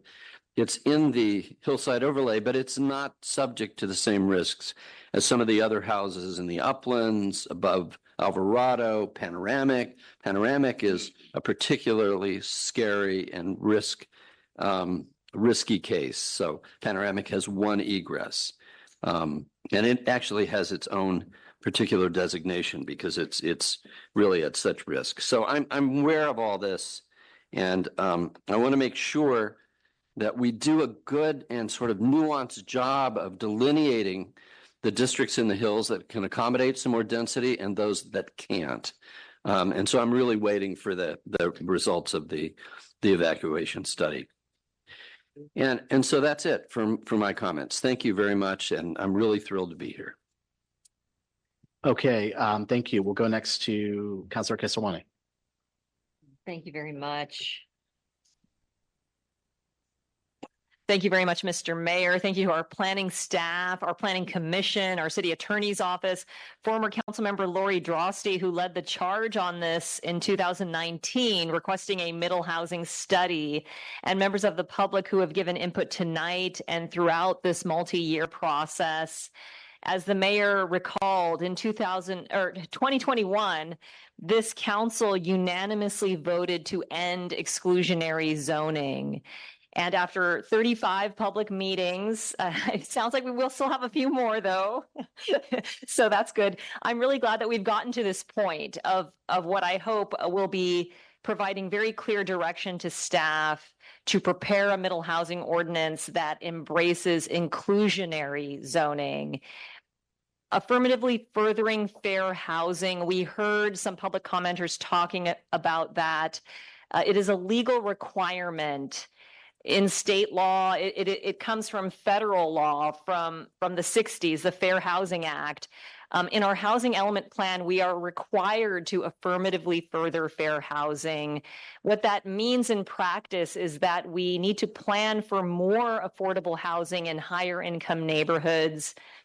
That is a key reason why I led the charge in amending our housing element to increase the zoned capacity of our commercial corridors in higher income neighborhoods, including College Avenue, North Shattuck Avenue, and Solano Avenue, so that those commercial corridors where those are areas that are not in the hillside overlay zone, they are not exposed to extreme wildfire risk, that those can be places where we can create larger, taller housing with inclusionary units on site, or with those developments paying into our Affordable Housing Trust Fund, the same way that the numerous projects on San Pablo Avenue are doing. So I want to remind us that we have an opportunity to recommit ourselves to affirmatively furthering fair housing. However, it is still my view that we should pause consideration of this middle housing proposal in the hillside overlay zone until we can receive the fire department's evacuation study and advance strategies to fully mitigate public safety risks. I strongly support all of the strategies we are pursuing to manage wildfire risk, such as vegetation management and encouraging home hardening. I would also like to see us do more to better manage the street parking so that it could be possible to consider modest middle housing standards in the hills. I think there could be ways to do this in the hills with standards that are specific to areas of this zone where it is most appropriate. I want to note, whenever we look at the zoning map, the hillside overlay zone is quite broad. It touches Solano Avenue. And so that will probably require reconsidering the map for the hillside overlay zone, but that is not something we can do tonight. I do want to talk about how important it is to advance this proposal in the rest of our city now. As we heard in public comment, we need to give middle and moderate income people more housing options that are affordable by design. We need to give teachers, firefighters, seniors who are on fixed incomes, and kids who grew up here a chance to live here as adults. We heard from young people who are struggling with the cost of living, and I believe we have a responsibility to help them. And this is something we can do that doesn't require a new affordable housing bond. It doesn't require millions of dollars for deed restricted affordable housing. As important as that is, and as much as I would like to see us be making those investments, we just have to change our zoning rules to open up some of these parcels. And it's not going to be every parcel, but where it makes sense, I want us to allow those opportunities to flourish. There was a Berkeley side opinion published today, and authors Daryl Owens, Anirvan Chatterjee, and Elisa Batista wrote about the impact that not creating homes has had on our Black community.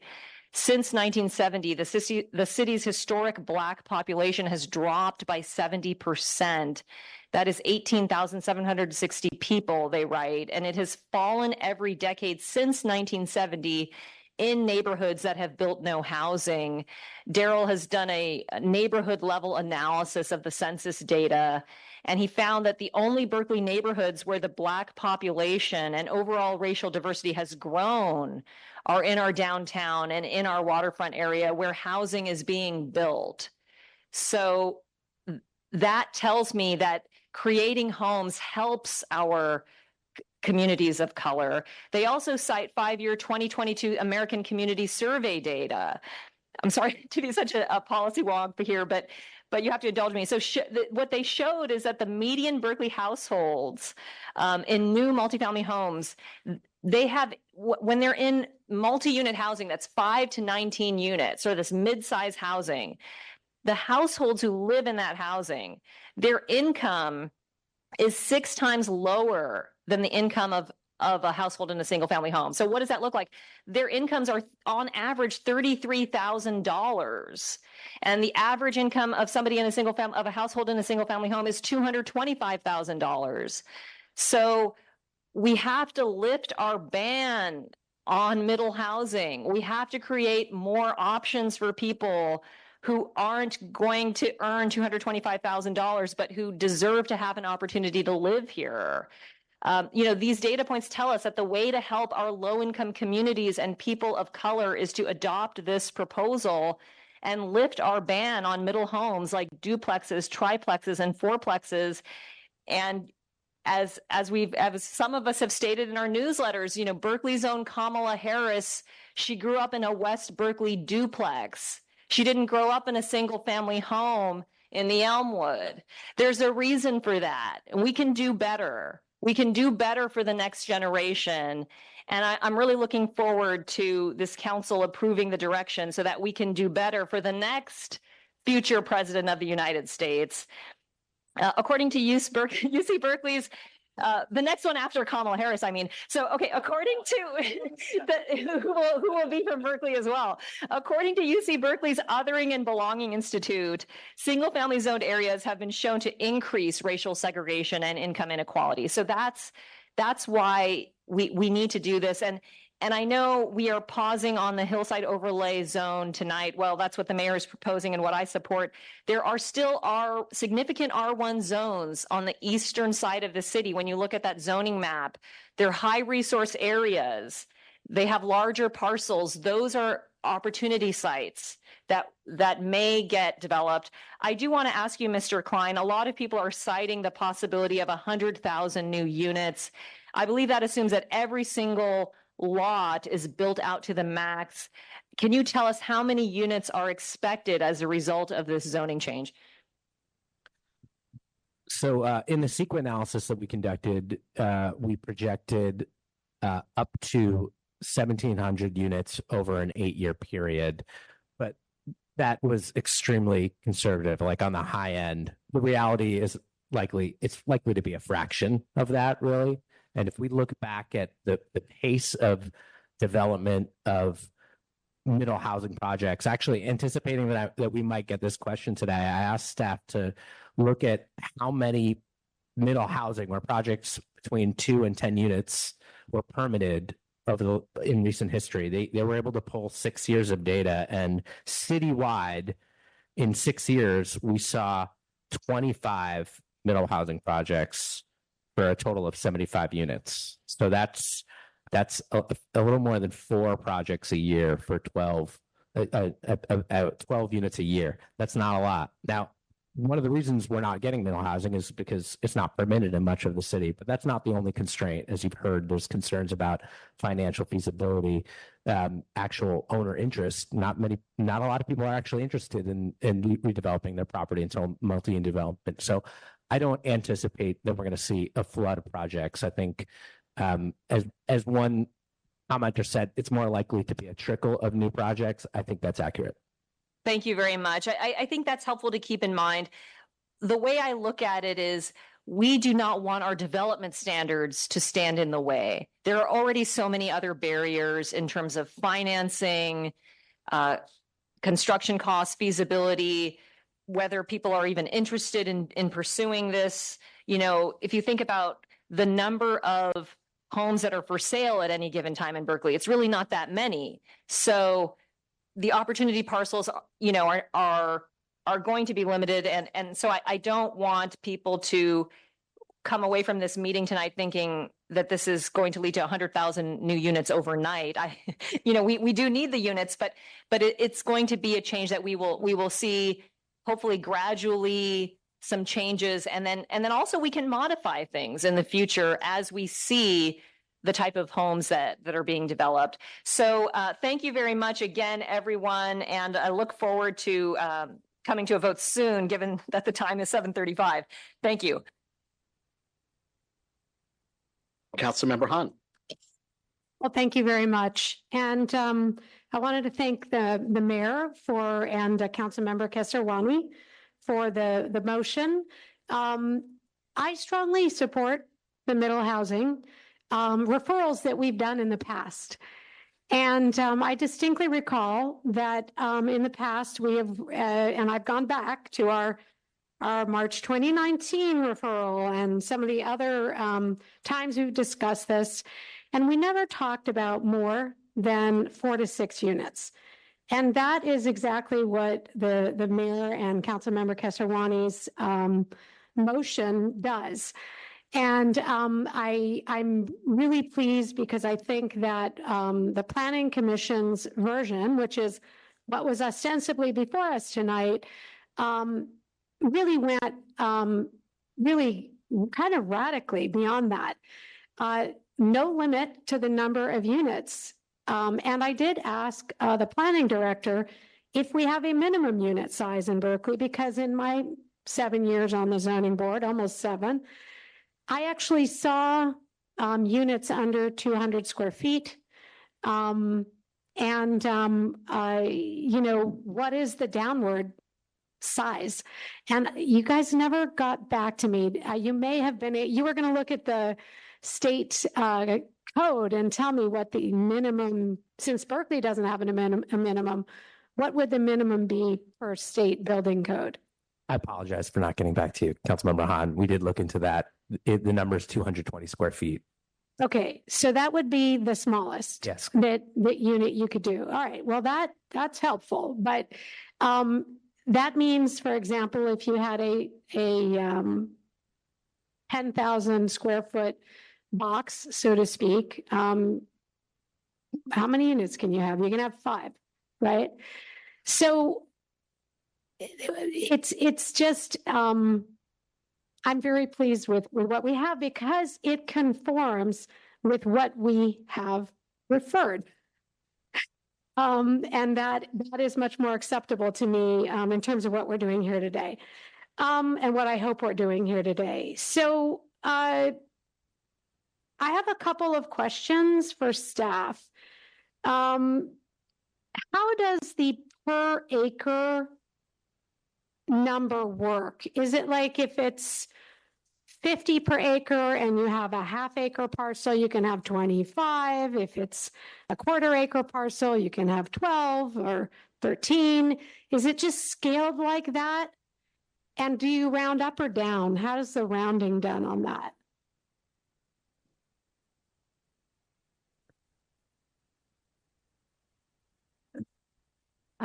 The number of units is rounded up, which is established in the zoning ordinance. Okay, yeah. All right. I'm sorry, I should just clarify. It's rounded up if it's 0.5 or higher, and rounded down if it's below. Okay. All right. But in this case, at 50, if you have a quarter acre parcel, you're right in the middle. Anyway, so I would like to offer a friendly amendment to the motion makers to actually take you used examples as a 4,000 square foot parcel.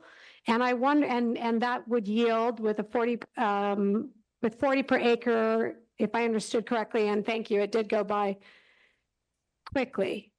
Well, okay, sorry. Yes, thank you for putting this up because I just want everyone to know, like, this proposal, we don't have it in paper in front of us. And so this is the first time that we've seen it. Yes, this motion, which is long, this is the first time we've seen it. Those of us who are not involved in creating it. So 40 units. So does that result in 4 units? Can staff confirm that for me? Councilmember Hahn, that number actually, Mr. Mayor, it should say 5 units on, if we're doing 5,000 square foot lot, it would be 5 units. If it's only a 4,000 square foot lot, it would be 4 units. So this units per acre, it scales with the size of the lot. Okay. And so the way to do this math for everyone at home, it's 5,000 square feet divided by 43,560 square feet in an acre. So we're getting a fraction of how much of an acre is 5,000 square feet. And then we multiply by 40 units. And that's how we arrive at these numbers. And then we Okay, so they're not right here. They are correct now. So it's 5, Okay, they weren't 6, when it 6, got put up. 7 and 7. Because Wayne Graff requested we change the.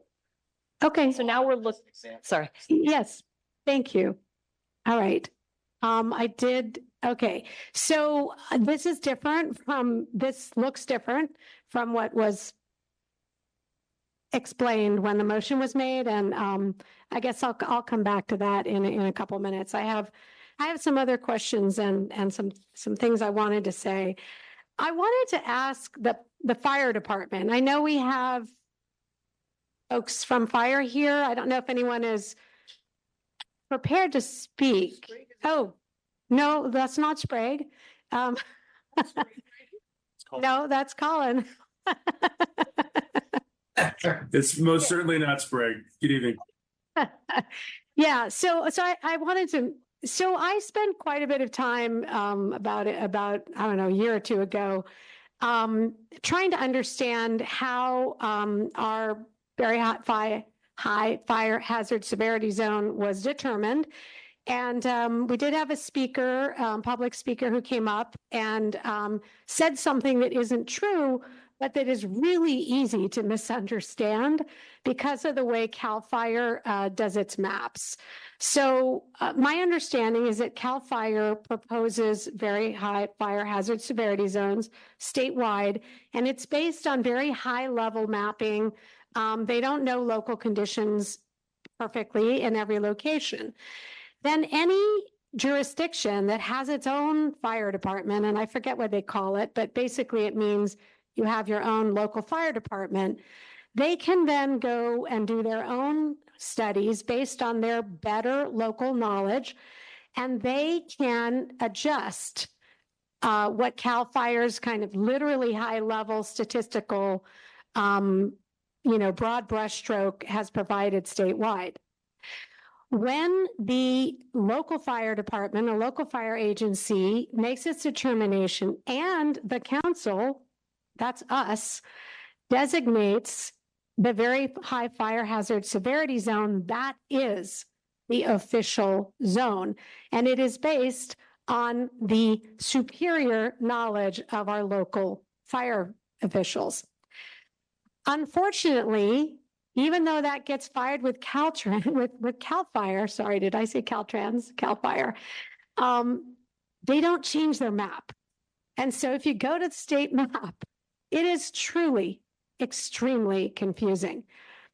But I don't want anybody to think that the fire zones are somehow a hodgepodge or not based on study or somehow contrary to the state. The state recognizes only one very high fire hazard severity map, and that's our map, not the map on their website. Did I explain that correctly? Members of Council, good evening. My name is Colin Arnold. I'm the Interim Assistant Fire Chief of the Wildland Urban Interface, speaking on behalf of the department tonight. This question predominantly concerns our jurisdiction, but I am supported by the other chiefs if they have other comments. Councilmember Hahn, you're entirely correct. The state does provide an initial map and recommendations, and then all local agencies do have the opportunity to amend it and add additional areas. We've done that with each cycle, and you are correct. The CAL FIRE map does not update. They're working on a process for providing more rapid updates. It's obviously very confusing to see that CAL FIRE map with a zone that's so much more restrictive. But you are correct. The very high fire danger severity zone is identified by the local agency, is passed back to CAL FIRE, and it does more or less resemble fire zones 2 and 3. There are a few individual parcels on each side of the map that are not necessarily included, but it's safe to say that they are a good representation of the very high fire hazard severity zone. One of these days, I'll be able to say that correctly. Okay, thank you. And so the other thing that I want to dispel here is the street width thing that people like to bring up. And the idea that any of us here alone can just kind of make up our own standards for what is extremely dangerous and what is not. We cannot do that ourselves. And it's not so much about the width of the smallest residential and feeder streets. Sadly, if you have vehicles stuck and blocking, or vehicles that cannot escape, those people will have to escape on foot. It is much more about the capacity of our actual evacuation roads. And even in a place like Oakland, where they have, very, very high fire hazard severity, they have 4-lane streets, Skyline. They have 4-lane roads going up into the hills. We don't have that. We are extremely constrained in the number of actual streets of lanes for egress of a very, very large number of people. So I'm not going to go on and on about this, but my point here is I want the public and my colleagues to understand that this stuff is not made up, that a 22 or 24 or 26 foot width street doesn't make a lot of difference, because you're going to run into a bottleneck on the thoroughfares that gets you out of harm's way if you haven't already run into a thoroughfare on your street.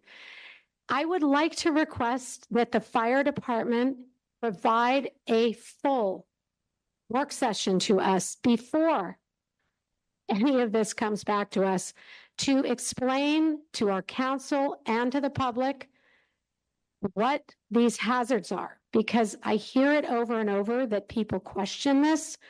And if we're going to question it, then we need to do that based on studies and science, and we have to take action as an entire body.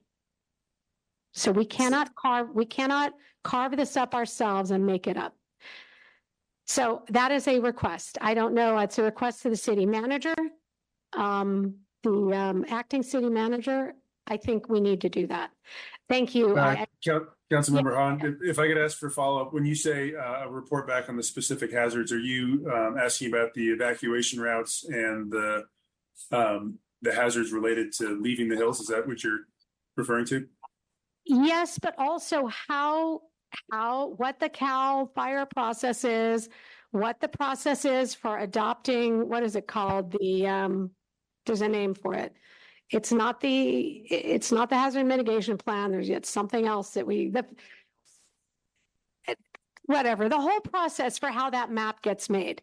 I want everyone to understand the process, as well as the content, as well as street width and lanes and capacity. I know the study is going to cover a lot of that, that we already have underway, but I'm talking about explaining to people how these designations are made and why the CAL FIRE map is so confusing, right?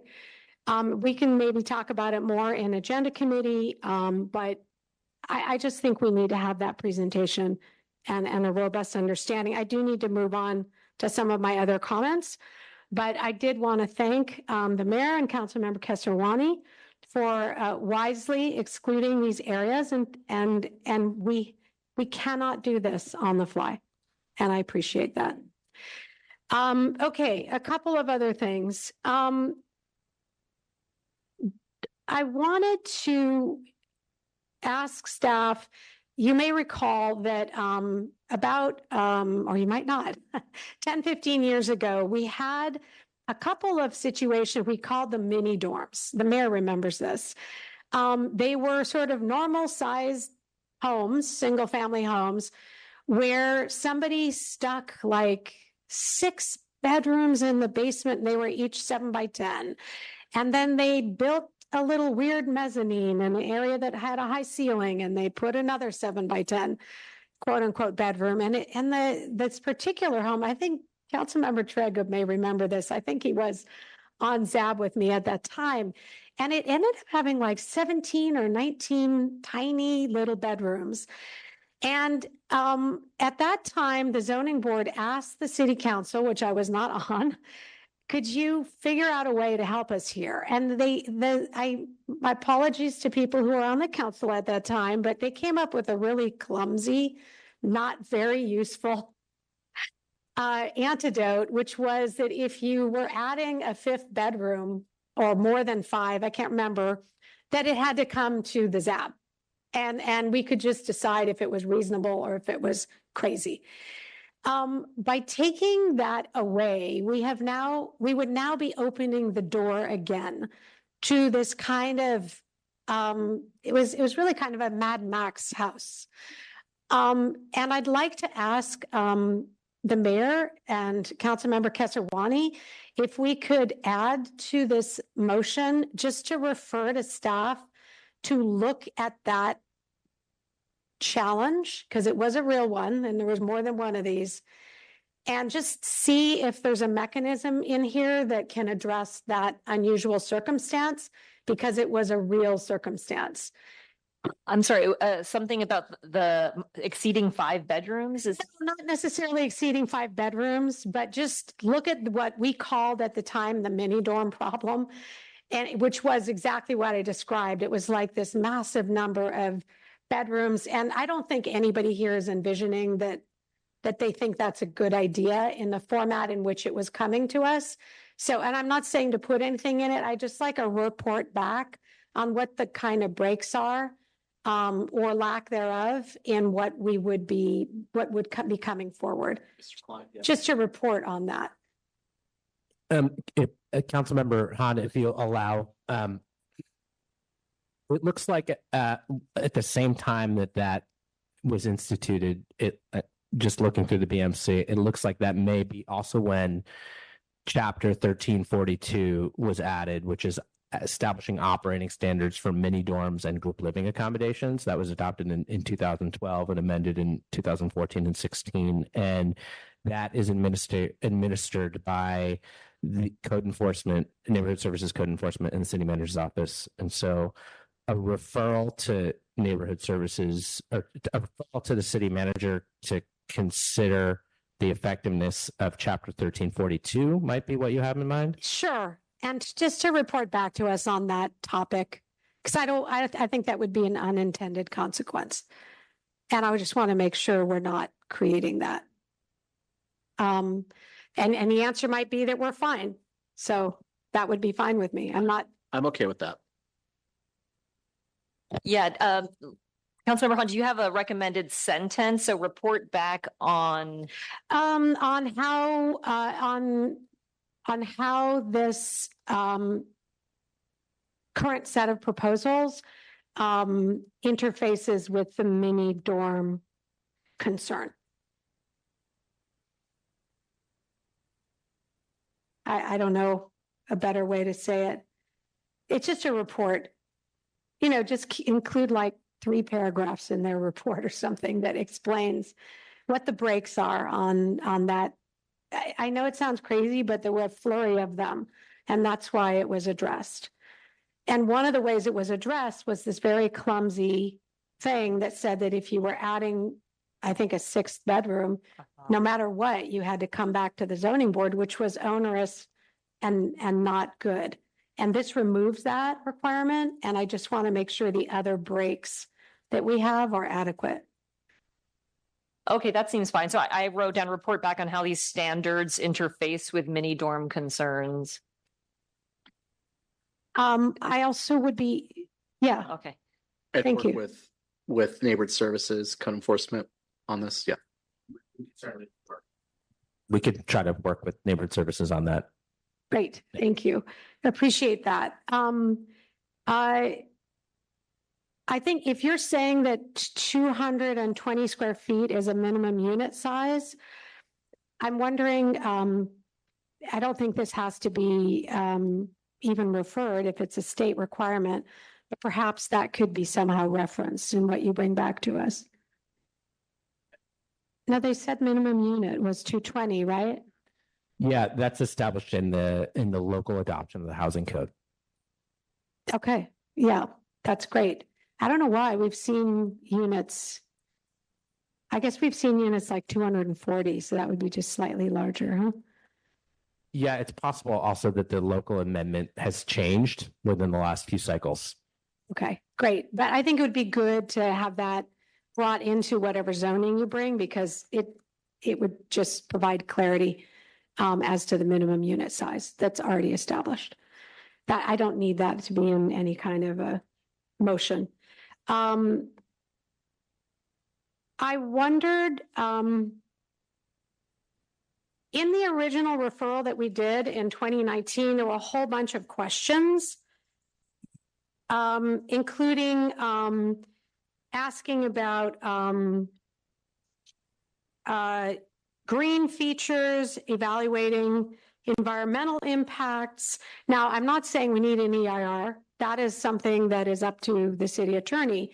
But just because we do or don't need an EIR doesn't mean we can't at least do some evaluation. And obviously, there are huge benefits to infill housing, environmental.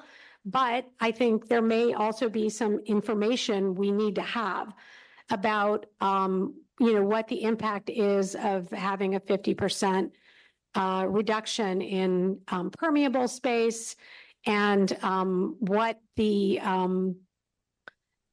might do to the tree canopy if you add up, say, a 60% lot coverage, and then you have an ADU, you might really only have 5-foot little perimeters around the buildings. I personally would really just like to have the questions that we already referred answered in whatever you bring us back. And there's some questions in here about form-based design elements. There's questions about first-time home ownership opportunities. I mean, none of this is new. It's all in the original referral, and it would be good to have responses to those questions that were referred originally when we're actually looking at adopting something. And I'm wondering if you would be able to commit to responding in your report to everything that was already asked for. Yes, Councilmember Hahn, we can revisit all that. Okay, that would be great. I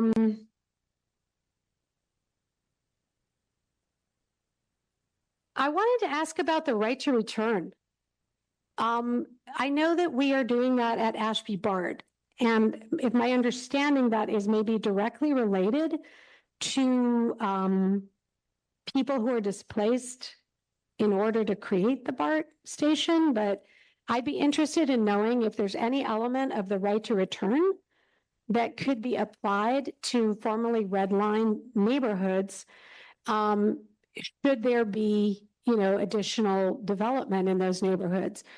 I mean, there's a lot of talk about the displacement impacts of housing shortage, and we have, I think, all this hope that there could be additional, return of communities that were so displaced. But I would be interested in knowing if there's any part of the right to return that could apply here, and I don't need the answer now. Again, I'm requesting that specific information.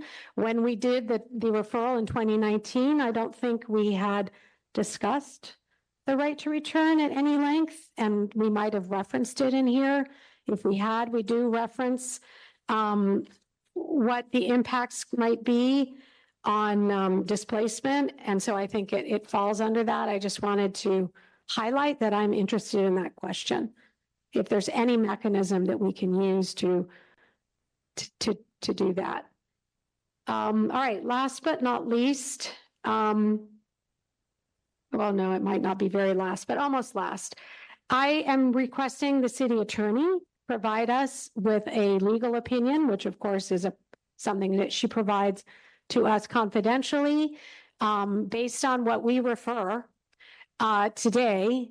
I would like an opinion about whether the general plan needs to be amended. If so, whether the changes are so significant that maybe the general plan needs to be redone.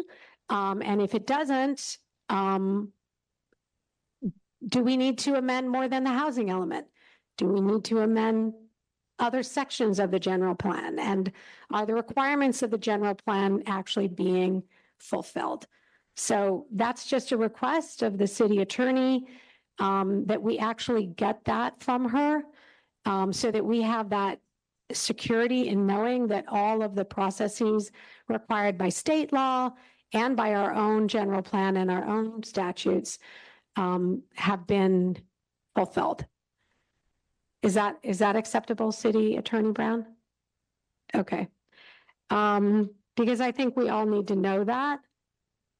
And then I would like to know if planning staff would be willing to make themselves available for council members who want to do a town hall in their district, whether you would be available. And I guess that's a question for the acting city manager, the interim city manager.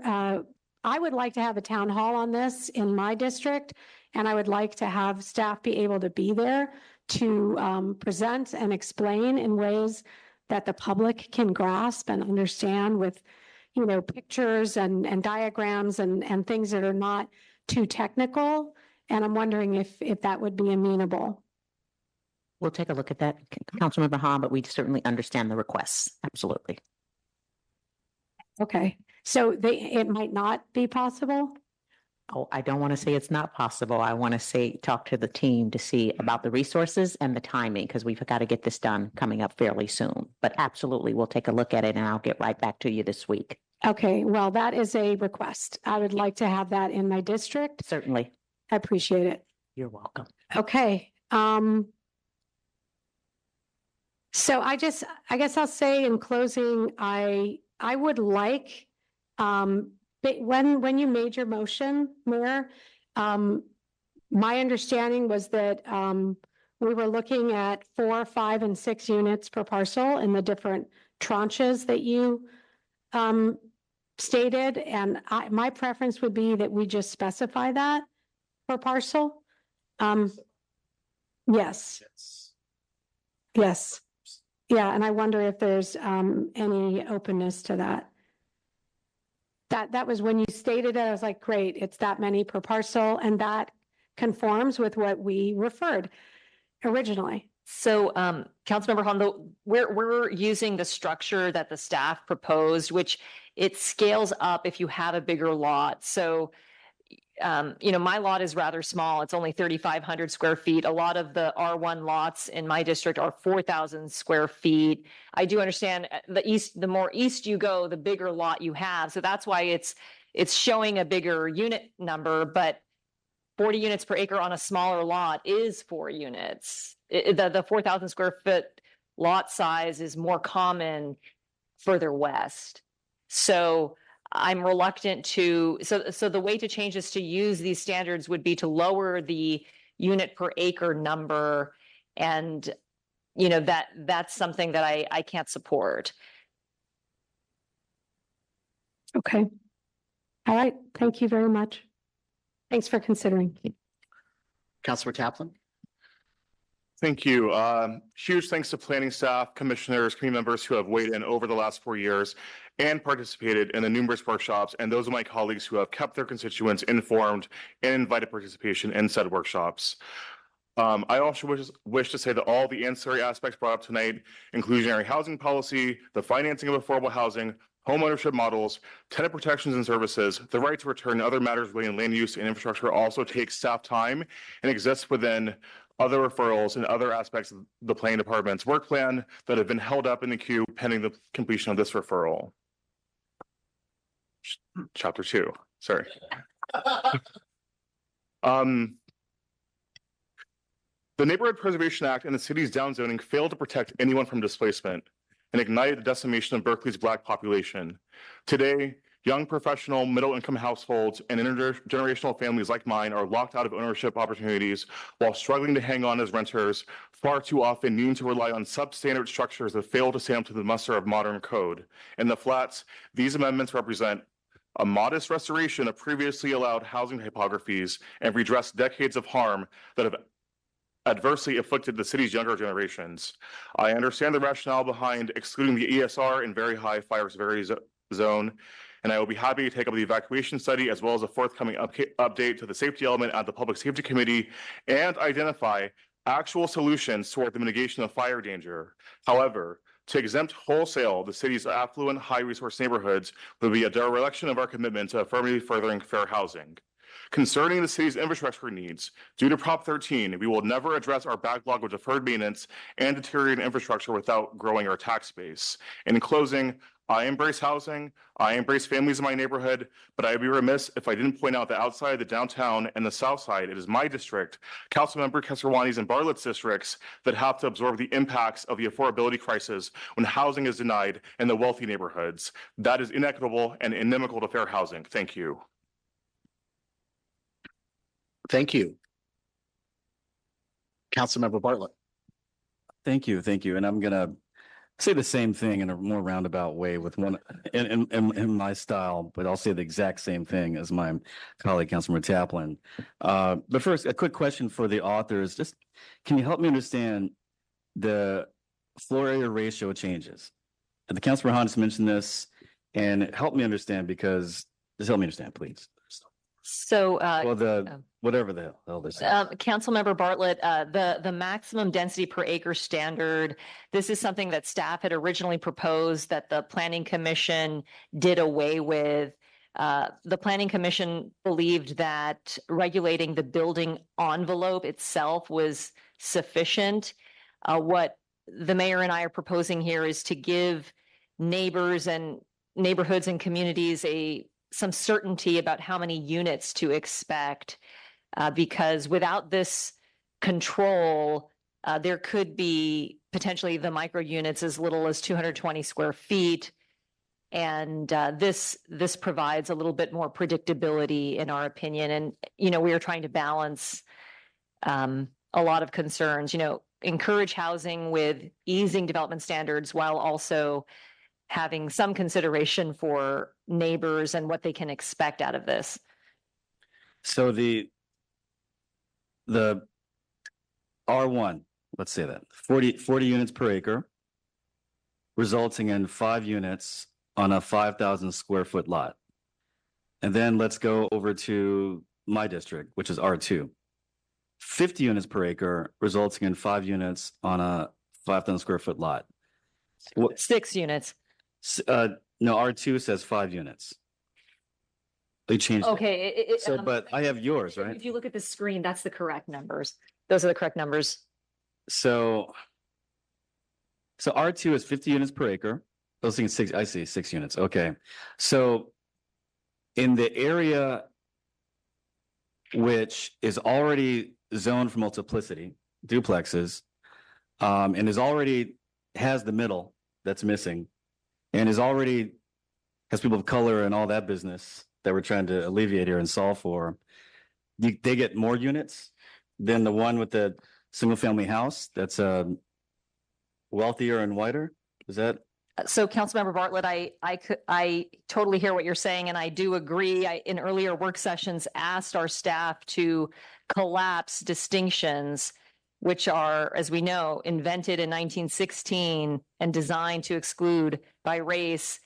I am open to doing 50 units per acre in the R1, but I'm trying to thread a needle here and get this over the finish line tonight, which is why we went with 40 units per acre in the R1.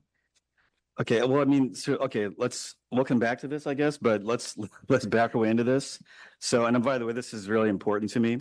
About a year and a half ago, I happened to see the house in the Claremont district where my grandfather lived when he came back from World War I. He was a driver for a very wealthy guy in a very large mansion and was for sale.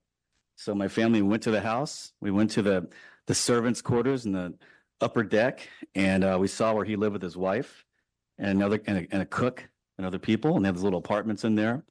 And the house was amazing. It was beautiful, and there was a very palatial street, wonderful, the classical Claremont street that you love. And I made a commitment to buy that house one day, but of course, that 20% down of a $6 million house, I got to work really hard, right? But in the meantime, why not replicate those living units? Because after this, right, my grandfather took advantage of that neighborhood, and he left that place and went down to South Berkeley and became the first Black realtor and became the guy that brought in all these Black people into Berkeley and other places, became very successful as a result of his interactivity with that neighborhood. So I know it works, right? And so that's why I wrote an article calling for this in 2017. And I believe, and this is why I ran for office, was to bring integration back into Berkeley. And so I've been really excited to see this, have it come together. I remember the night we voted for this in 2019. It was a tremendous night. I gave a good speech that night. It was a good one, and and this is our legacy, right? This my district in the city is home of the Fair Housing Act, Byron Rumford, whom my grandfather was friends with and worked with and was business partners with. This idea of zoning, these zoning protocols, they were called race zoning back in the day. It was called race zoning, and it rapidly spread across the country and around the world too. And so it's really wonderful that we are attacking it and we're addressing it. It works on so many levels. It works on an economic level. The resulting creation of these small units and their sale and rental produce a tax windfall for the city, which we will need. Allows new developers, women, and people of color to become developers, because it's much easier to make a little small building, a little small duplex if you're just starting out. The social benefits, of course, as you mentioned, you get access to the community. You become ownership, if we move that level of ownership as well. Starter homes, which you've called for this council for years now. The demolition ordinance is great. It protects people. We have the strongest tenant protections and demolition ordinance in the country, which is wonderful. That's helpful. And of course, the moral component and the overall sustainability of this community, especially if our ideas take root in other places. Right now, America and Berkeley and everywhere else is not sustainable. This is why you have radical people running for president and being supported everywhere, because we become so top heavy where the wealth is so upside down, this reverse pyramid, where the weight of wealth bears down on the poor tremendously. We're at that point now. And people think when I say wealth, I mean stocks and your salary. No, wealth is land. Wealth is land. And so the grip on land that we started here in your district where my grandfather lived, the grip on land we started there has resulted in this debt peonage system that we're trapped in. So that we have to have crazy rent tenant protections. We have to do the everything we can think of to prevent more people from slipping out the cracks and becoming homeless. And at the same time, you have a growing elderly population, the senior citizens living longer, getting poorer as they get older, unaffordable senior care, stuck in these big mansions. They could carve their houses up and stay in the home and have family, have people, whatever. Again, I'm just wondering what we're doing here, because looking at this map, it appears as if my district, which already bears the brunt of development, which already has apartment buildings on all up and down Shattuck and Ashby and everywhere else, the Ashby Bark, when we're doing great. We are fulfilling our demand. We are doing it. And same with Councilman Taplin's district. So are you, Councilman Kesterwani. We're the three of us. Also, I see you looking at me, Igor. Yeah, the four of us are doing it. We're making housing happen. We're making it happen nonstop. We are fulfilling our duty to the future and to this community. But it looks like this what we're doing here today is just maintaining that status quo and exempting the very resource neighborhoods from integrating. And that itself is not sustainable. So I'm really wondering what to do over here, because unless there's some way to incentivize other neighborhoods to receive the blessing of raucous development, I'm having trouble deciding what I'm going to do here. Councilman Trega. Thank you. Well, first of all, and I did just want to reiterate all the incredible work by staff. Thank you so much for working overtime for many years, many hearings on this proposal. Thank you also to the mayor and Councilmember Keserwani for coming together to put a proposal that I think does a great job of threading that careful needle. And lastly, last but not least, thank you to all the members of the public. My staff counted somewhere north of 1,000 written communications, and that was just written communications alone, not counting all of the participation today. And it does need to be kept in mind that not everyone had the luxury to spend hours providing public comment, because those who could be most impacted by in a good way by the opportunity to be housed closer to where they work were not able to be here. I will be supporting this motion. Good question. I will be supporting the Mayor Councilmember Keserwani motion. I do have a few suggested amendments that I will check in a moment to see if you would be friendly to them. I don't have a speech written down. I will just make a couple of general points. As an immigrant from Ukraine, Berkeley became home for me by way of being able to live in rent-controlled housing, including for some time the opportunity to live in what would be considered just 2 units above missing middle housing under this proposal. Gentle density. This is how Berkeley became my home. This is what gave me the opportunity to serve this community that I love. I want that opportunity for everyone. And I was just going back to a letter that I think I may have sent as then chair of the Sierra Club Northern Alameda County group. February 23rd, 2021. The Sierra Club wishes to express its conceptual support for the resolutions to end exclusionary zoning in Berkeley.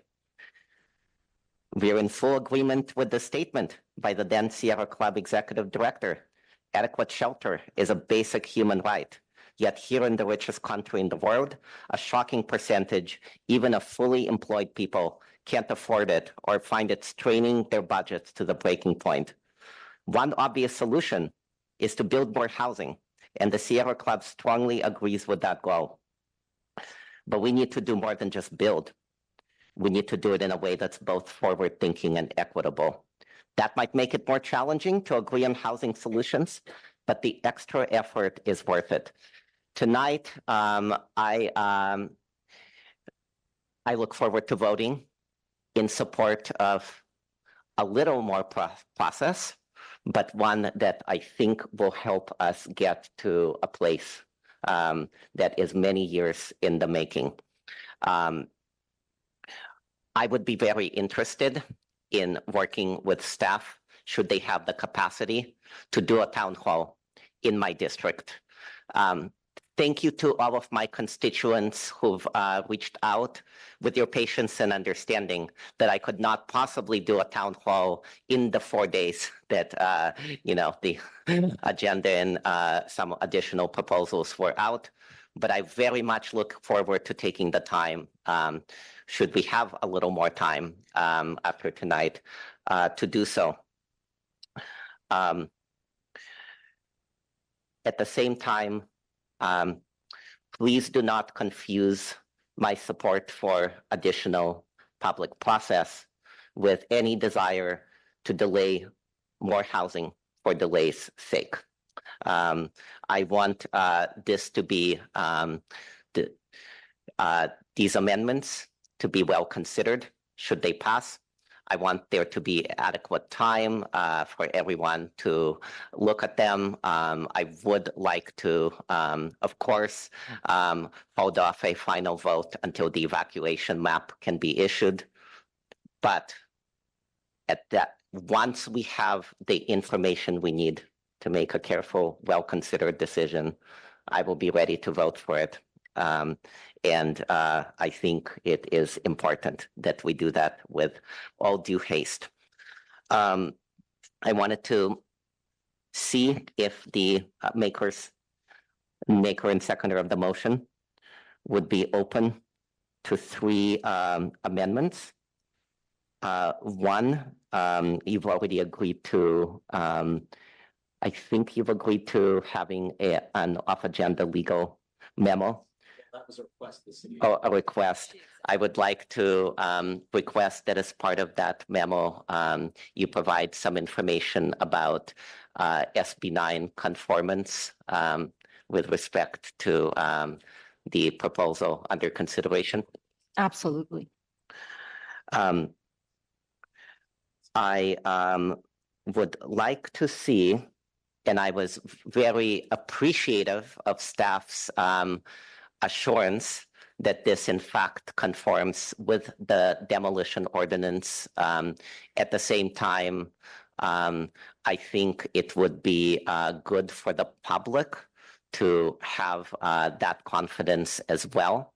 And so what I would like to request is whether staff in its analysis could just include something about how this conforms with the demolition ordinance. And I will be very specific.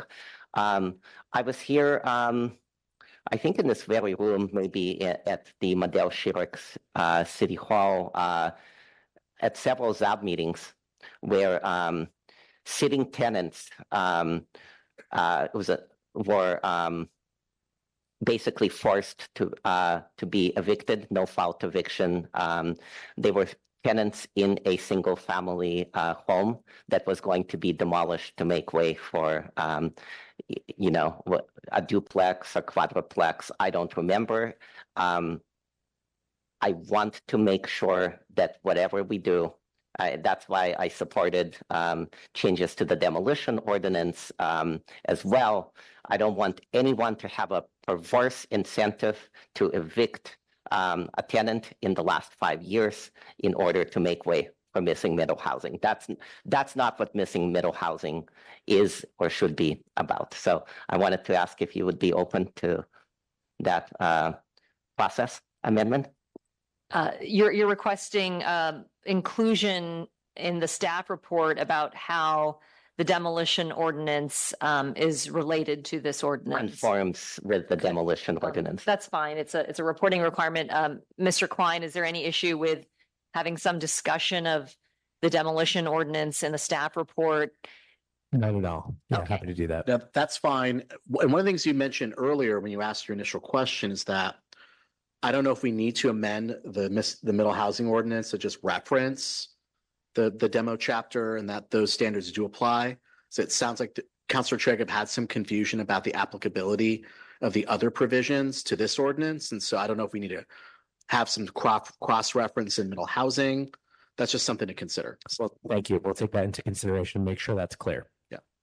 Great, thank you. And lastly, I wanted to see if the maker and seconder of the motion would be open to some discussion in the staff report around how this proposal deals with or addresses the principles of land value recapture, that 2017 resolution. But I want to be clear. I actually believe that land value, there's more land value for the types of larger housing projects. This is missing middle housing, and I completely understand that there would be more limited, if any, capacity to embrace those principles.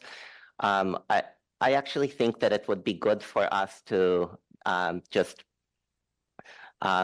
better understand holistically how these principles are imbued with respect to all types of multifamily housing that we approve. And I want to also just note that to me, just the very act of building housing is in and of itself a community benefit.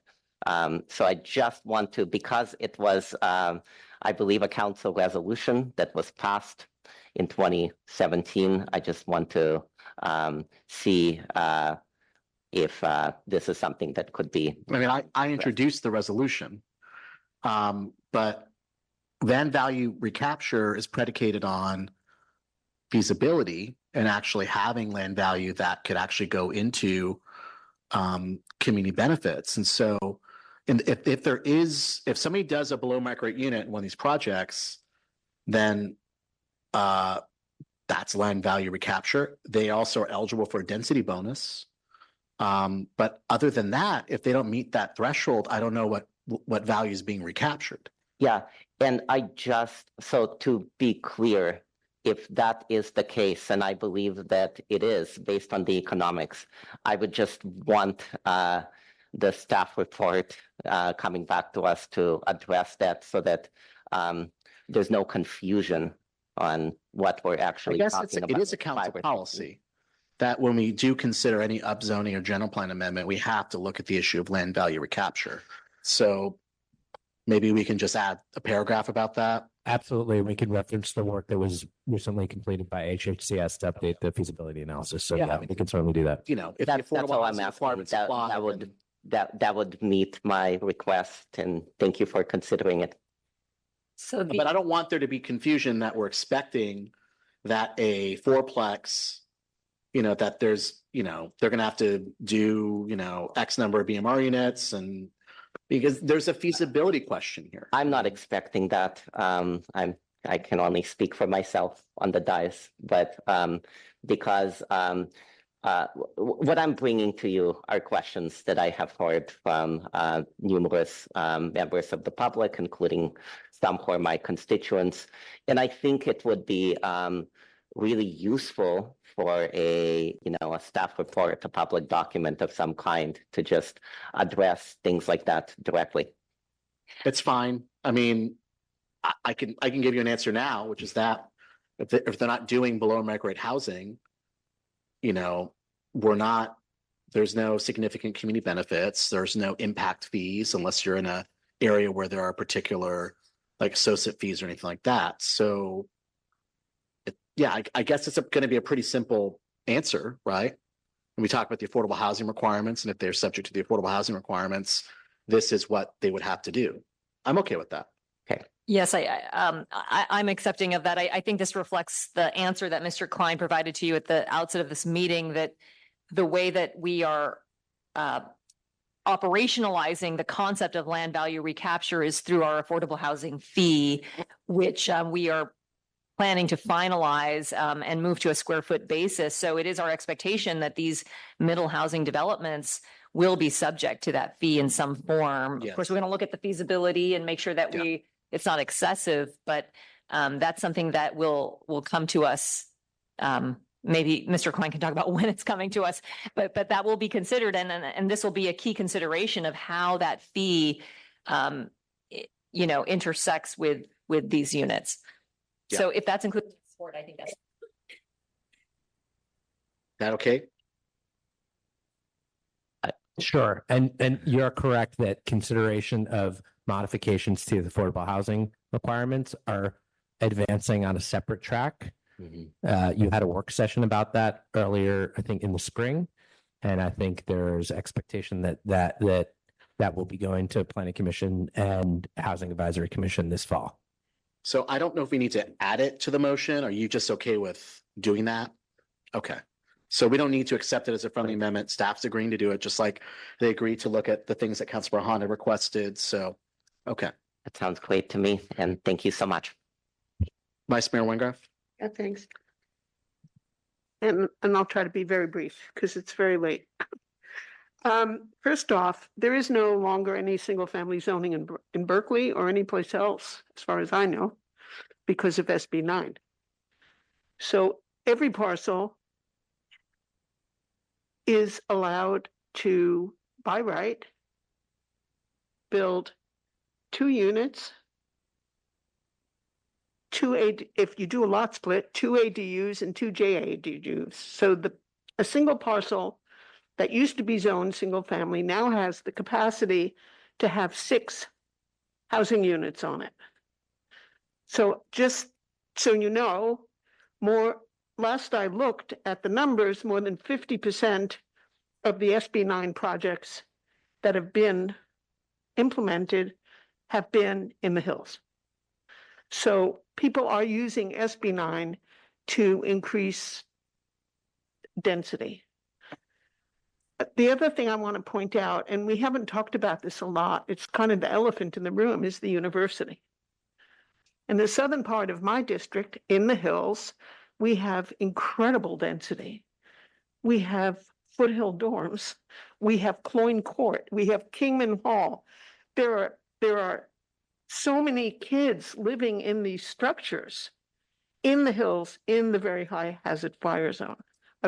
And with only one street, First Avenue, which is divided, right, and only has a width of 18 feet to get out. There's huge amounts of density in by the university, but in the hills and in the very high hazard fire zone. And frankly, I don't know what the university's evacuation plan is.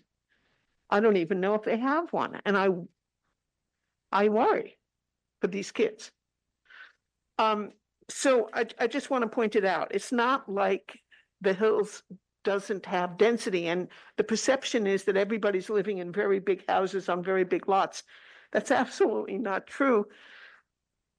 It's invisible, but many of the houses that you think are single-family houses are actually not single-family. They're duplexes and triplexes. They look like single-family homes from the street, but they're not.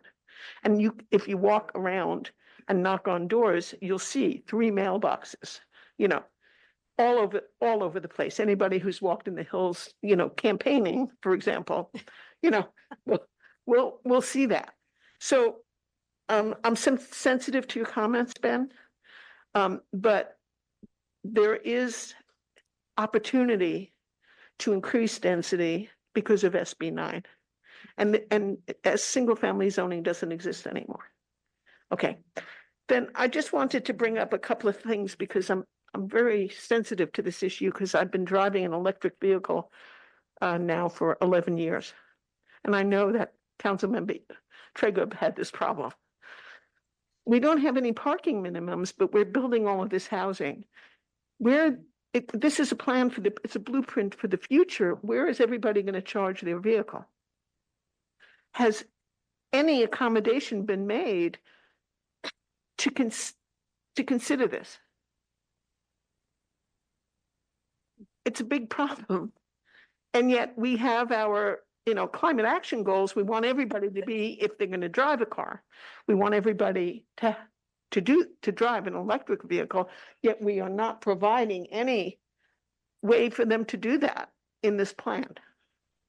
So I would like some consideration to be given when you design and when you zone this for charging stations.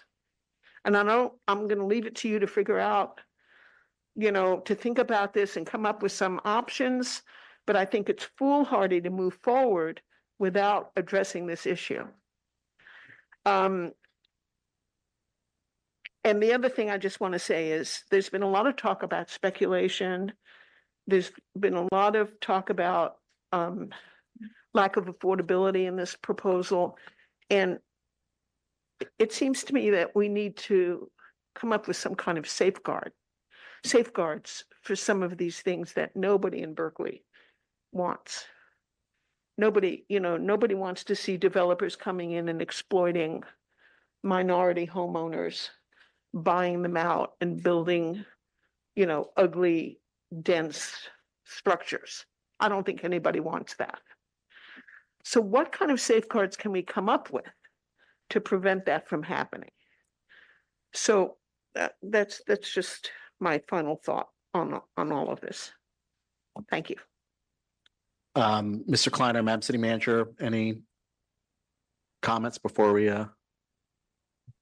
proceed to a vote? We asked you for deliberation and direction on this, and we got some fantastic comments and feedback, and we have a lot of work cut out for us. Very much appreciate all of your deliberation this evening. Thank you. Okay. That's 172-page report. Sounds like it's going to be probably 200 pages now, but it's important to have all this information because I think we need to know, the community needs to know all the different aspects of how this proposal relate to existing laws and the impact it's going to have on our community. And I appreciate all the suggestions. I think these are all very important, relevant things for us to consider. So I'm going to ask the clerk's help, but the substitute motion by Luna Parra, seconded by Humbert, is to, I guess, approve the ordinance because this reflects the Planning Commission version, correct? It is to recommend to staff to develop an ordinance. Amending the general plan based on the Planning Commission recommendation. Okay. For R1, R1A, R2, R2A, and MUR. Yeah, to refer to staff to bring back the Planning Commission version of the mental housing ordinance, but to defer applicability to the R1H area until after the results of the evacuation study are presented to the City Council. Yes, only R1H, not the entire hillside. So it applies, you're applying it to R2H. R2H and R3H. Included. So that's where all the students live. Yes. Okay. Okay, so that's the motion, substitute motion. And if we can please call the roll. Yes. Before we get into the roll call, Councilmember Luna Parra, did you have any further amendments, or is it just a PC version exempting the R1H until we get the evacuation study?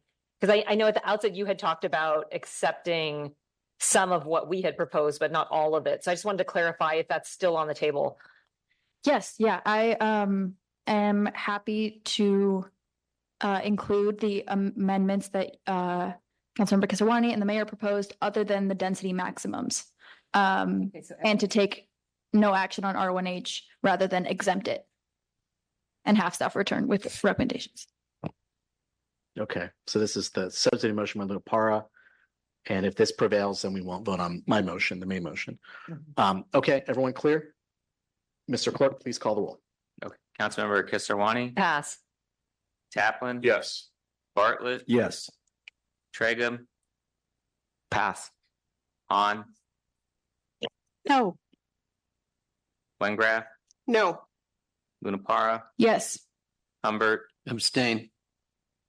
Mayor Arreguín. Abstain. Councilmember Kesarwani. Abstain. Councilmember Tragum. Abstain. Okay, that motion fails. Okay, so now it's in order for us to take up the main motion, the Arreguín Kesarwani motion with all the amendments. Please don't ask me to read all of them. Clerk, did you capture all that stuff?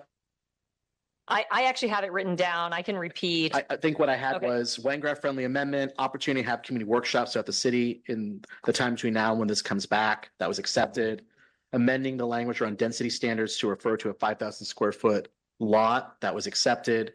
Requesting more general plan analysis in the report. That was accepted.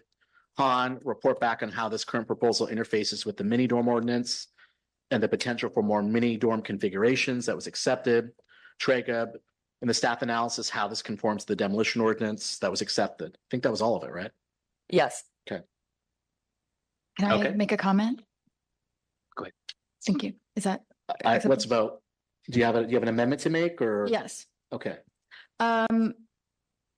So I just want to point out that with a 5,000 square foot lot, you get 9,000 square feet of building. The dwelling unit maximum right now allows 5 units. So 9,000 divided by 5 is 1,800 square foot per unit. I just believe that units should be able to be smaller than 1,800 square feet. And I'm wondering if we can increase the dwelling unit maximum Is that it a is currently maximum? proposed. Yes, these are maxes. Yeah. So, Not a so Councilmember Luna Parra, they can choose to not maximize the building envelope and create smaller units. They can still do the 5 units. They could be smaller though, but they couldn't do more than 5. Right, but that's what I'm saying. I'm thinking that I believe that we should be able to have more units that are smaller. They can use the density bonus. They should be able to do that on top of it, is my opinion. I'm wondering if there's any possibility to increase the dwelling unit maximum. You know, I'm comfortable with this coming back and we can consider whether to adjust the maximum density at that time. So this is not a final vote. Just asking staff to come back with an ordinance. When this comes back, whenever it comes back in the next couple of months after the tribal consultation, we can consider this or any other aspects of what would be appropriate density standards at that time. Right. I would concur that this is the staff direction for now, knowing that this is not the first reading of the ordinance. It's not. So- Contrary to what people may think, we're not taking final action today. This is to give staff direction to come back with a revised ordinance. Well, the public hearing is extended. We're going to have workshops. There's going to be an opportunity for more input. And we can certainly consider that issue when this comes back. Okay, please call the roll. Councilmember Kesarwani, Yes. Taplin, Yes. Bartlett, Yes. Tregub, Aye. Han, Yes. Wengraf, Yes. Luna Parra, Yes. Humbert, Yes. and Mayor Argy. Yes. Okay. motion Okay, that motion carries. That completes our 3:30 special city council meeting. Let's go briefly to Let's adjourn The the. meeting 5:30 density to adjourn bonus. the meeting. I move to adjourn. Is there a second? Second. Any objection? No, we kept the public hearing open. Any objection to closing the 3:30, adjourning the 3:30 special meeting? Hear no objection. The meeting is adjourned.